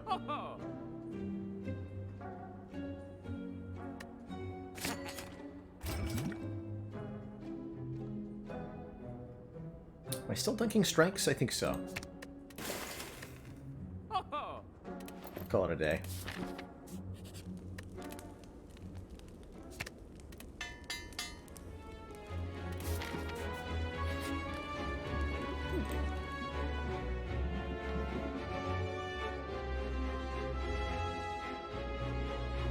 You know, bullet time. How good are you really? Because I could get 10 max health out of you. You're pretty okay sometimes. I like sacrificing it here. Could give up the dramatic entrance for a full heal. Could give up any uncommon for a full heal. Lose bullet time. I want 10 max health. Put us up to 96 after the fruit juice.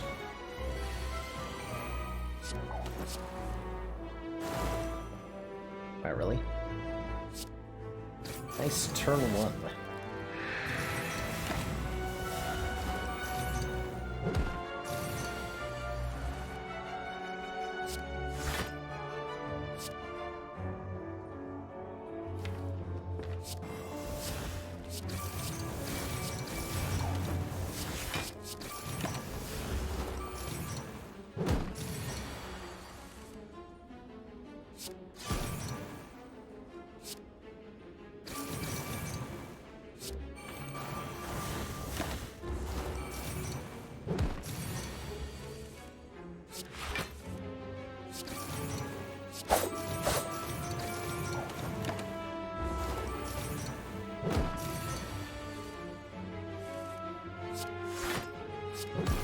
Commander, one of our most valued supporters.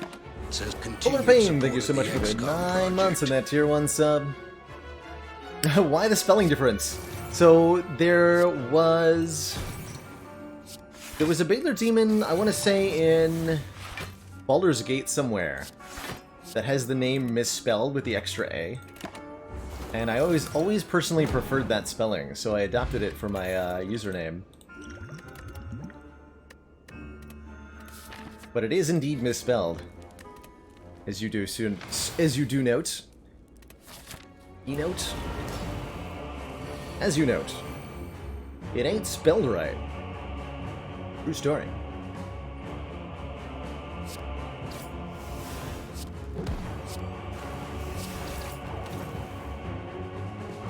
Good. We're intangible next turn, which lines up very nicely with this debuff. Dunked on, nerd.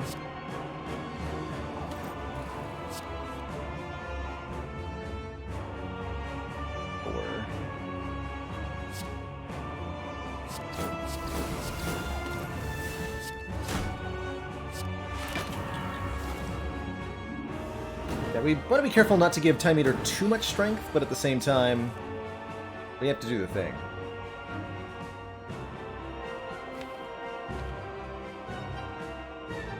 Losing buffer no matter what, let's just do damage.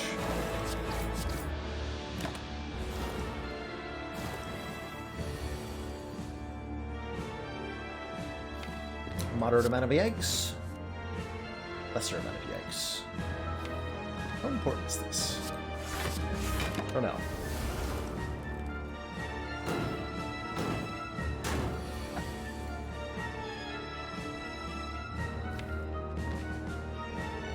Gonna keep the piercing whale around. And the wraith form around.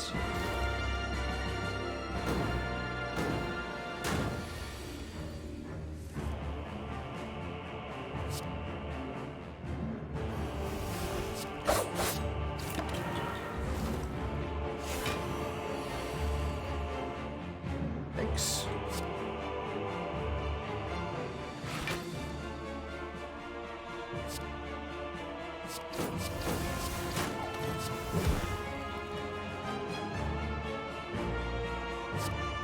Thanks.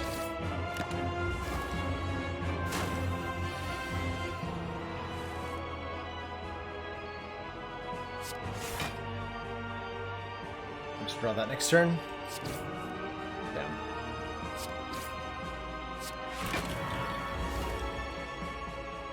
Six strength on Time Eater is a lot of strength.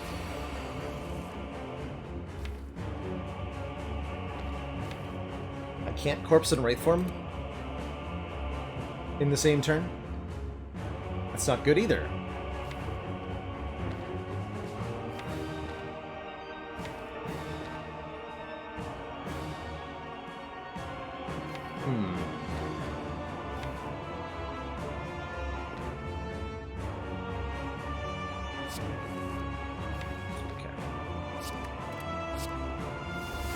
He's meant to purge all the debuffs, so there's no reason to play it.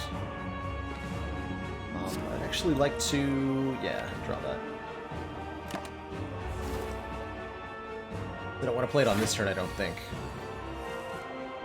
Or do I, though?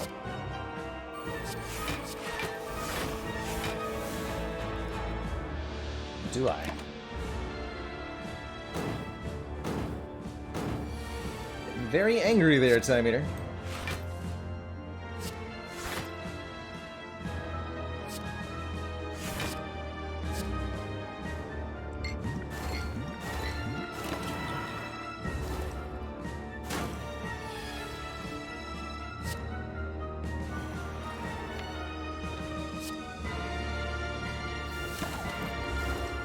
Here. We have lots of health to play with thanks to this regen potion. Good. Eats. Probably not worth playing a card to do 8 damage. Be slimed though. Oh, Burner bought us a turn. Nice.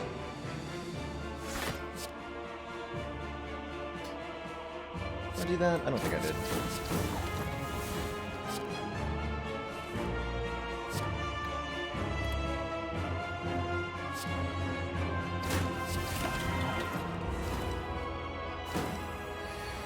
Oh god. Uh-oh. Uh-oh.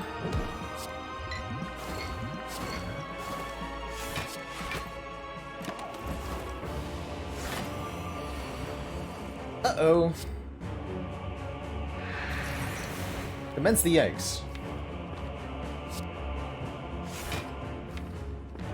Oh, he's gonna kill me, isn't he? But I can save my potions. Zek is not good at this fight.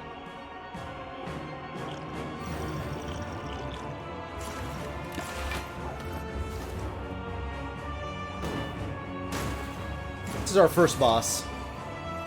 If we take all of our health here, we don't win the second one.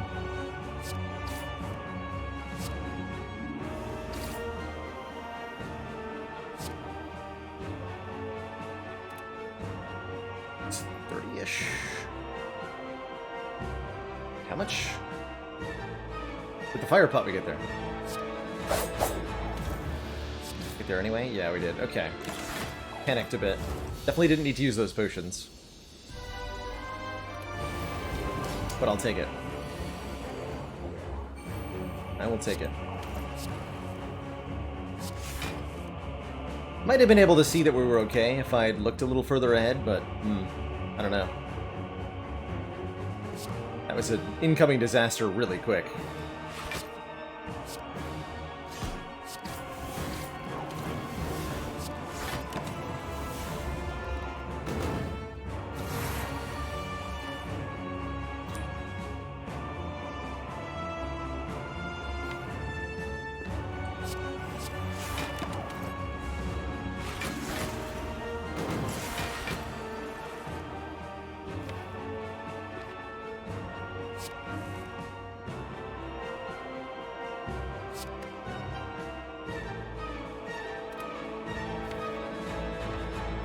much do I care about that buffer?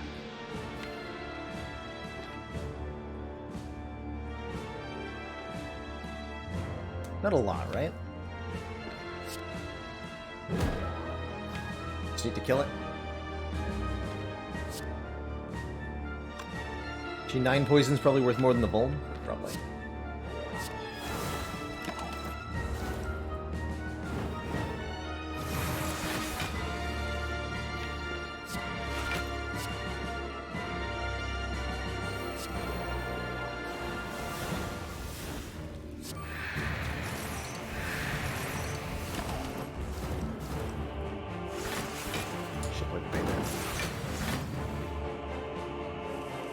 Last turn of intangible, huh?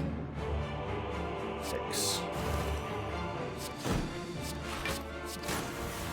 This is also going to be a disaster? Oh dear.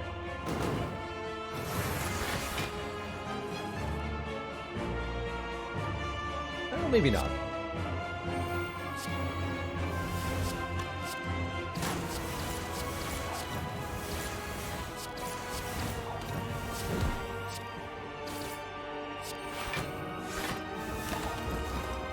We're good.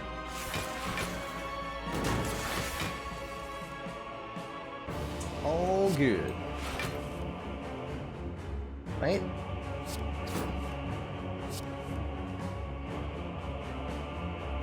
Yeah. Totally.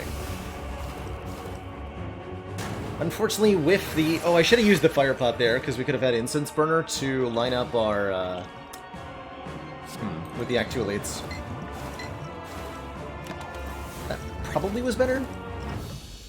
Although that 40 damage fire potion's worth a lot in that fight too. I'm not sure. What I should have done is think about it, which is what I did not do there. Going maybe a little too fast? How fast are we here? Hour 15, that's fine. A little reasonable.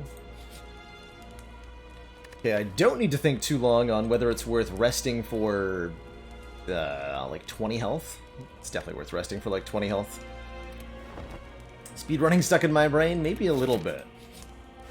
Kind of in a clicky kind of mood, after all. Ooh. 10 strength flex pot. Now, that'll beat the Spire Elites fight for me. Doesn't do jack against the heart, though.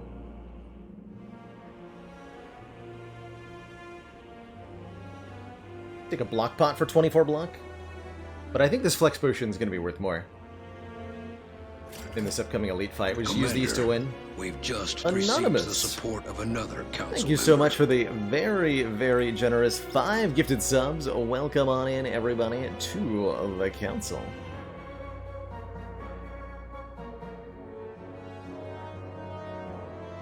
Final time for the defect was about 7 hours, 40 minutes.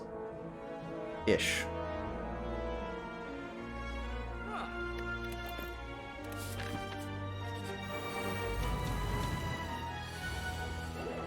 Ha! We drew Wraith form anyway, so it didn't actually matter.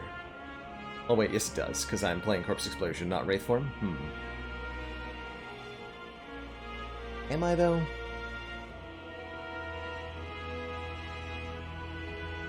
Oh dear. Yeah, there were several lost runs in the speed run. 3 or 4, I want to say. More than none, certainly. If only we had a bullet time. If only.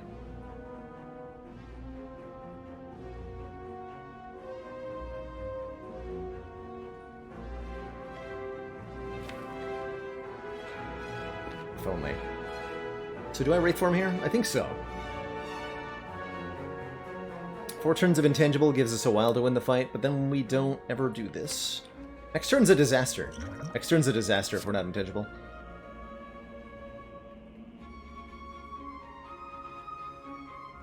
So we just gotta, I think. You gotta.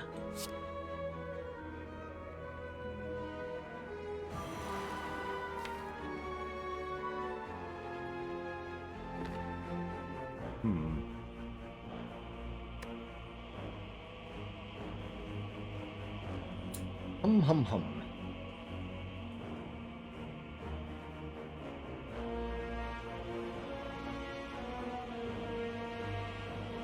How do might kill them if corpse explosion's in the discard pile.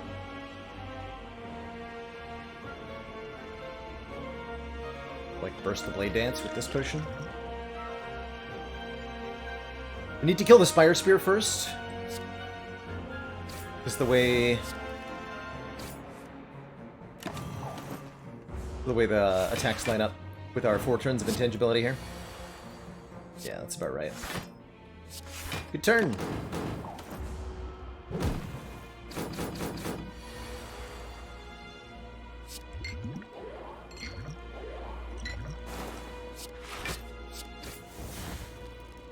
Oh boy.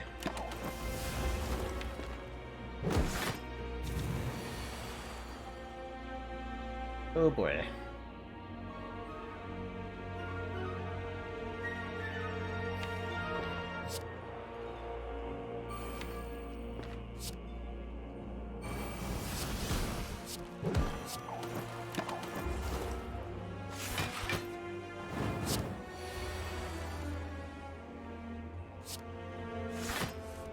Okay, there we go.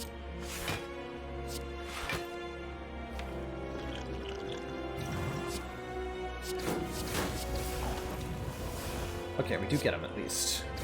With both potions, jeez.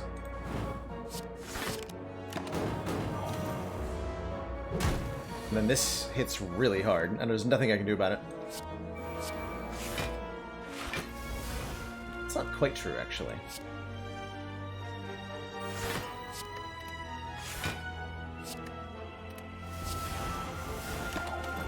Little I can do about it.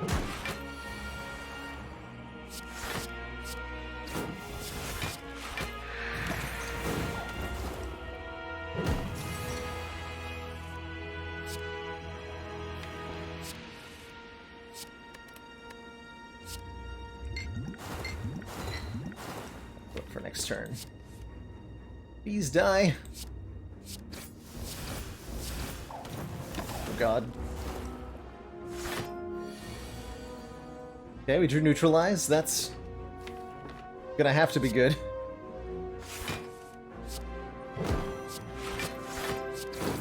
Ouch. Okay, can we at least set up burner for 4 against Heart? Please. Please. Looks like a yes. Okay. Call it a day.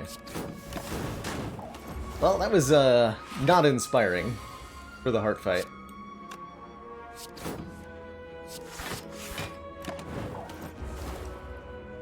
Definitely not.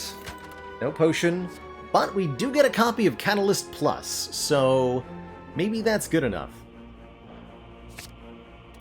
It'll have to be. Here goes nothing.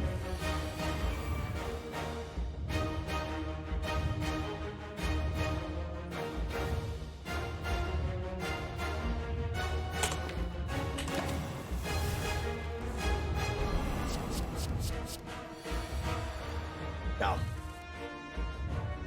I don't think we made it.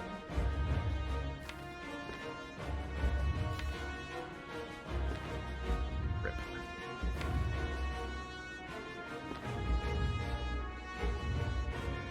Block cards, hello? Jesus.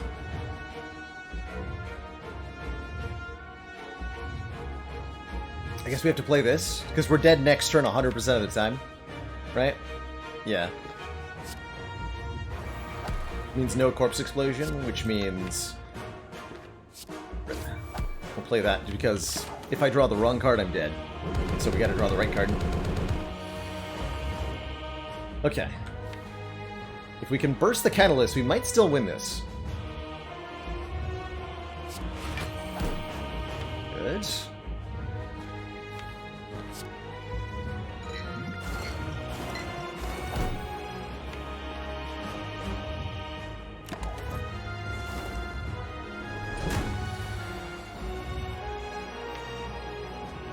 Maybe?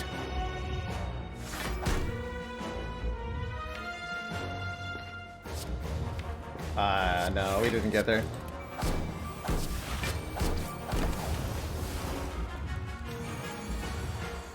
We do burst the Catalyst, but it does nothing. Alright, good fight.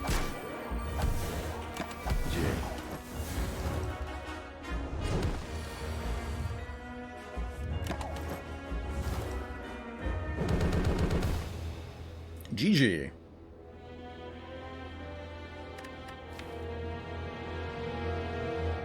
We had a hope and a prayer, but I'm impressed we got to the fourth act, honestly.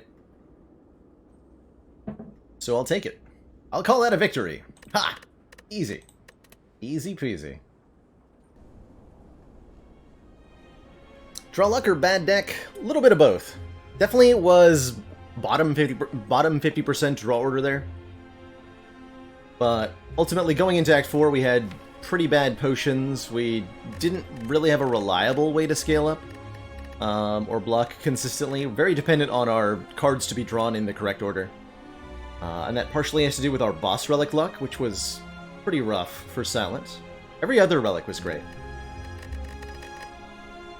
This was winnable right up until the end, so I don't have a lot of complaints. But shame to lose it there. GG. GG. glad to satisfy the Mrs. Balthemos with that heart death there. Definitely would have been nice to not burn our potions against, well,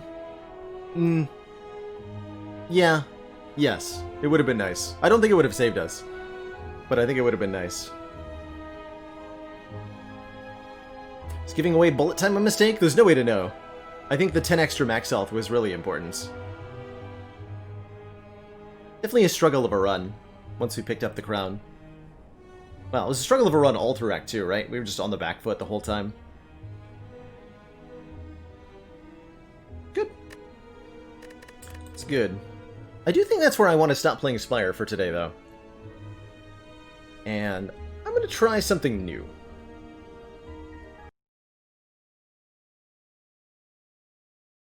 This is a game I've had a key to for a while, but have not played on stream yet. Hopefully this remembered the audio settings I put it on.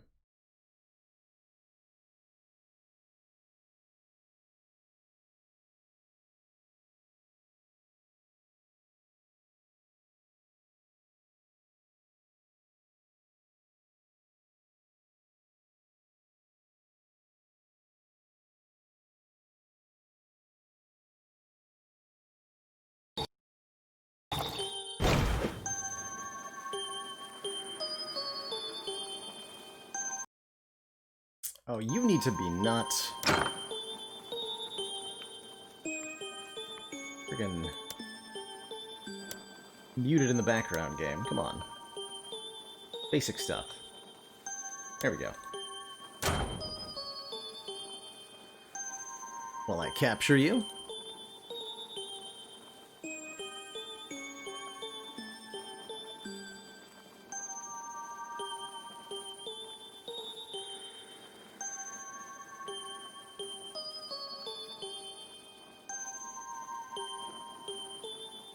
And if OBS will cooperate with me.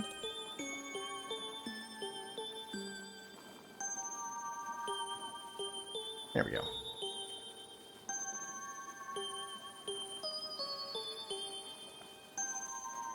This is Meteorfall, Krumit's Tale.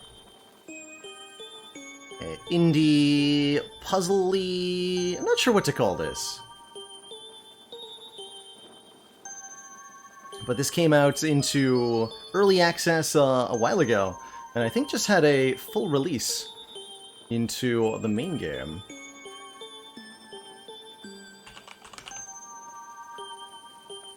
So we're going to check it out together.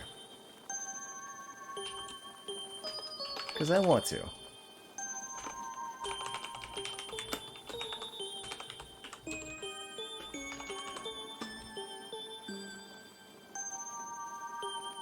And one quick dad joke before we get going. Why are pirates called pirates? Why? They just are.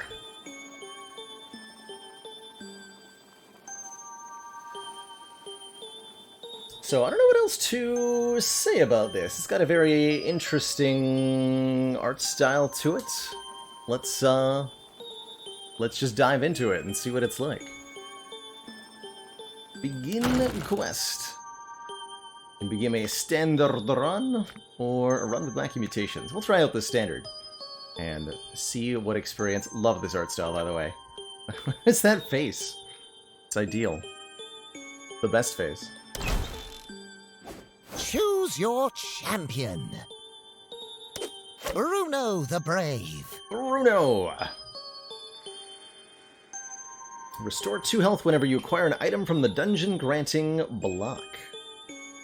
Fair enough. Ah, what a legend! Okay, we've got like a huge-ass map here. I played a little bit of the tutorial off-stream, but that's all I've checked out about of this so far, so I'm not 100% sure what we're getting into. It's a roguelite experience, but of what kind? A little bit unknown. We're going to a filthy gobloid town. Gobloids are a tragic, filthy race, doomed by their stench to live as outcasts, forever shunned. Wonder if they can smell each other.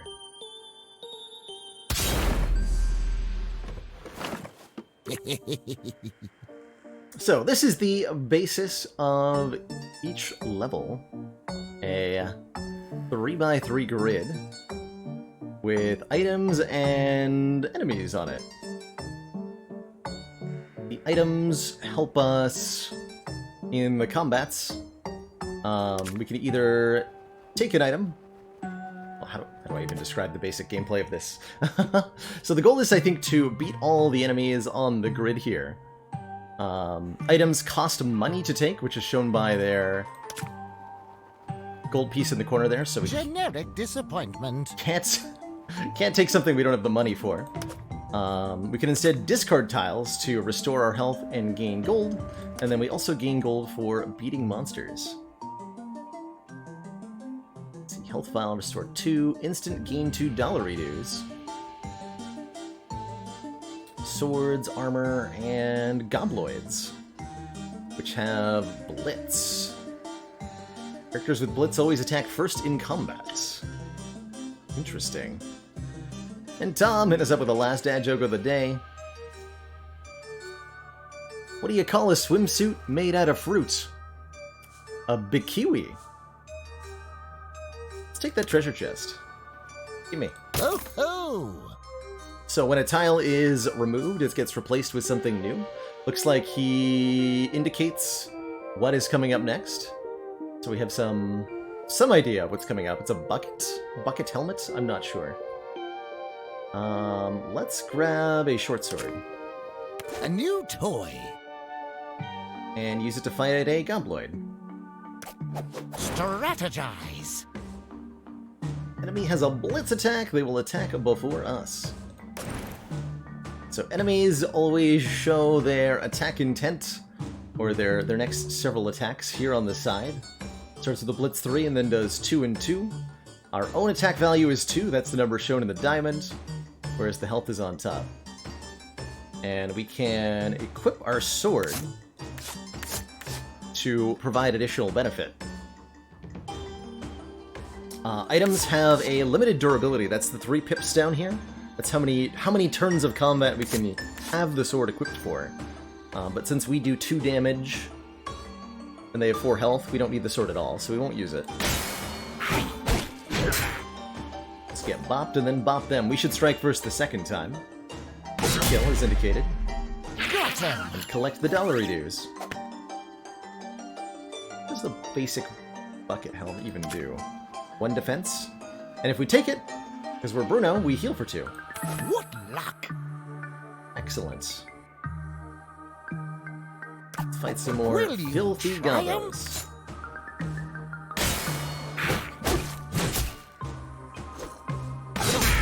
Oops, I wasn't meant to have to, Easy. didn't use it. Good. So we can see that we used 1 durability on the bucket helm there.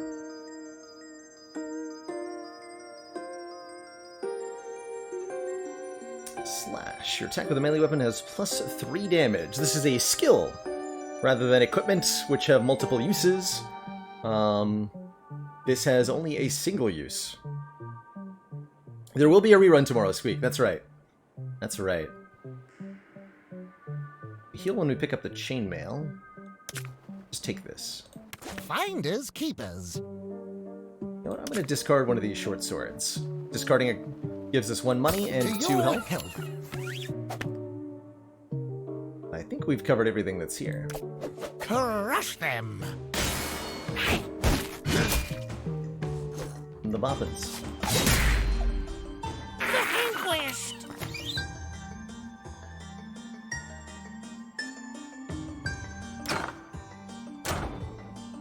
What that 3 in the corner means. Necessarily. I also don't know how much we get to keep between rounds here. That will be needed. You can hold at most 4 tiles. You can either replace your tile in your inventory if you acquire another, or simply use up what you already have. Fair enough. Hit it. Your block is enough to completely negate your opponent's attack. You will parry. Opponent will be stunned and miss their attack. Neat. Well parried. So they don't get to attack during this round. Which didn't matter in this case, because we bopped them anyway, but good to know. Good to know. Strength. Oh, that's our gold, that's right. Good call. That is, in fact, our gold. Clear enough. Crush them.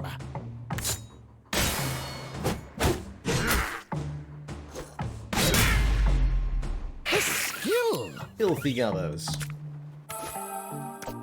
Hit it.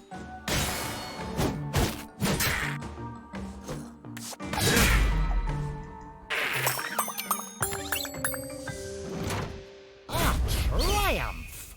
So there's a bonus for unused tiles of some kind. Alright. We get max deck size +2? Not sure. So up next is the Dank Forest. Deal with a bunch of creepy looking things. We get to choose a tile and a perk. Choose wisely. Bigger. Our base damage is increased by 1 while we have no tiles in inventory. We have at least 4 block, also gain 2 thorns. All melee weapons have +1 damage, or our base damage is increased by 1 if we have 4 or more gold, and decreased by 1 otherwise. Interesting.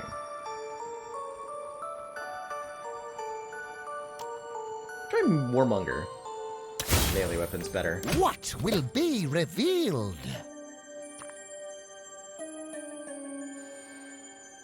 Lion Guard. 8 block.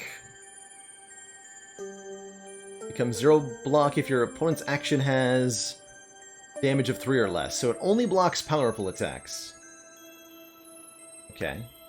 Defensive Stance. Gain 2 block at the start of each turn and reduce your base damage by 1 for the remainder of battle. Ooh. It's kind of cool. Or the Pipe Sword. It's just a pipe, fashioned into a sword.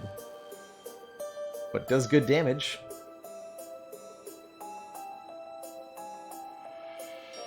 This is not a pipe. It's a pipe sword. Or a sword pipe. Let's try the defensive stance. That looks pretty cool. We spend the gems we earn after each dungeon to add new tiles to our deck. Prepare for the road ahead. Skills here. Plate armor. Cost increase for each other item in the inventory.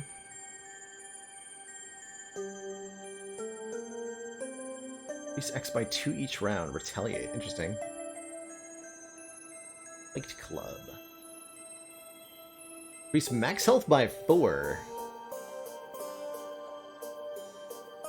If this reaches the bottom row, the bonus gains +2 for the rest of the dungeon. Shuffle it back into your deck. Oh man, it's like a meta progression thing? Give me that. I want it. A prudent purchase. Thank you. So we're at 12. We can pay 5 to remove a card from the deck. We actually have our own deck of cards, or tiles, I suppose. Treasure chest, 2 slashes, 3 short swords, health vial, defensive stance, chainmail, bucket helm, and boast now. So this is a deck builder of sorts. Kind of cool. I wonder if we want to remove something. Say no for now. Looks like we could also re-roll the shop for 5 gems. So these gems are pretty valid. Valuable. The road awaits. Let's go.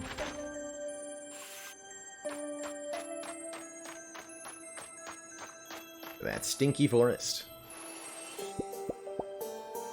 This forest is truly the dankest. Yet, it doesn't seem to faze the war bears and their brutal barbarians. Oh yeah, I like this game already.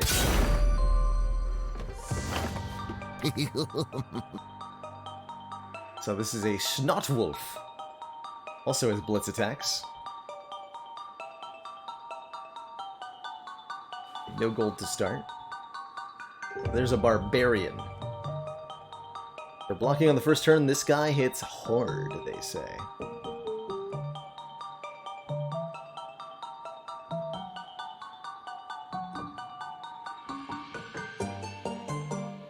A short sword coming, or no, not a short sword, a slash coming up. Let's just beat up a Snotwolf to start. Strategize. They have blitz 2 damage. That's pretty easy to deal with. So then we get... Oh, they have blitz every turn. Oh god. Okay, that's not easy to deal with.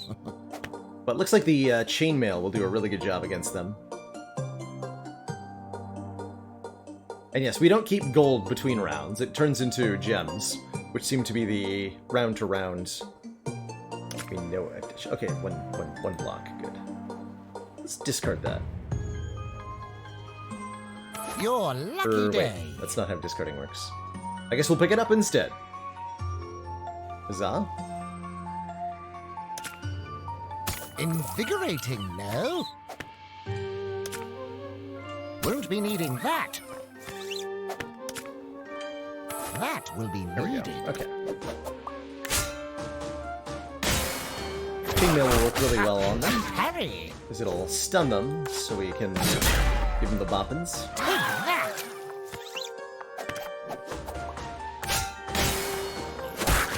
that. Harry.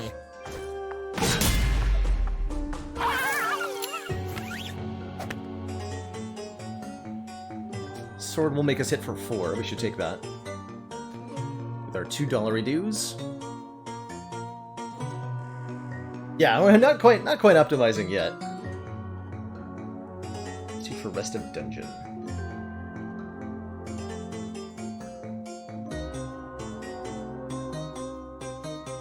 Go back into deck.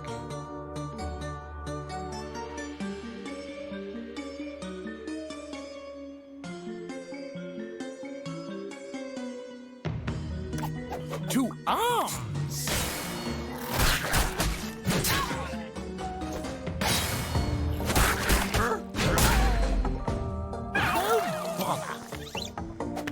So that I can take this. That Shields will me for be 2. needed. That gets to the bottom, goes back on top. We'll try to take it next time.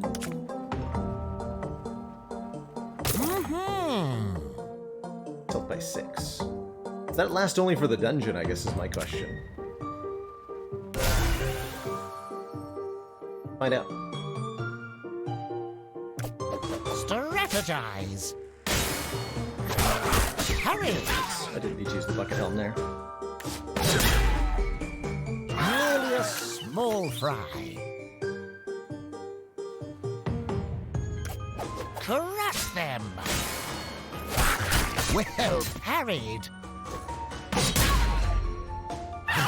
Skill. And we're supposed to hit the barbarian hard, so let's pick up a sword. And try to win without using any more tiles. But it goes for 5 damage on turn 2, dang.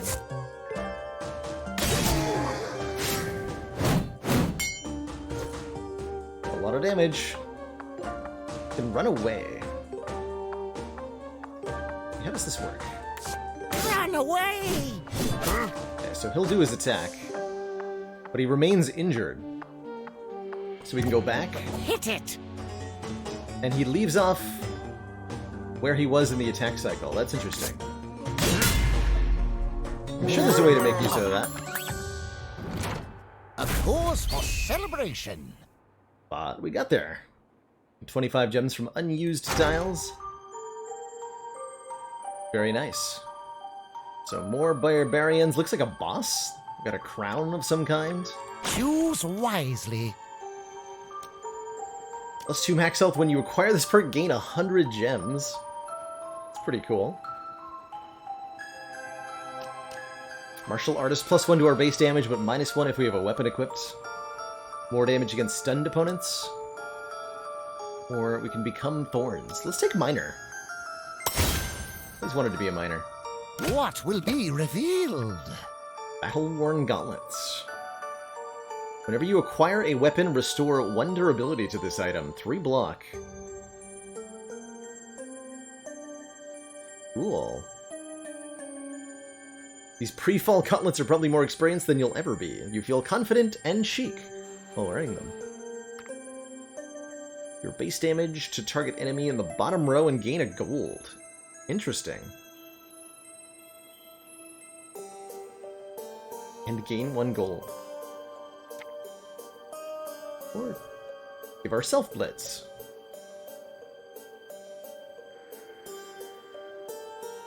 Stun and run, I like it. Take stuff that's cheaper. Charge here. Sir Bramble's Arena. Stock up.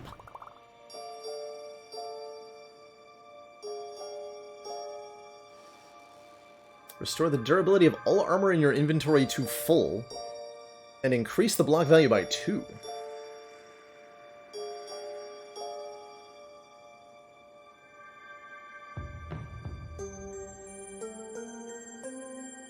Seven damage Claymore? Dang. I should like the Goat Axe. It's 3 durability, only 1 gold. That sword does say 7. Yes, it does. A fine assortment of Yes, it dangerous does. doodahs and whatsits. Good riddance. Okay, so it's only 5 per, so we can destroy as many cards as we want, looks like.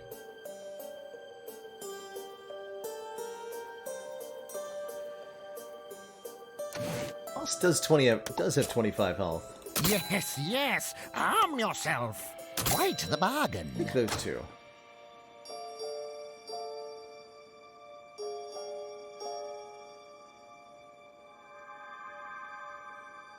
Thinking about destroying, let's get the short sword.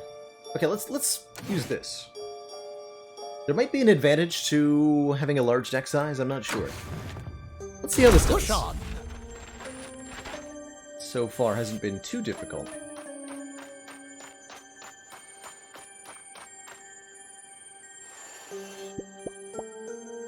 Roll up to Bramble's Arena for the most barbaric fights in town.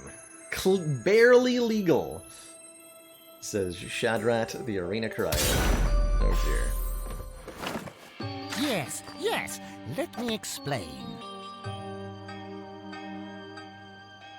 In Bramble's Arena, discarding tiles no longer restores health, but enemies give +1 gold when defeated. Bramble, king of the barbarians, is also a connoisseur of battle royales. Adventurers come in from all over the world to seek glory and titillation in his arena.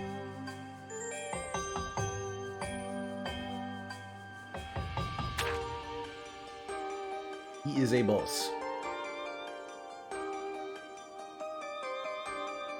So our max health did not remain increased. Good to know.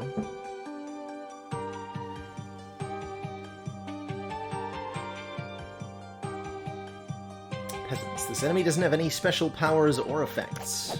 Strategize. 1 piercing damage. Okay. Seems like a pretty easy opponent.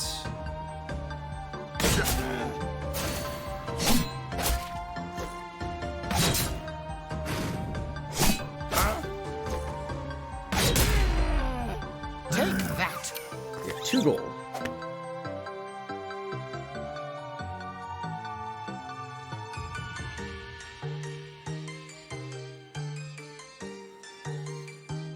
We'll take that. Ah. Also discard tiles to gain a health. So we restore a little bit of health, taking up any armor piece here.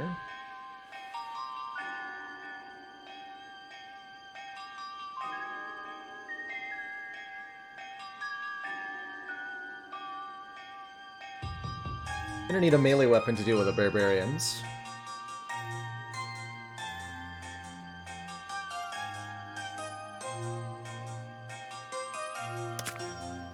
Woohoo!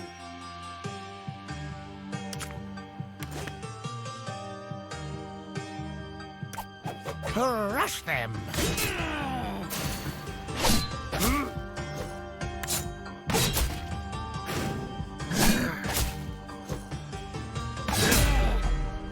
Yes!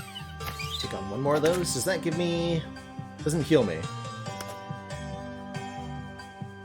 Block value by 2. So we want to have the chainmail in our inventory for that. What a find! Take on these guys. Or at least one of them. Will you triumph? Hurry!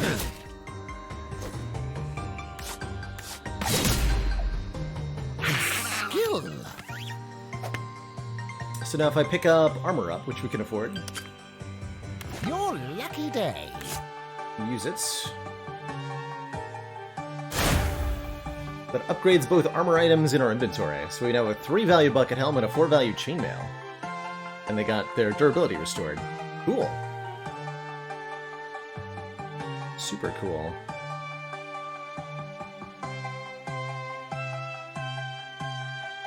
So I want to take the defensive stance at some point. 2 arms! Hurry! Get him!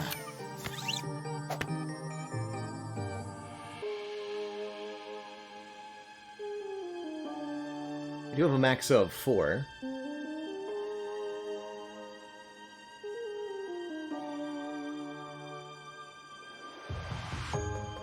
Could also take boast for some max health, which will be nice. Look at that. Huzzah! The prickly king, Bramble. Step into my arena, champion. Prove that you are worthy of a chicken dinner. Cool. Wonder what your pattern looks like. Strategize. Slice and dash. Take that.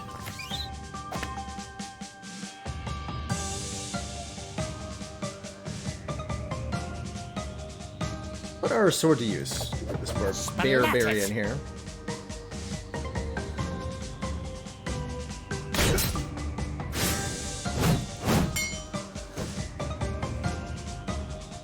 And we can actually full block this hit. Stun the bear. And then we don't have to use the sword. Let's try that. Masterful. So now it misses its next attack.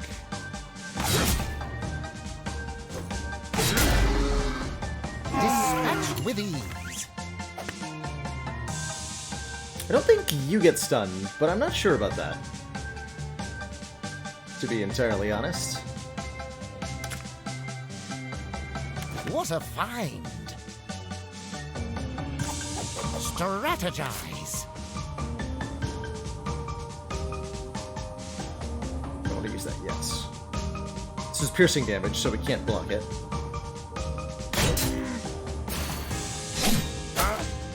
Now if we enter defensive stance...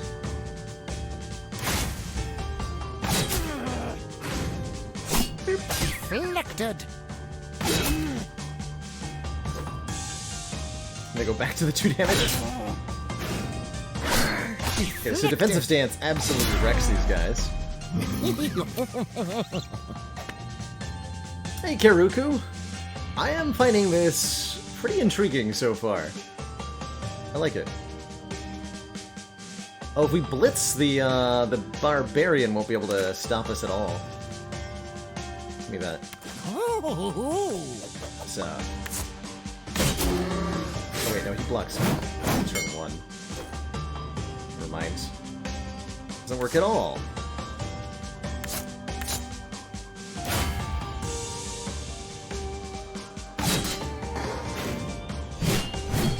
ready.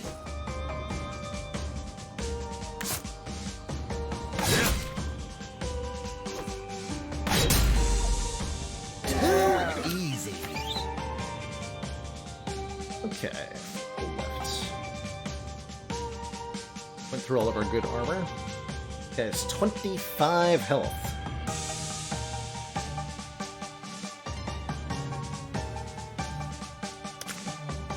Fortuitous.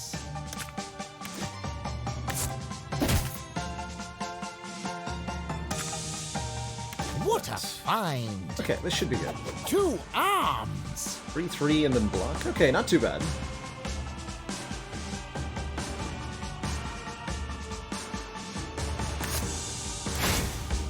Put up defensive stance.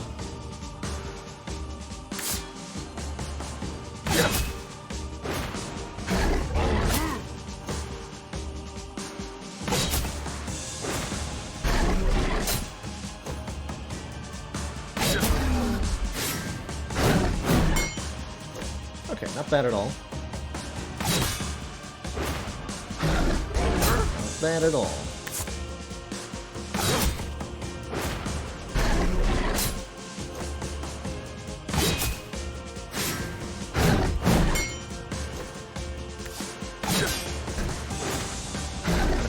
Block turns, of course.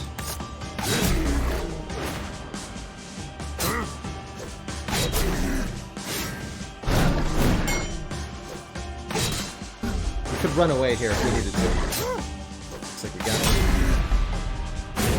Decisive. Huzzah! Max deck size further increases.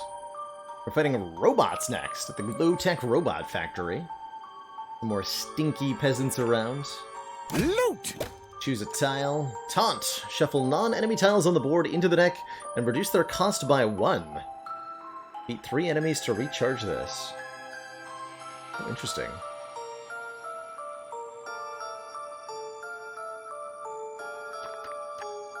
Octo's Arm. The end of each round in battle, increase this weapon's damage by 1. Starts at 5.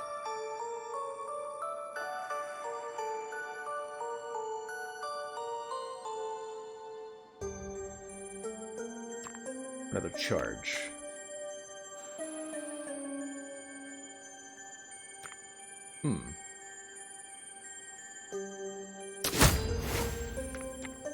So we can go back to that, Hurry is up what I was now. wondering. Choose. More damage against stunned opponents. That could be useful. Flex. Increase your damage by 1 for the remainder of the dungeon. For each dungeon, shuffle 3 copies of Flex in. That seems very good. Or sneakier. First attack each battle is +1 damage. Also very good. Give me Flex. I would like to Flex now. Treasure time. Let's take another copy of Charge, I guess. Welcome, welcome. Potion. Golden Chest. Instant gain 3 gold. Yes. When you parry with this item, gain a gold. The Miner's Hat.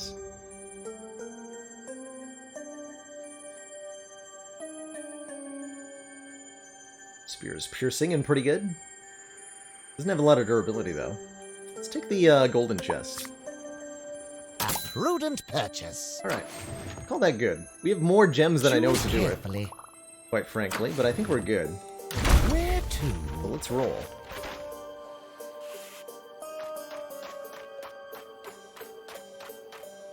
Let us roll. They used to build household servant robots here, then somebody added swords and lasers to the assembly line.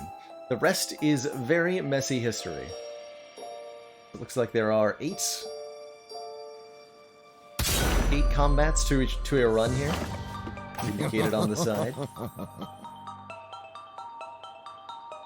Give me the cash. Aha! Enemy is immune to weapons. Uh-oh.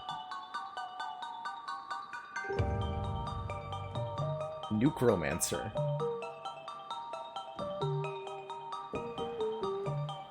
Not the Nucromancers.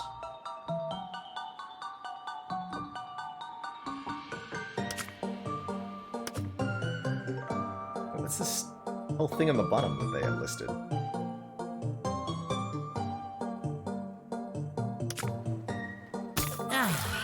Sweet relief.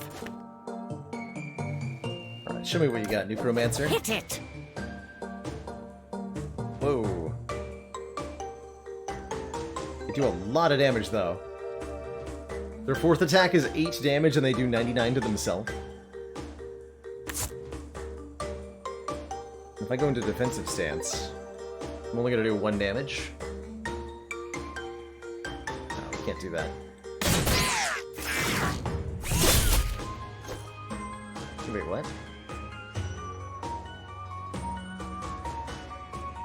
Do I misunderstand this enemy fundamentally? Yes. Oh god. We just die. It looked like an easy enemy, I guess it's not, huh? Live another day! I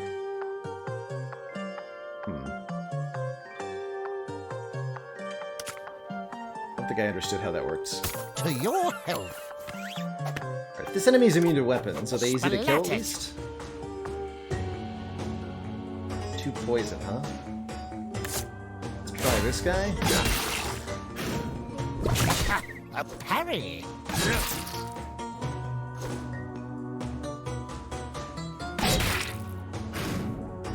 Parry.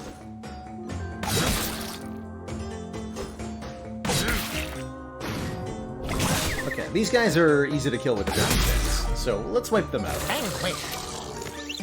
We'll figure out what to do about these Necromancers. Splat it.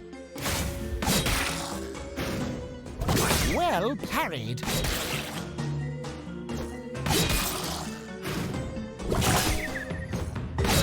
They actually skip over whatever they're stunned during. That's really important. Masterful.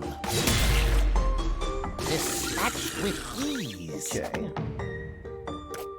Hit Come on. it. Come Well on. parried.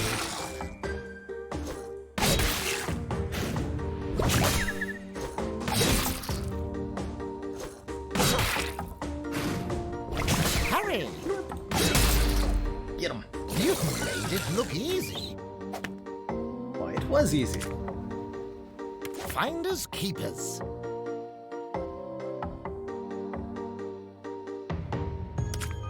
Huzzah!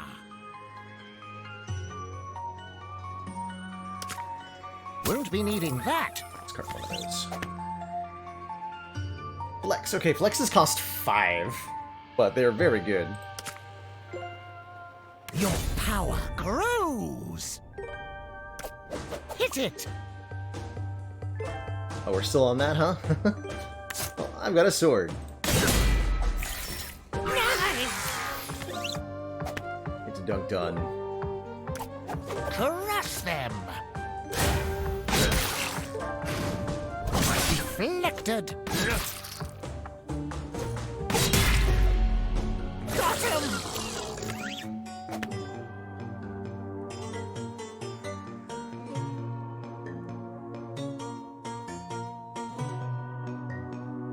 Let's see here. Robots. So the Necromancer version 2 is terrifying then, probably. Okay. Hit it. Let's see how this works. Ah, a parry. Okay, so I parried the first hit. Oh, that did stun them. Right, am I understanding that correctly? It did stun them. Okay, so 2 block stuns here. Did that interrupt the attack? This unit is armored. Oh, now we're explaining the mechanic. You need to break down their armor before you can deal damage to their health or use piercing attacks. Okay. Why are we explaining that now? Sure. Hit Sure, it. sure.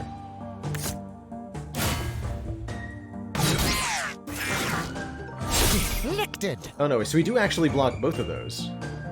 Understood. The defensive stance also dunks these guys, looks like.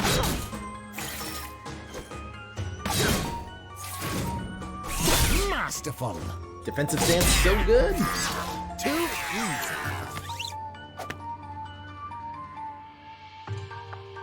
Yeah, that's really good to know how that parry mechanic works. Hit it.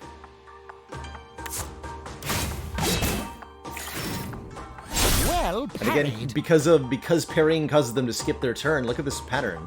Just block 2 and you negate this whole thing. So, enemy that's easily countered by block, looks like. Parry. I think it's that block works on each hit. Block. Last one around in combat, yes. Yes. So you block multiple hits, looks like. Appears to be what's going on. Splat it.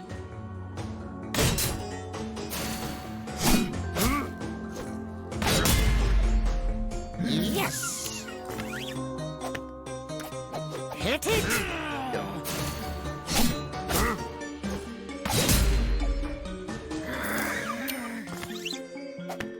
Even with the flex, because we only have to do 1 damage per round. Since the enemies, with the way their pattern works out, if we're blocking 2 every round without fail, they never can hurt us. Kind of interesting. What do I want to take before we try to fight this new Chromancer? Should take at least something. The less items we can do with this, the more money we'll get at the end of the encounter, right? So we want to minimize.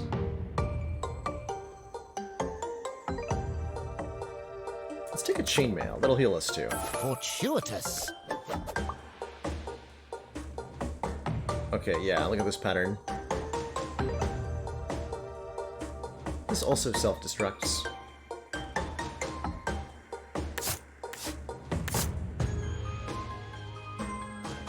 And I won't be able to full block that hit.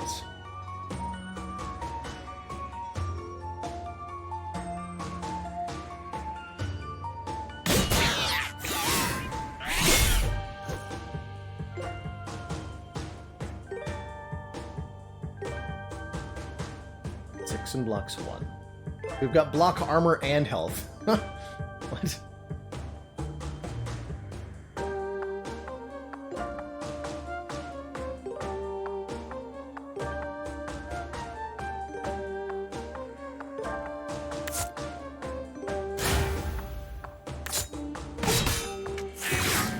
Stay strong.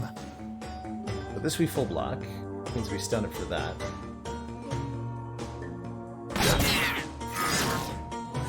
Well parried. Then we hit it for 2, and then it kills us. We should run now. Flee.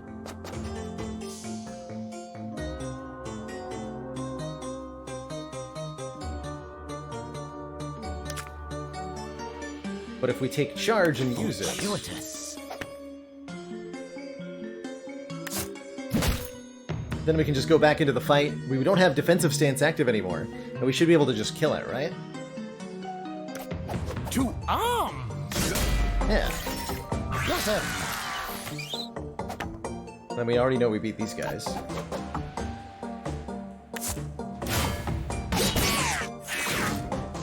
Parry.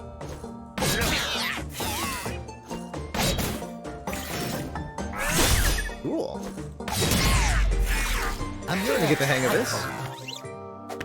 Got another one of these guys. So based on what we learned last time, I would like to be stronger for this fight. I think maybe the slash and the goat axe, and that should be enough-ish. No, that won't be enough. This is 6 max health, though. For rest of the dungeon. So this has always been 6. So maybe we want to just take that. Ah, sweet relief. To the bottom row here.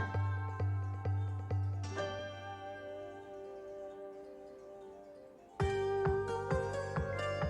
hit the bottom? What? Whatever. Fortuitous. Must be misunderstanding. Should be enough, though. Crush them!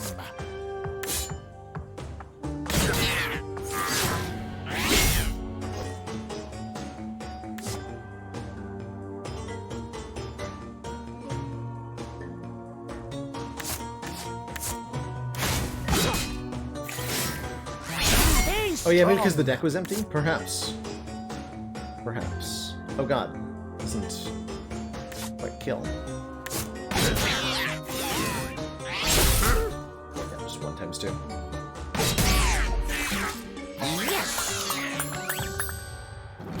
Okay. A triumph! Pretty good. Maybe not ideal, but pretty good. Is that a Treasure katana? time! Death Blow Katana. Weapon can only be equipped after you parry, and it does 9 damage. Take another golden chest. Mighty Swing. Place your damage equal to an amount of the damage of your equipped melee weapons. Interesting.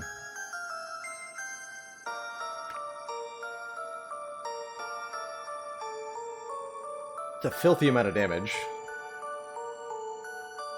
Deadly weapon from a far-off land. Faded on the inscription on the hilt reads, "If found, please return to the one-armed wolf." Let's take it. Choose wisely. Judicator. Once we've taken 15 damage, increase our base damage by 1 for the remainder of the dungeon. Start dungeon with a short sword, a chainmail, and matches. Ooh.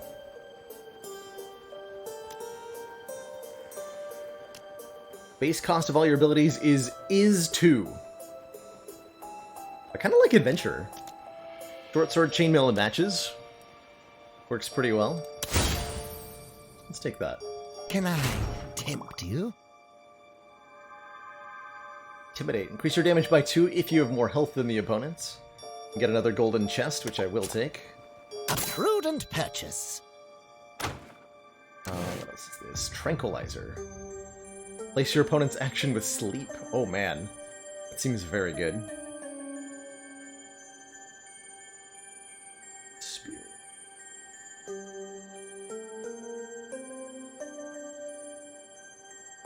Six block. Unequip any equipped melee weapons when you equip this, but then we can parry with it and then equip the katana. Perfect. What a collection!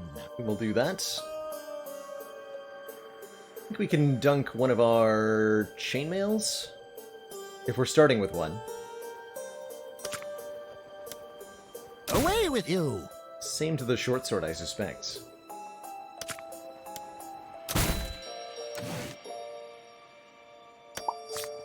The right tool for the job. Let's try that out. Onwards!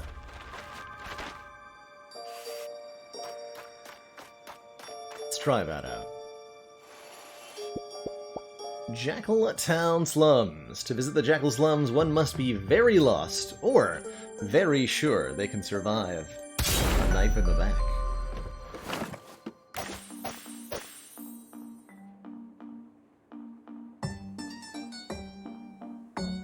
When a burned enemy moves down the board, they take piercing damage equal to the burn value.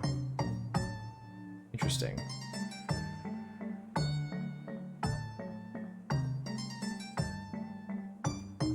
Where's that defensive stance? That's my question. Oh, yes. He starts with stealth, preventing you from targeting it until you attack in battle.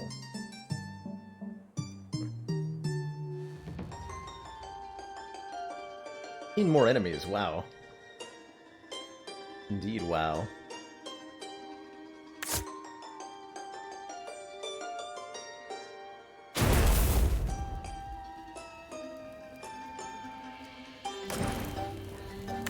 Do that again. Yeah, we can stack burn if we want to. Instant gratification. Takes that 1 burn damage. Seems minor. It's 3 damage. Let's see what these jackals do. Splat it! Cheap shot. Deal 2 damage, and then can't equip weapons for a turn. And then attacks for 2 times 2. So another enemy who is ruined by defensive stance. We can just dunk them, though.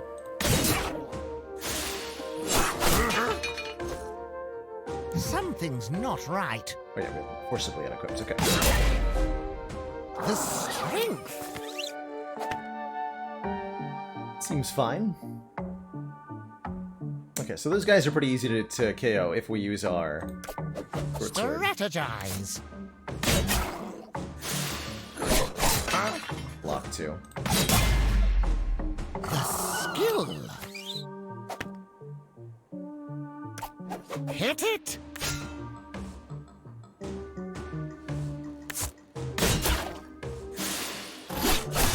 A parry!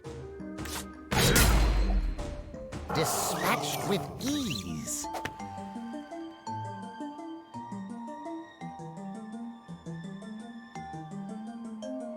We can use the goat axe to dunk the snot wolves very easily. Gives us blitz and 4 damage. They have blitz 2. That's not bad. Dispatched with ease. It's our flex. Your power grows. Ho-ho!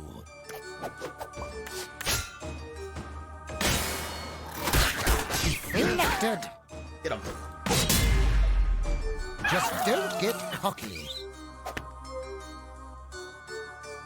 But where's my defensive stance, though? Will you triumph? Too easy. Hello? Hit it.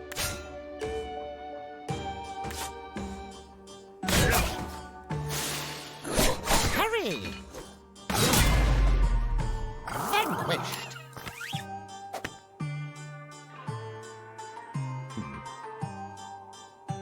It's actually easy to beat with only taking 2 damage, right? 2 arms. Hit them and they hit us.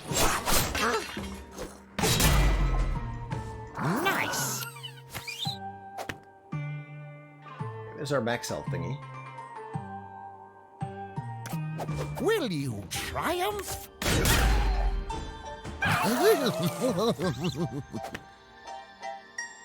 And that is only 4. Oh, so we must have shuffled that a couple times. Misunderstanding how Boost works. Very well.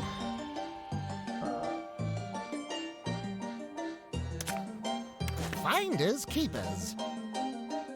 There's the helmet. Perfect. Hey, Matt Warbuckle. Yes, we're off tomorrow. This is not necessarily a bonus stream, more like tomorrow's stream today.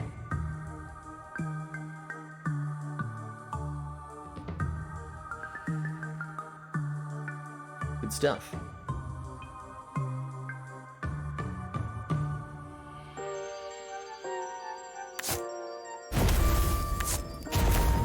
Getting extra toasty. Fortuitous. Invigorating, no?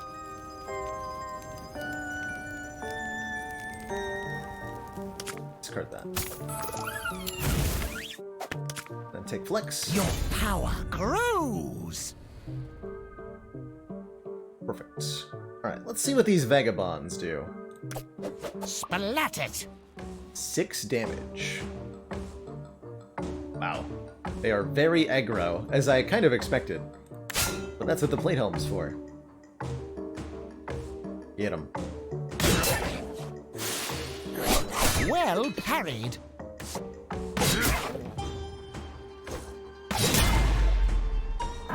Easily dispatched with the helmet. As I'd hoped. Hit it. Deflected. Yeah, I'd love to know what the artists for this No. also worked on. What other works they have to their name. Because there's definitely some familiar looking styles, right?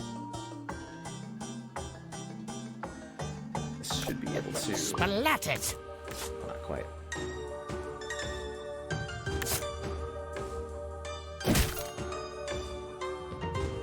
It was an enemy in the bottom row, so I'm allowed to use it in combat. Cool. Just don't get cocky. Works for me. Will you triumph?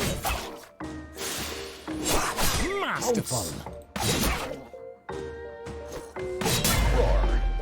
Nice. Yeah, we should be able to beat both of these without using any further resource, I think. Strategize. Next to these flexes. Take that. Hit it.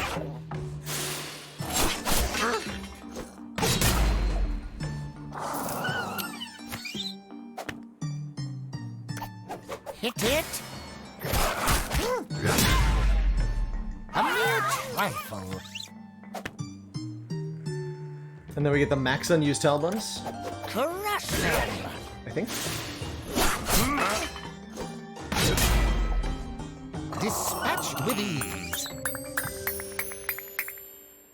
Oh, we get unused tile bonus for stuff in our inventory, too. Dang. 55 crystal.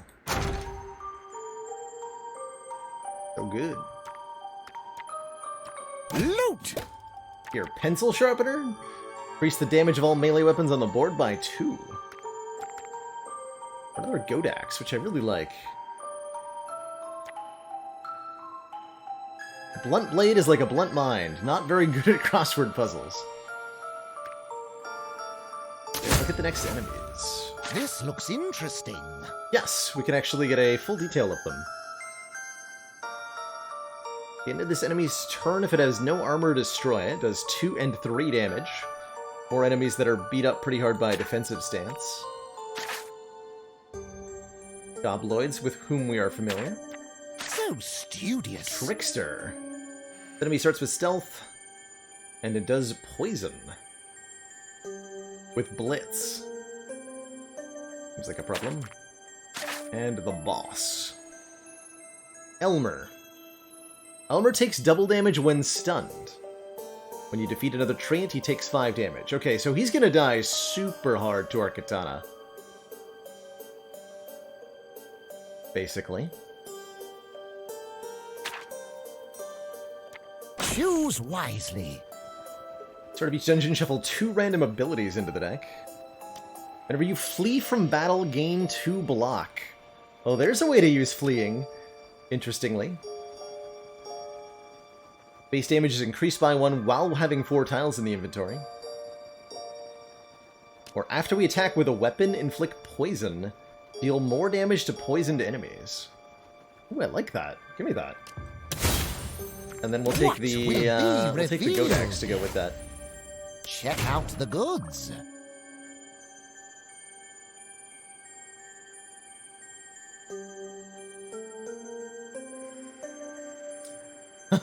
I would guess not, Tom.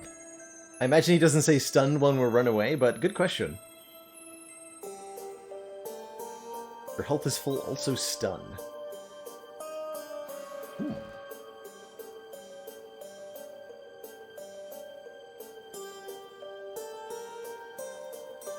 When you attack with a weapon, also gain 6 block, deflect. Oh, that's definitely good. Take that. My choice as well. Acquire target weapon of cost 2 or less and add an extra copy to your inventory. We have so much money. So, let's reroll, see what happens. Okay, you can reroll multiple times. It gets more expensive, though. Convert target item into 5 gold with 3 uses. Wow. That seems powerful. I've got treasure chests, so we have gold generation already.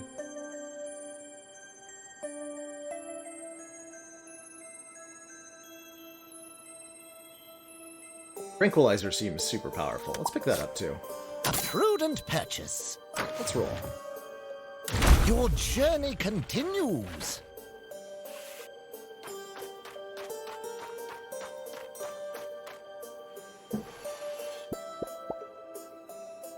In the Ironwood Forest, you can see the wood for the trees, but you can't saw them.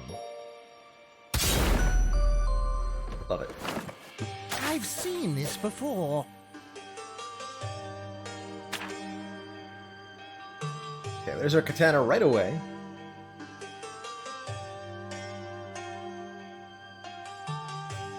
There are 32 cards in the deck. Don't delay. Play right away. So we can just dunk the gobloids with the goat axe, not take any damage.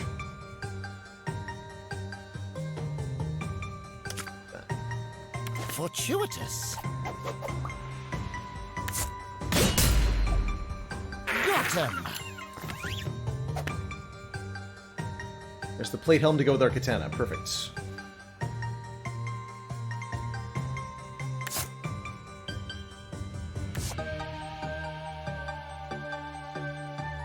We can use the matches to dunk a gobloid or something. I don't think they'll do any extra damage to treants.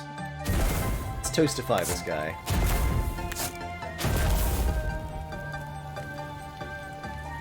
Extra toasty.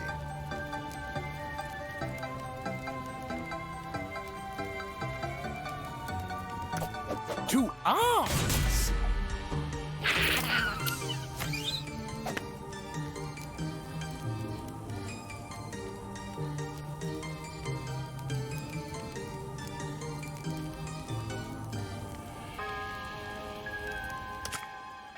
A new toy.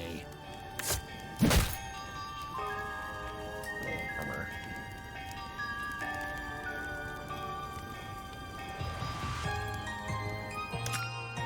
Your lucky day. Crush them.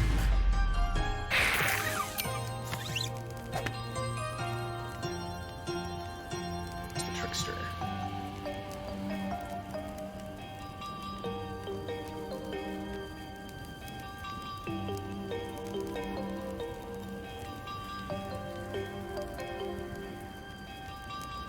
So we can take the plate helm and maybe use it to dunk a treant.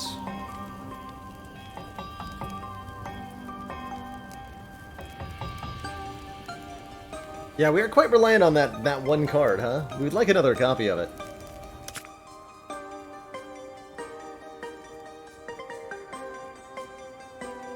What luck. Oh, yes. Okay.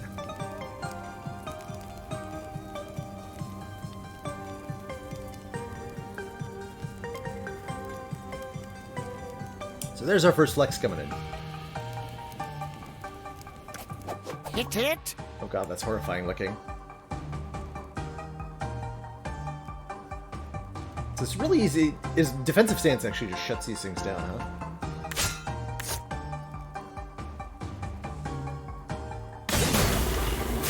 That's right, we have poison too. Hurry. Actually, forgot we hid that.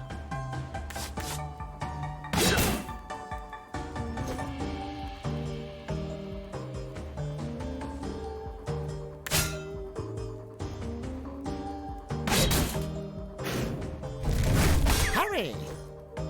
Oh, what does poison do? I didn't actually. Oh, it did 1 damage. Got him.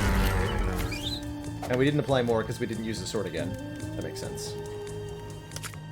Your power grows. Damn right it does.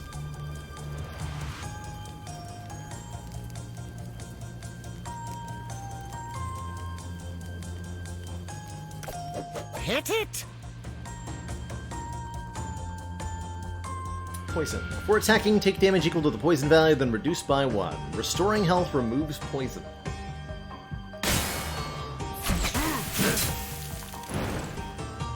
So it's when we attack. Okay. Vanquished. Yeah, we can restore charges to our helmet with armor up, indeed. We're gonna plan on doing.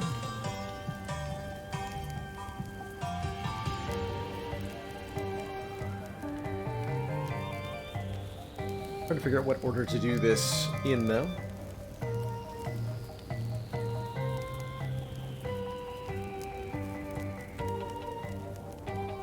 Let's are all free with defensive stance. It's somewhere in the deck still, right? Hit it!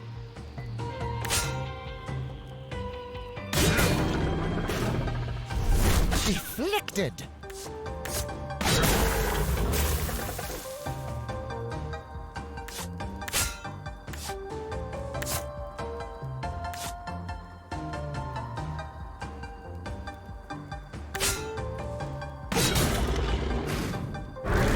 Well parried! Like that. Take that! That will be needed.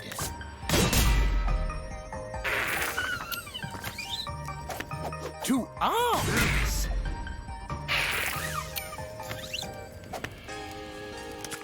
Decisive! Okay, here we go. Your power again. grows! Should allow me to dunkify Splat it! this guy. Got him! Okay, here we go. Third flex. We're up 3 gold.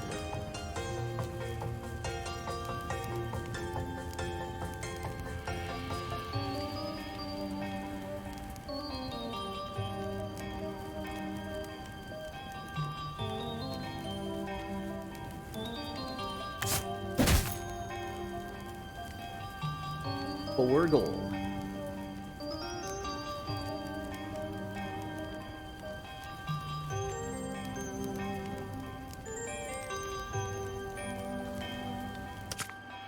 Fortuitous! And we can discard tiles too, which I need to remember to do.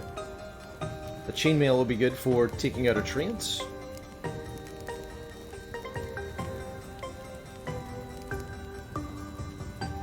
Ooh, sleepy. To your health!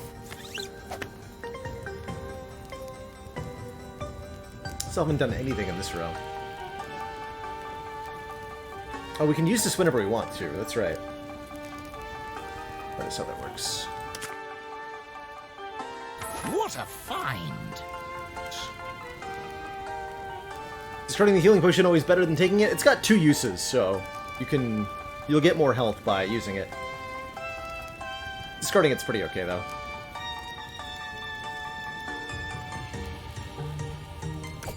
Crush them! We're doing 4 each hit, so we're actually fine. Ha! A parry! You made it look easy! Oh, shit. They die when they have no armor. Now we use this. Store these to full. Oh, that does direct health damage. So this treant isn't gonna... Okay, burning hilariously ineffective against treants because it directly damages their health. Although I can get him with the poison if he goes down to the bottom row.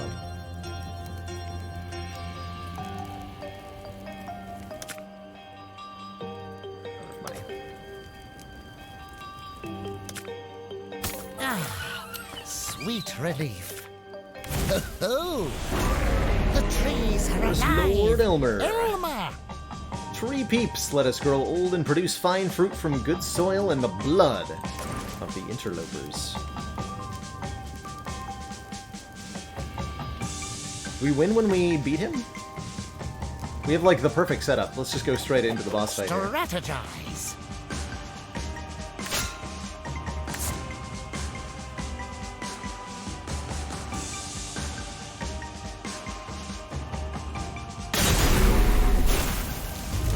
Ha!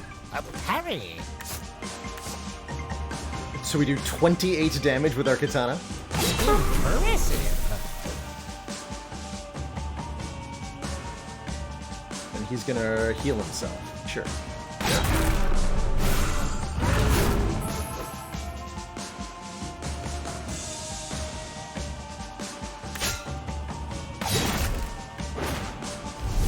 Ha! A parry! Inspiring!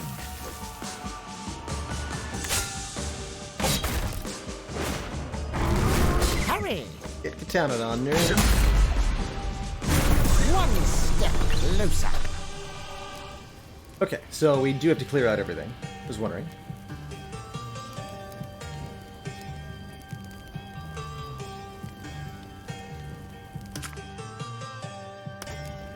I was wondering.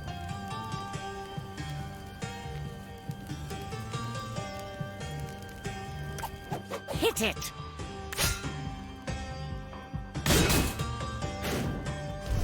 Deflected! Marvelous!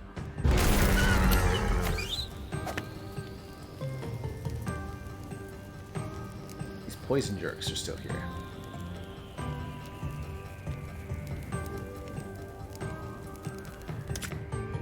Your lucky day. Away with you!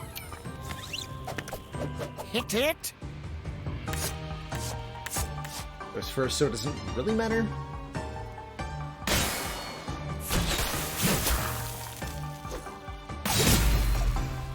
You made it look easy. Here's defensive stance. You're way too late, defensive stance. I will still take you. Splat it! To deal with the last couple of enemies. Yes! Ho-ho! It's literally that easy.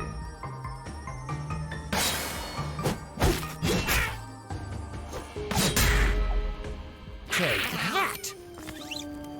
So the treant fight should be free with defensive stance.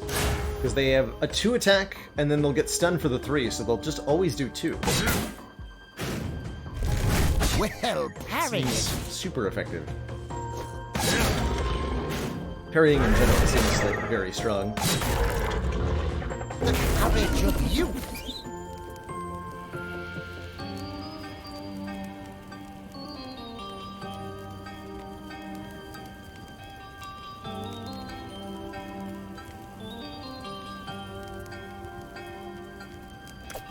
To arms!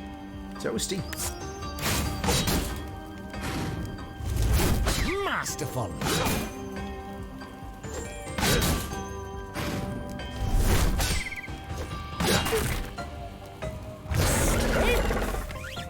Alright, we win this fight. Hit it!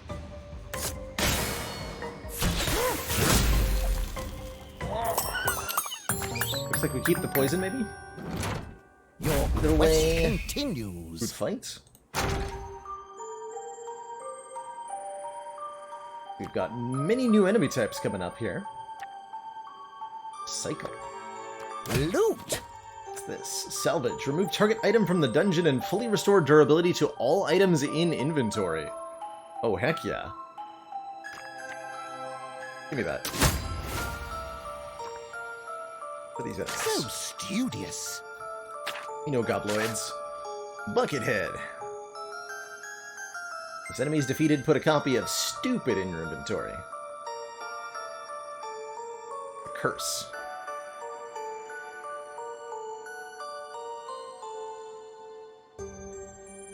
They have pretty basic attacks.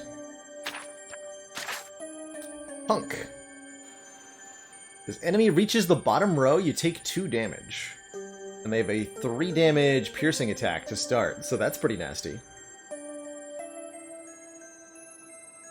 It's very nasty. Yes, yes, let me explain. Scallywag. Not Scallywag, Scallywag. Put a pirate lockbox into the deck. Draft a random item. I do 3, 4, 5. This looks interesting. Yeah, these guys. Vagabonds are mean assassin, 5 damage blitz. Yikes. Okay, some seriously nasty enemies here. Choose wisely. Increase max health by 6 is kind of huge. 2 damage if there are 6 or more enemies on the board. Add 3 town guard to the deck.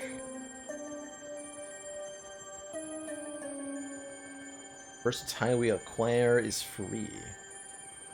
The 6 max health. Do peruse my wares. Lord's Helm. When you block with this item in combat, lose 1 gold. It has infinite uses, though? Oh, man. That seems powerful.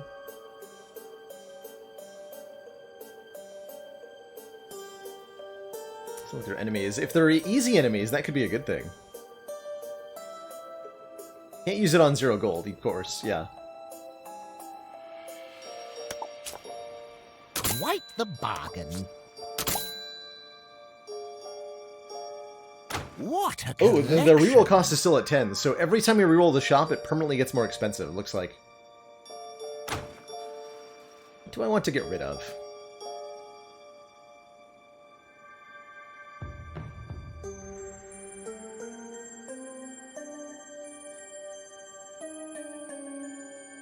Short swords are worse than the goat axes.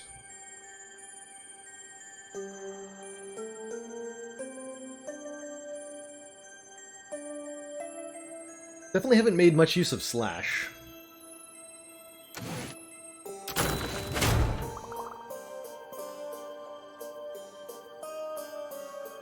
There's the Lion Guard for beat blocking big stuff.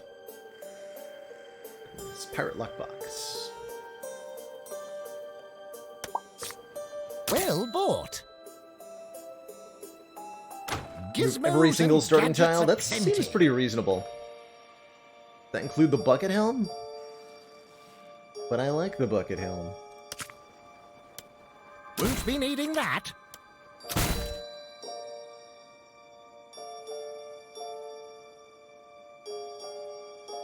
And that heal potion, yeah.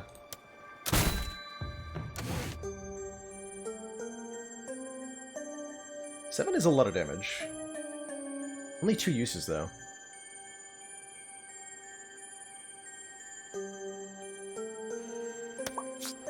I never did trust magic. Flask of Rehydration. Whenever you discard a tile, restore a durability to this item. Battle Song. Increase the damage of visible melee weapons on the board by 1. Acquire any 2 weapons to recharge it. The Dragon's Gold. Item.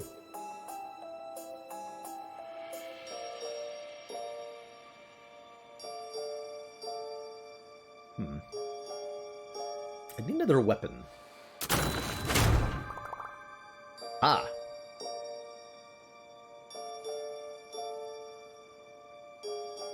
All armor and block from target enemy, add 1 durability plate armor to your inventory. Ooh.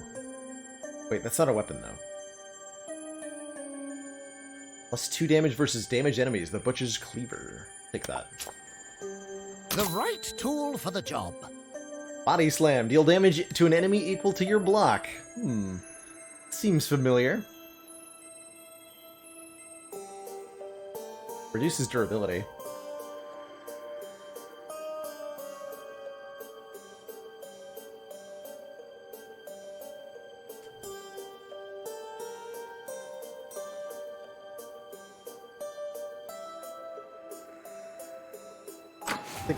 I think we'll it's exclamation point. Fortunate. Oh, we're at too many cards. We gotta remove one.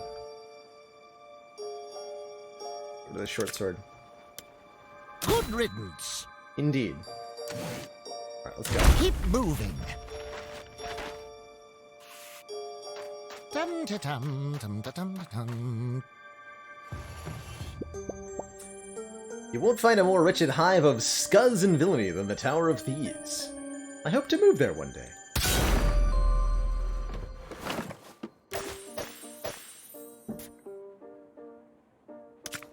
Oh yes. Ashola.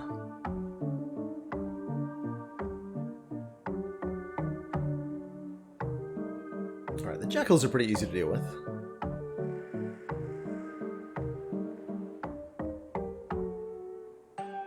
Right? Crush them. Oh. Yes, they are. Hurry. Basic armor gets there. Feeling good.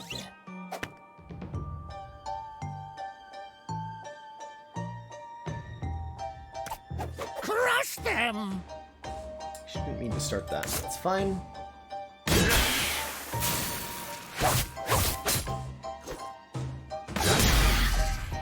Too easy.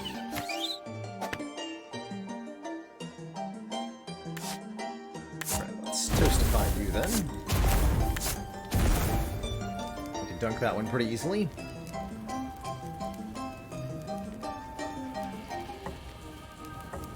So we got lots of money. The Lord's Helm will do a good work then. Aha! And there's our flex. Your power grows. Finders keepers. Strategize.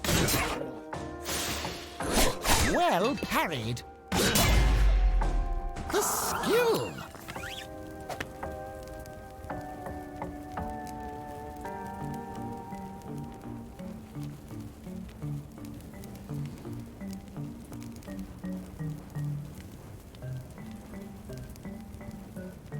That's right, we take 2 damage if they get to the bottom, though.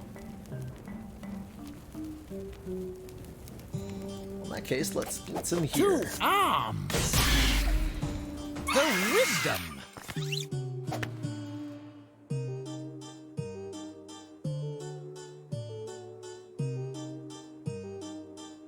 Or did I need to blitz? Could I use the sword, maybe? Won't matter that much.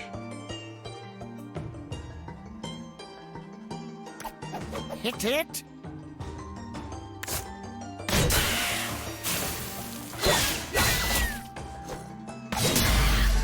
That poison plate was not as good as I thought it would be. Fortuitous. This also heals me too, right? Yeah, that's what I thought.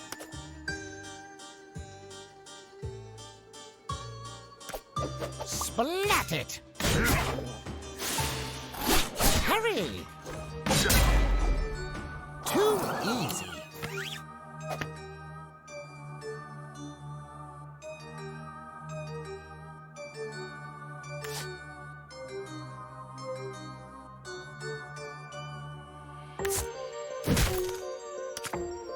That will be needed.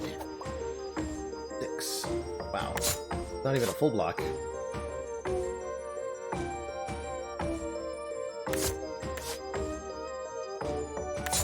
Pick the one here. That's... can't equip weapons.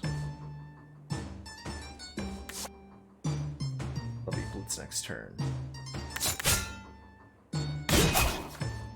Go for the parry then. Deflected.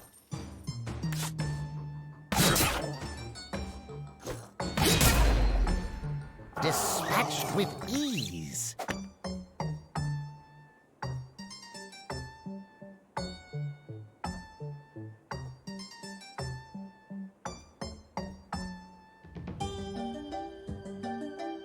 Once per battle.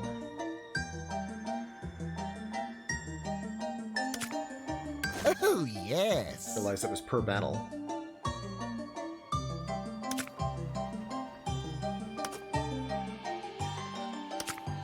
Won't be needing that.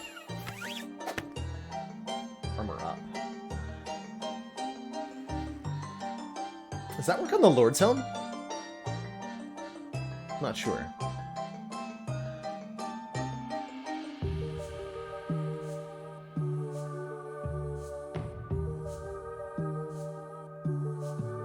So let's... Hit it.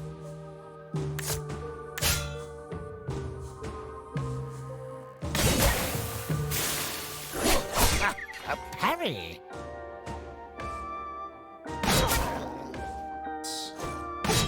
Okay, that works really well. Got him. Let's take out the other one doing the same. Strategize.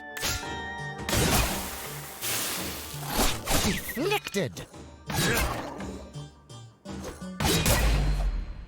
Too easy. Stuff.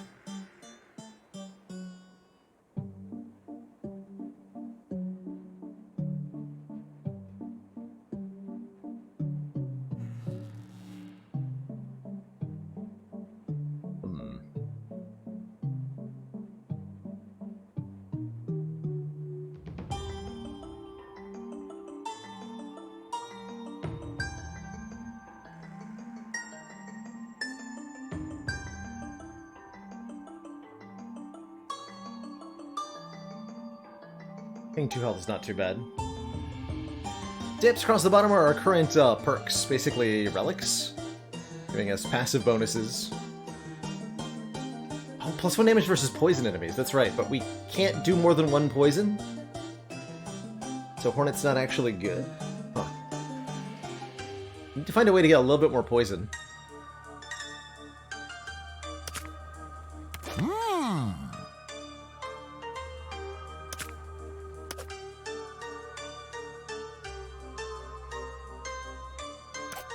Two arms.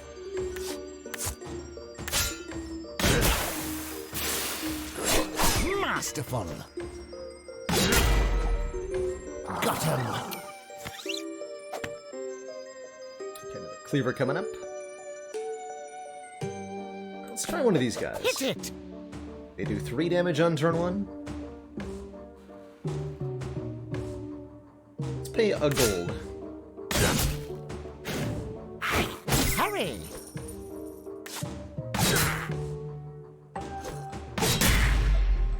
Take that.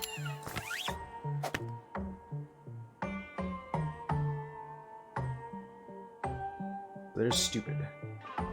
It's only abilities, not weapons necessarily.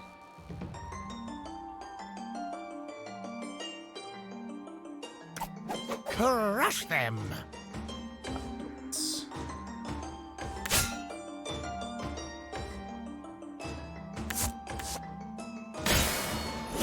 Well carried. Straight up kill it with the cleaver.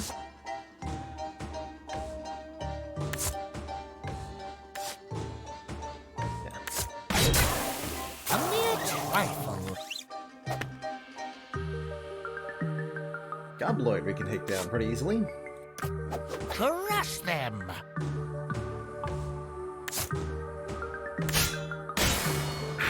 Hurry.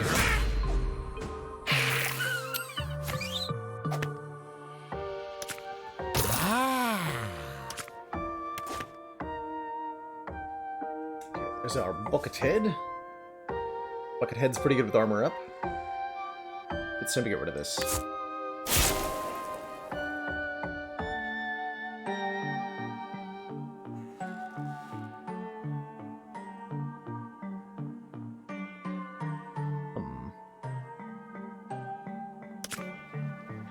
What luck!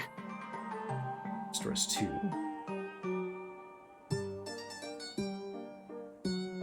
Our hand is kind of full a little bit.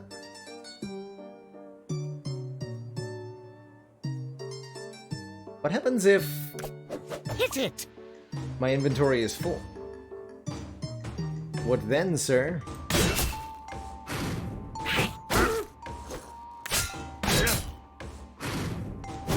Well parried. It reminds me of me. Don't know. I have to discard something. Fair enough. Fair enough. Alright, we'll lose the bucket helm then. Lesson learned the hard way. Totally valid.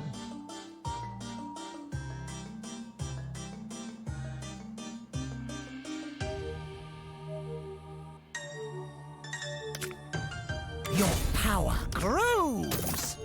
There's our defensive stance. Took you long enough. Fortuitous. Hit it.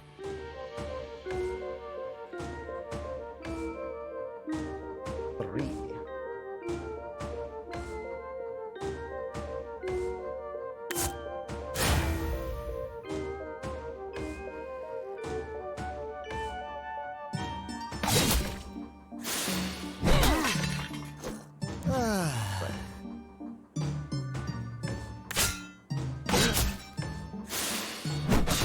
A parry.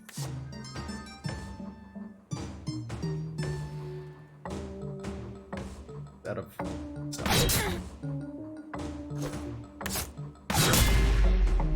Too easy. Stuff. Okay, so we can do basically the same thing to this one. Hit it.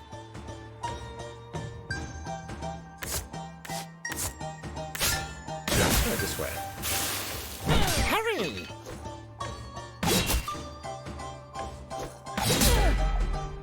Take that!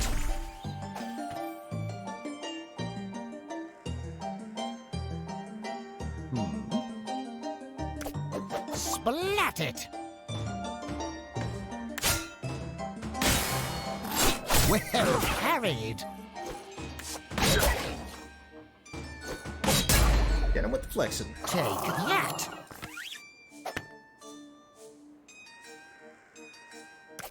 Crush them! So we'll take a little bit here. Get rid of the deck. Prepared if I was gonna do that. No reason not to. Also, yeah, whatever. It's fine.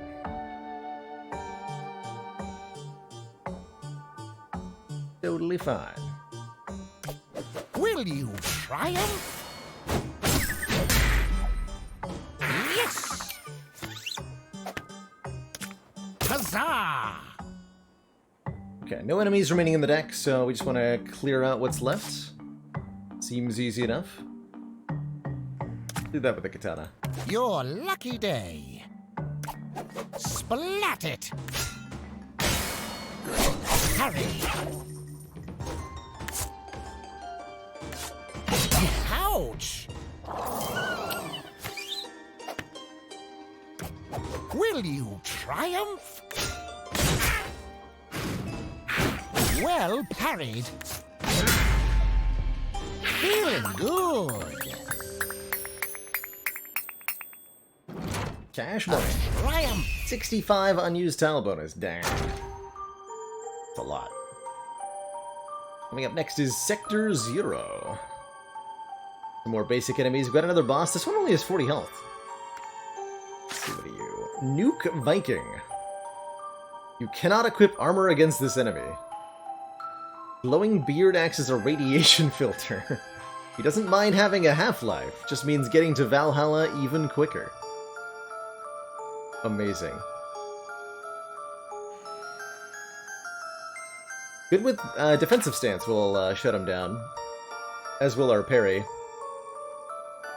he's only got 8 health, so that's doable. Yes. Mutant Let me Biker. explain. You won't like him when he's angry. Whenever this enemy takes damage, its damage increases by 1. Mutabikers worship the machine god, Mr. Darley Havenson, and pray that he will one day descend with his riders of the bike apocalypse. Mrs. Suzuki, Duke ATI, and the runt of the family, Vespa.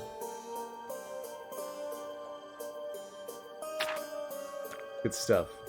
I've seen this before. Trash golems. Gain an additional $1 and shuffle 2 random items into the deck. When a globber absorbs a large enough pile of trash, it can evolve into a trash golem. Their only goal is to absorb more trash. They're happy to make you into trash, though. And they do tons of poison. Wow, that's a scary enemy. Wow.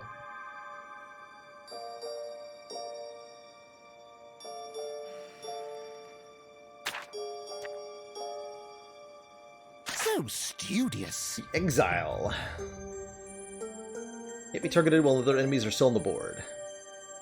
Cost to acquire tiles goes up by 1. Relatively basic attack pattern, though. Another enemy against whom defensive stance will be very good. What's inside? Execute. Destroy a target non-boss enemy that has been damaged. Ooh. Yeah, that'll work really well for us. Yeah, we want that. Choose wisely. $2 at the start of the dungeon is great. 3 random blessings. Card with a passive positive effect while on the board.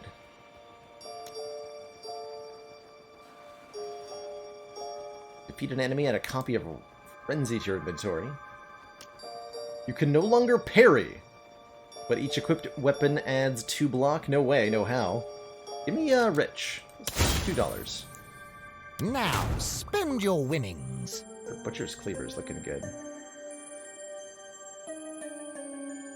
Remove all non-damage symbols from your opponent's action once per battle. Wow.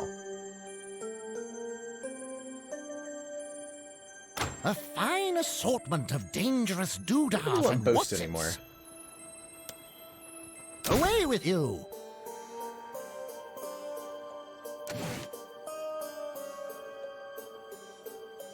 It's a once per battle effect though, so it's taking up valuable hand space.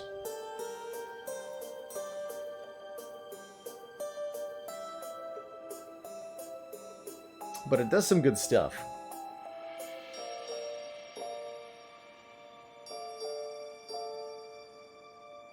Some good stuff.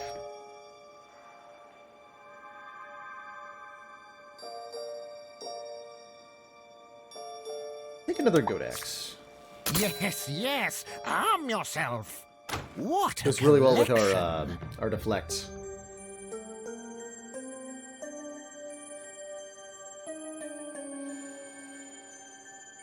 I think I'll use the tranquilizer rather than the hamstring.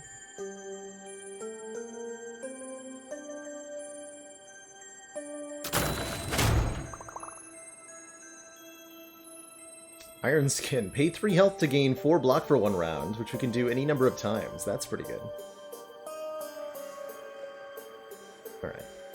We'll stop there. Where to? Let's see how this does.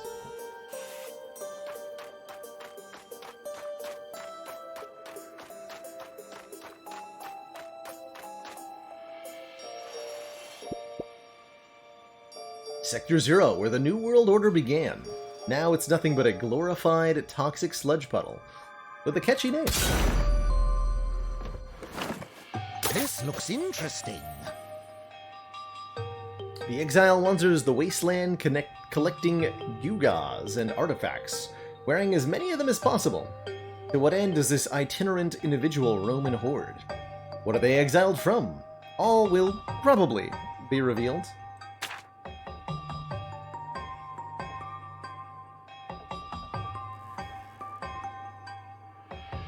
Alright, all of our good block is on the field already.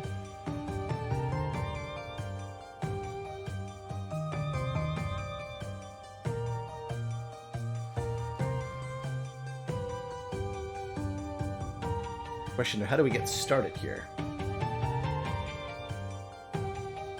We'll deal with the squawk. Crush them! So he blitzes every turn. So it's take 4 or use the chainmail. Hurry! The chainmail. Too easy.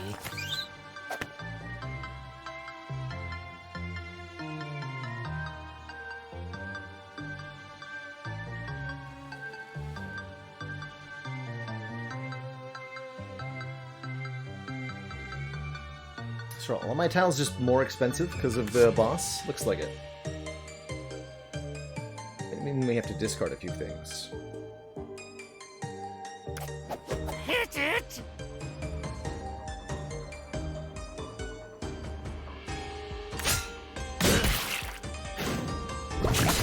A parry! Nice! Executes. Iron Guard would let me take out a mutant biker. We just take some damage to, because we're gonna heal when we pick up these armor items. Let's take out the Snot Wolves, just using our health.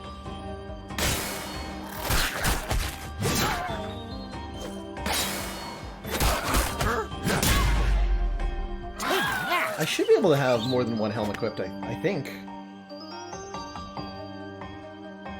I think so.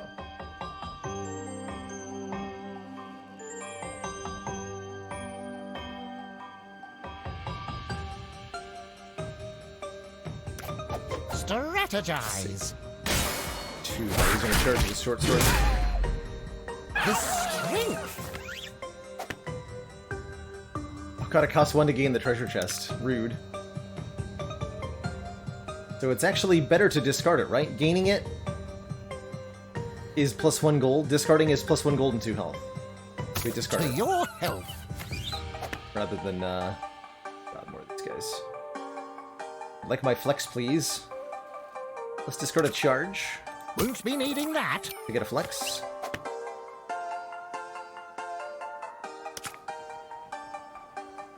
Your power grows. There's our trash golem. Friend.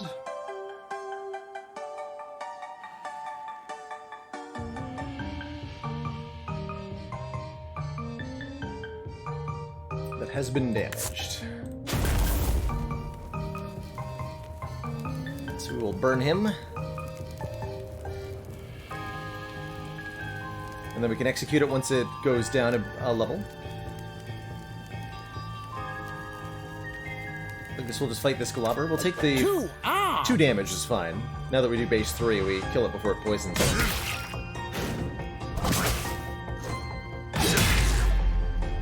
Got him. Fire that. Don't delay. And right away, the exile returns. Here's the boss. All of the wasteland is my home now, and so I roam. Do not interfere with my collection. Or else.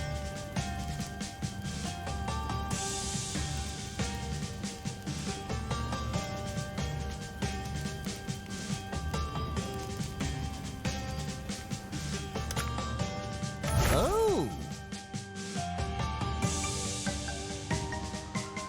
Restore durability of all items in inventory. Alright, let's take on a mutant biker. Be easy enough with the plate helm. Then I can get rid of the trash golem.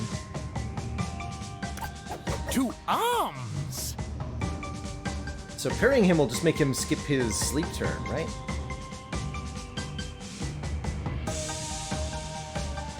In fact, I don't need to use my plate armor at all. Unfortunate. Masterful. So yeah, he's stunned for a turn he wouldn't be using anyway.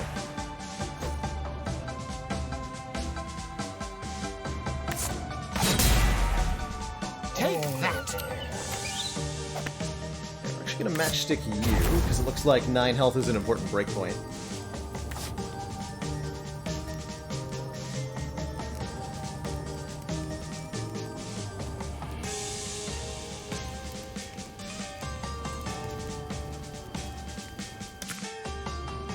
That will be needed.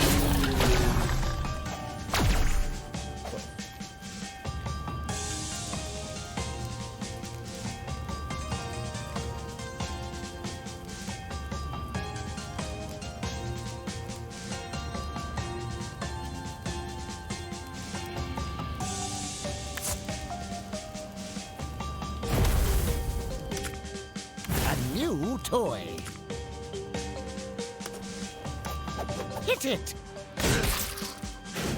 Just wanted to get rid of the matches. Is it done with them now?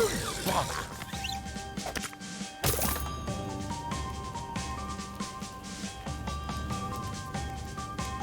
Pick up an item that we can restore some durability to. Take the Godax. What a find! There's our parry, perfect. Splat it!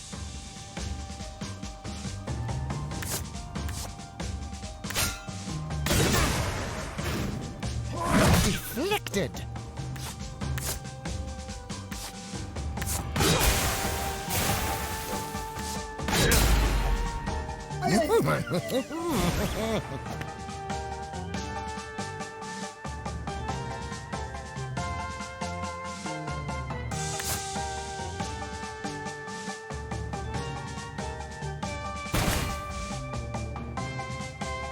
So these are all back.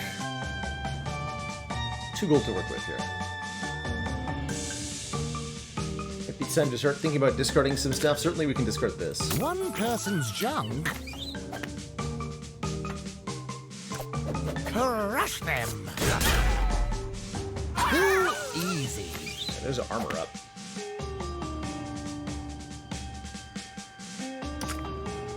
Fortuitous. 2 arms.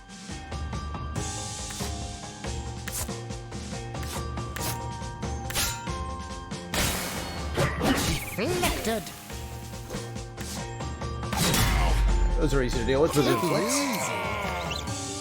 Got these weak minions. 2 arms. That must hurt. Merely a small fry. Splat it. Figure 2. Too easy. Strategize. Hurry.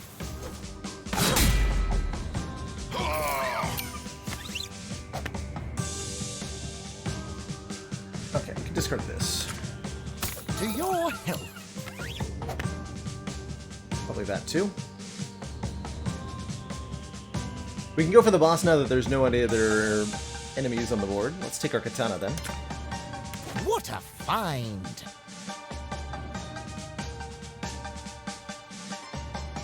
That should be good, right?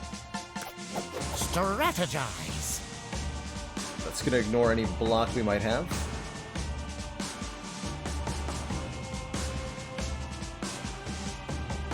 Means we want to parry the 3rd hit.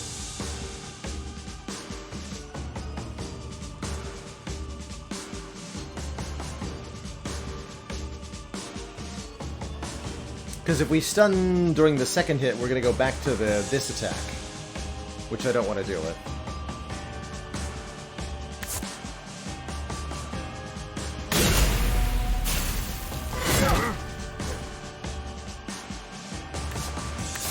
So we're going to deliberately take the hit here.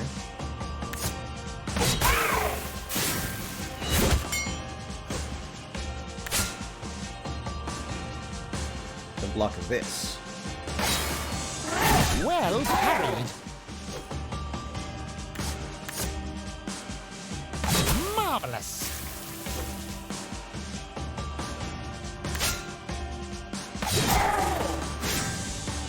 Hurry. Magical. Get katana. Cool.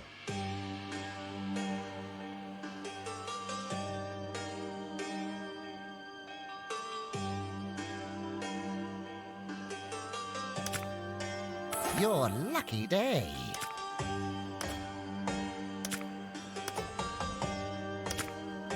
Invigorating, no? Aha! Hello 2 there. arms. And I can't use anything against this guy? That's right. His beard is too radioactive for me. Vanquished.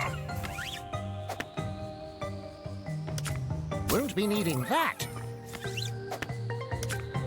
Ah, sweet relief.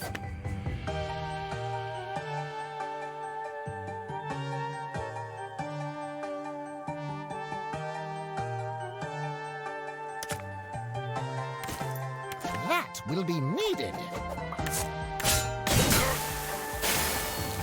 Well parried. There we go. A mere trifle. Oh, we got a trash golem we still have to deal with. Jeez. The big yikes. Stinky golem. I think we could beat it with what we have, though. Hit it.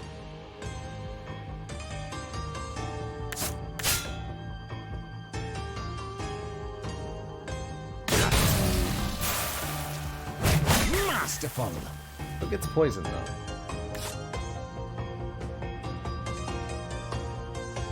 Actually, do we win this?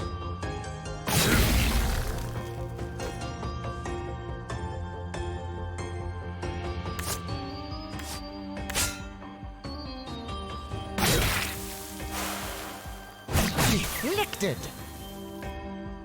Yes. Though barely. Skill. Huzzah! A triumph. victories! So 3 more trash golems in the next area. More robots. Being offered a crossbow? I've seen this before. And the Uberlich. It's copies of Megaton. Gotta pay 3 health to remove them from the board. If it reaches the bottom row, destroy it and take 5. Sweaty herald of the next Meteorfall and leader of the cult of the nut. The Uberlich's true goals are shrouded in mystery and miasma, but one thing is for certain. They'll crush anybody who stands in their way. And they have, like, Satan symbols on their attacks. Pretty nasty looking. Skeletons are very, very easy to kill. Cultists do a lot of damage, but hurt themselves. They're ready to drop some infernal beats on you and the mic. Worships the Uberlich, but pretends they're not that into him. Love it. Yes, The yes. Zealnut. Let me explain. Zealnuts are senior cultists, and are permitted to wear extra bling as proof of their station. Their chains are goldy looking, but are only 7 carat. They do 8 damage with their opening attack. We are familiar with the This robots. looks interesting. By defensive stance, these things are annoying. Okay. Choose wisely. Random abilities. Might want to take Valiant this time. When you have 2 or less health, gain stealth whenever you attack or take damage. Your next attack has Blitz and deals +2. Gain 2 additional health when discarding a tile, but max health reduced by 4. I'll take the Valiant, I think. Treasure time. I'll take the Valiant. 2 piercing damage to target enemy in the top or middle row.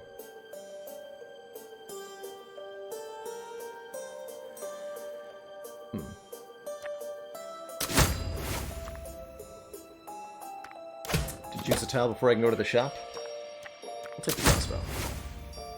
A moment's respite. Spiked shield. Gives us thorns too. I like the claymore. It's nice and hard. Good way to take out those... Actually, it wouldn't be, right? Because those guys have 14 health. Is that another copy of... No, it's defense... armor up. This should be the last battle, that's right. What a collection! That's right. So we should spend all of our crystals then. Let's give it a reroll. That body slam again. We'll definitely take another copy of Execute. A prudent purchase. And another golden chest.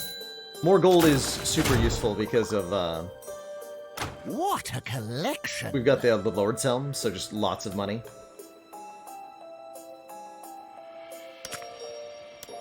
Good riddance.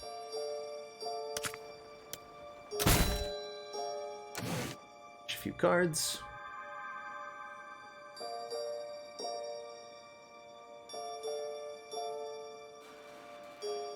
Yeah, Body Slam might work with the Lord Helm too, right? Take a Claymore. Your armory grows. Let's just max out at 15, looks like. A third Execute. My choice as I'll take well. it.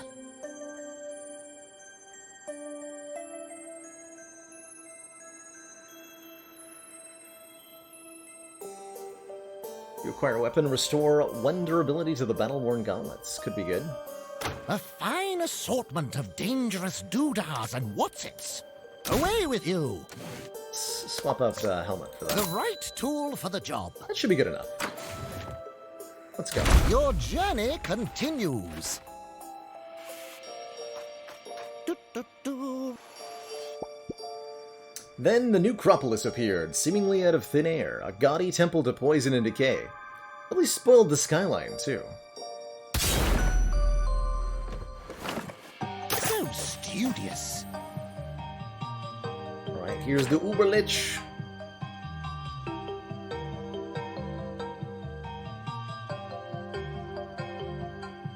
These do what, 4 damage? Oh ho!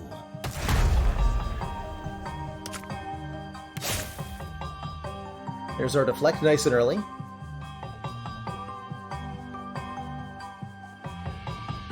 And one of our flexes coming in early, too.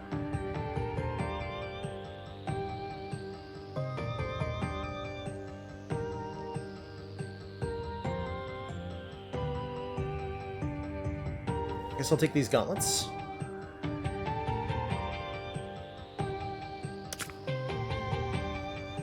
Fortuitous.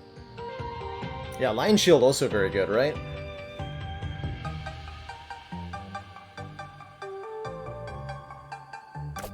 To arms!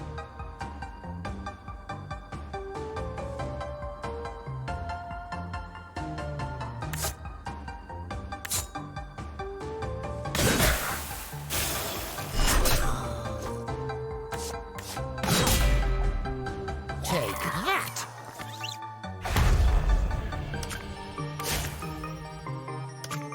Oh, yes. There's a Zeal Nut. Be worried about those.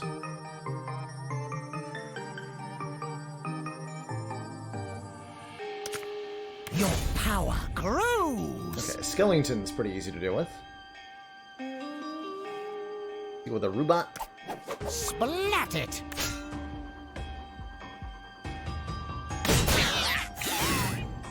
Hurry!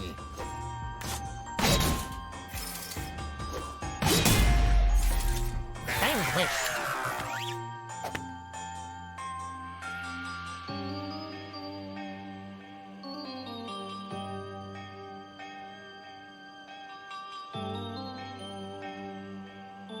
Okay, we should look to use up the chainmail so I can pick up something else. Crush them! We'll use it here. Hurry! Oh yeah, being overwhelmed, that's right. I want to be overwhelmed. Too easy. Truth, although it's going to be hard to do now.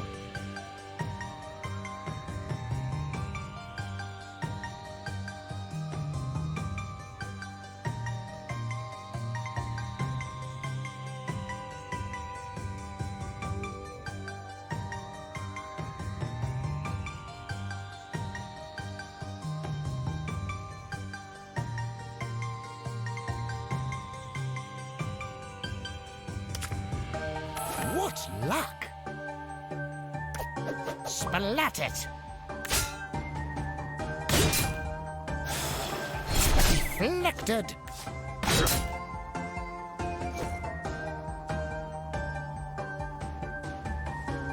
He's going to hit me first, right?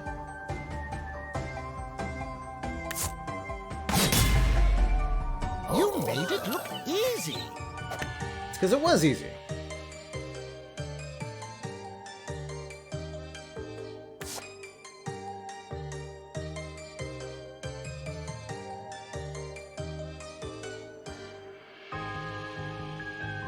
Alright, I should discard something on the board, probably.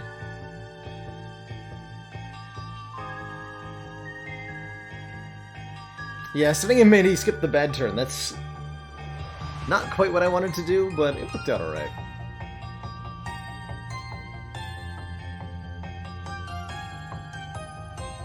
Alright, let's discard a Cleaver.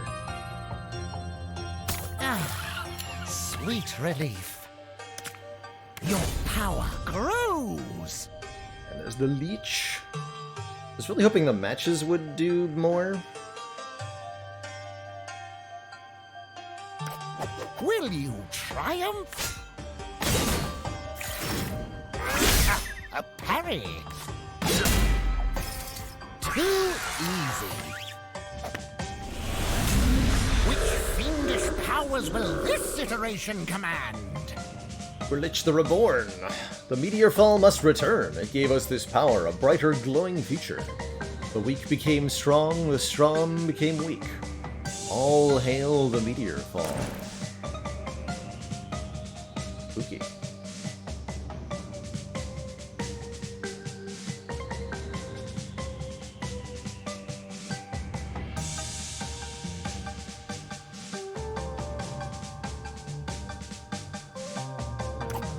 Hit it!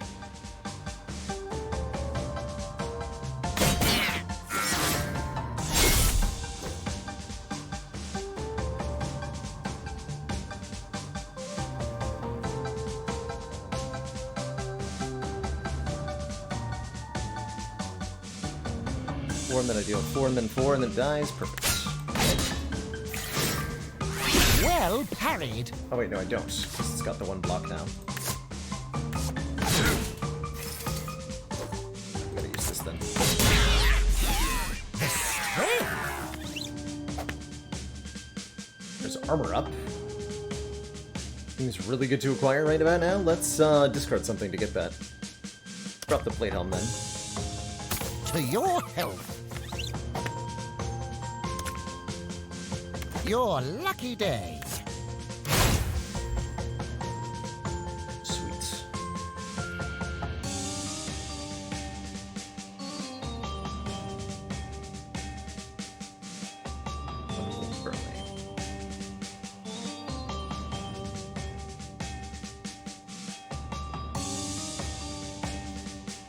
We may want to try to get ourselves into an overwhelmed state so we can fight the Uber Lich.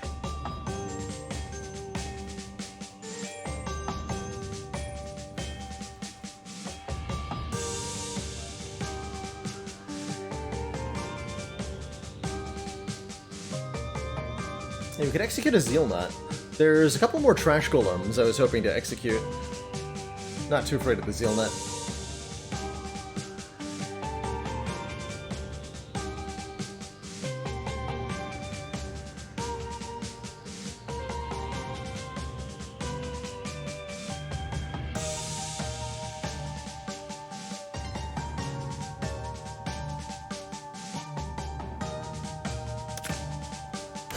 Finders keepers. Okay.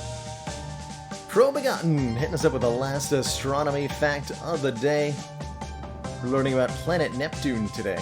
Did you know that sometimes Neptune is even further from the Sun than the dwarf planet Pluto is? Pluto's highly eccentric oval-shaped orbit brings it inside Neptune's orbit for a 20-year period every 248 Earth years. This switch, in which Pluto is closer to the Sun than Neptune, happened most recently from 1979 to 1999.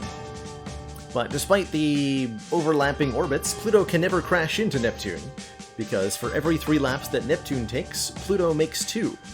This repeating pattern prevents close approaches of the two bodies, so there's always a lot of distance there. Alright, we gotta get rid of these matches. Screw it. They're all burned.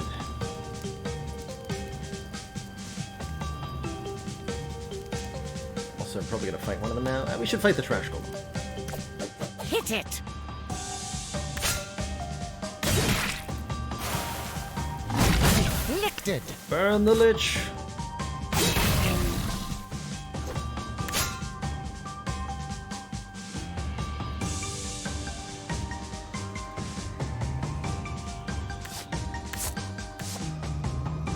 Two more hits.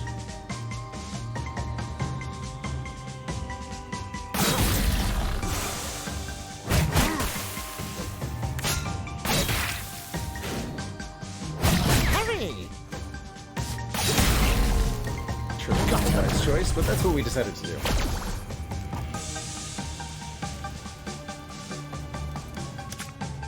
Finders keepers.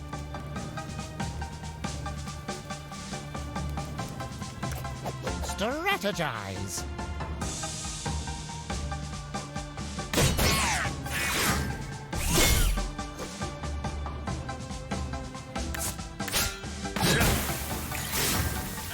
Hurry.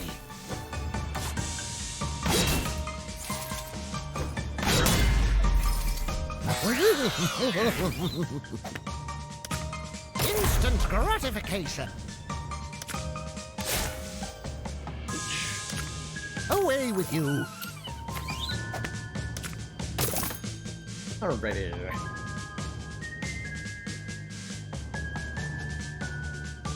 That question's been getting asked a lot, Nekohago. I haven't got a definitive answer as to whether or not that's true, but The similarity is pretty strong, isn't it?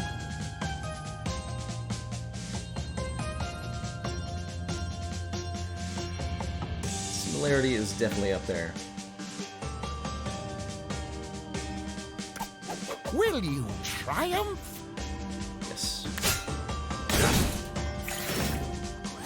Elected. Got him.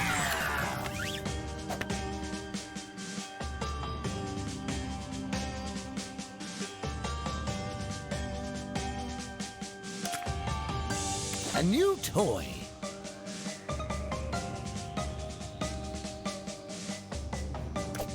Hit it. Masterful. Alright. Skeletons. Hit it. Destroys. Parry. A mere trifle. That will be needed. Your power grows. Reflexes. So we're up to 5 damage here, and we can discard some stuff to,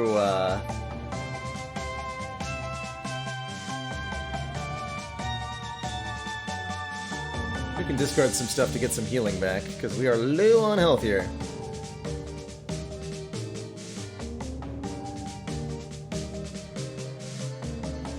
I don't think we're going to end up with that overwhelm bonus.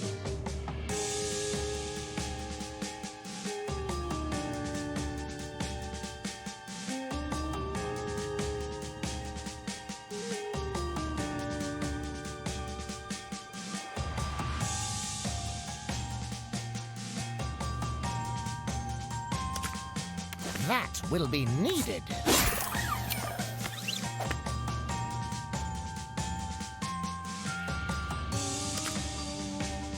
To your health.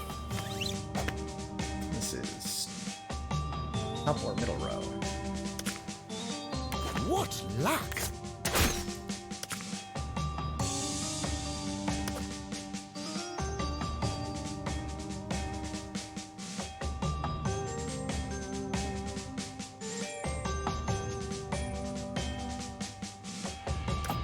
To arms!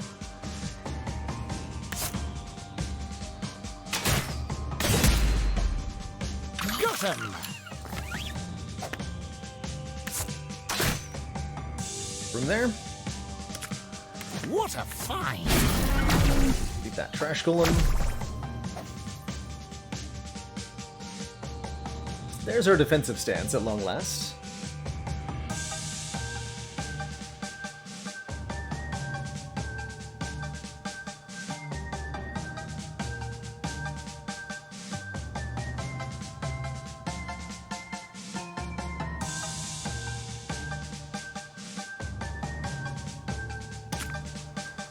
What a Tranquilizer find. and use it to clear some nerds out. Oh, we got a hamstring too. Splat it!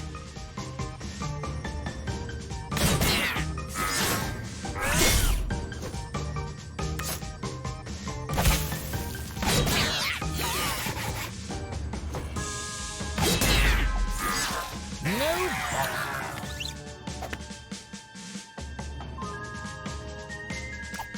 Hit it! Same story.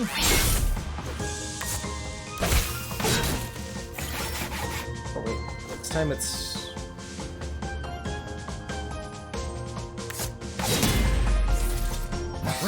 Oh, that's right, I shot that one, the other one with the crossbow. Wondering why that was different. Away with you! I understand. To your health! We might not actually have to deal with that megaton. Let's avoid having to deal with it for now. Hit it! Got him! Oh, the poison got him, nice. That's true, we can use items and then run away from the Lich. It's probably relatively wise, rather than going for one big showdown.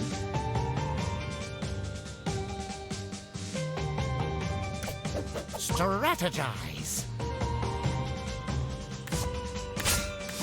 Disappointing.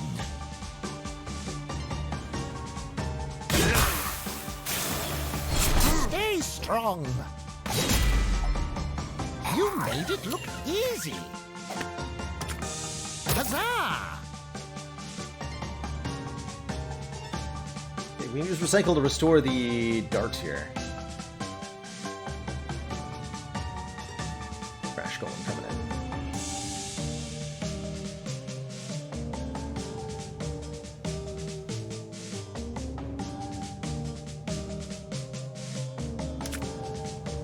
A new toy. It's a problem though. No, can't recycle the Megaton. Unfortunately. Crush them. Hurry.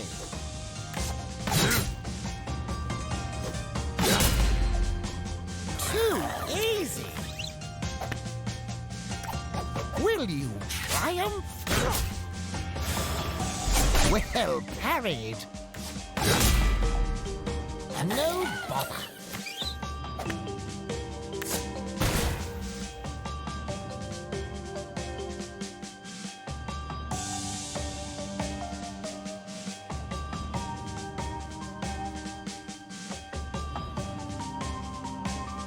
Katana? Yeah.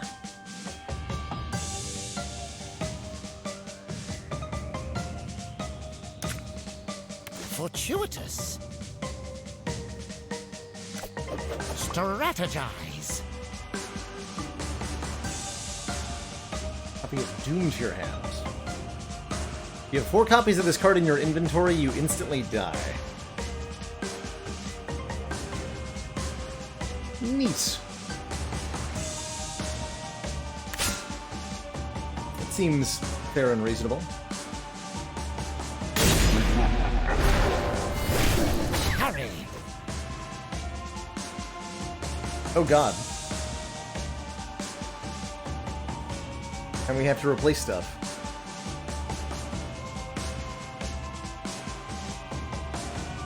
Well, that's not good.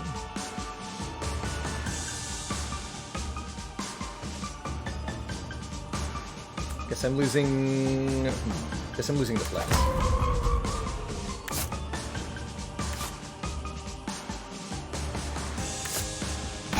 Magical.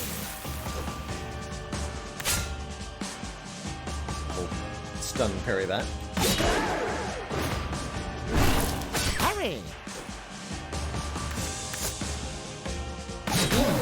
Impressive.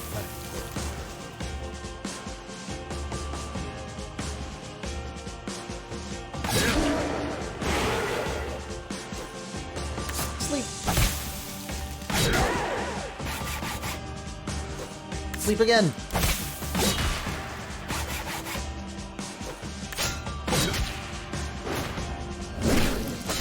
A parry.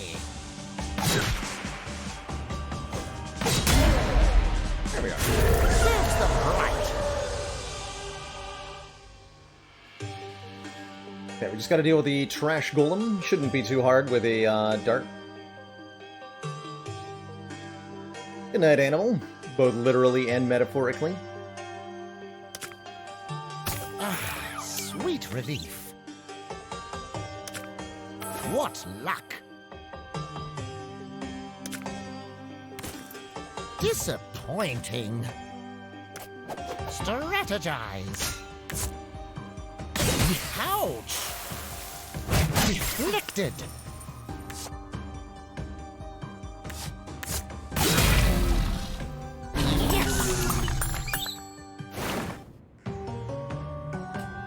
And that concludes our tale of how Bruno vanquished the Uberlich.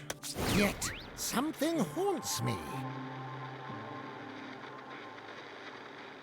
With the ghost of a Something lich? the Uberlich uttered with his dying breaths. Fools! You can defeat me, but there must always be an Oh no, we have to fight the Uber blah blah blah next time. Terrifying.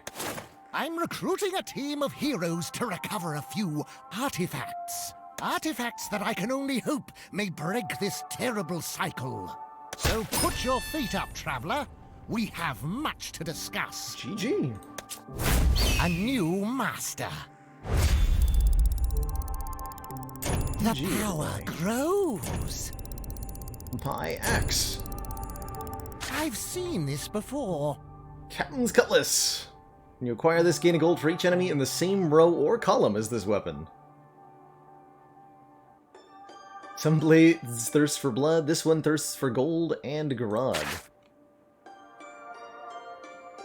Barbarians spend the majority of their time flexing in front of mirrors and admiring their gains. Yes. This thing costs 16.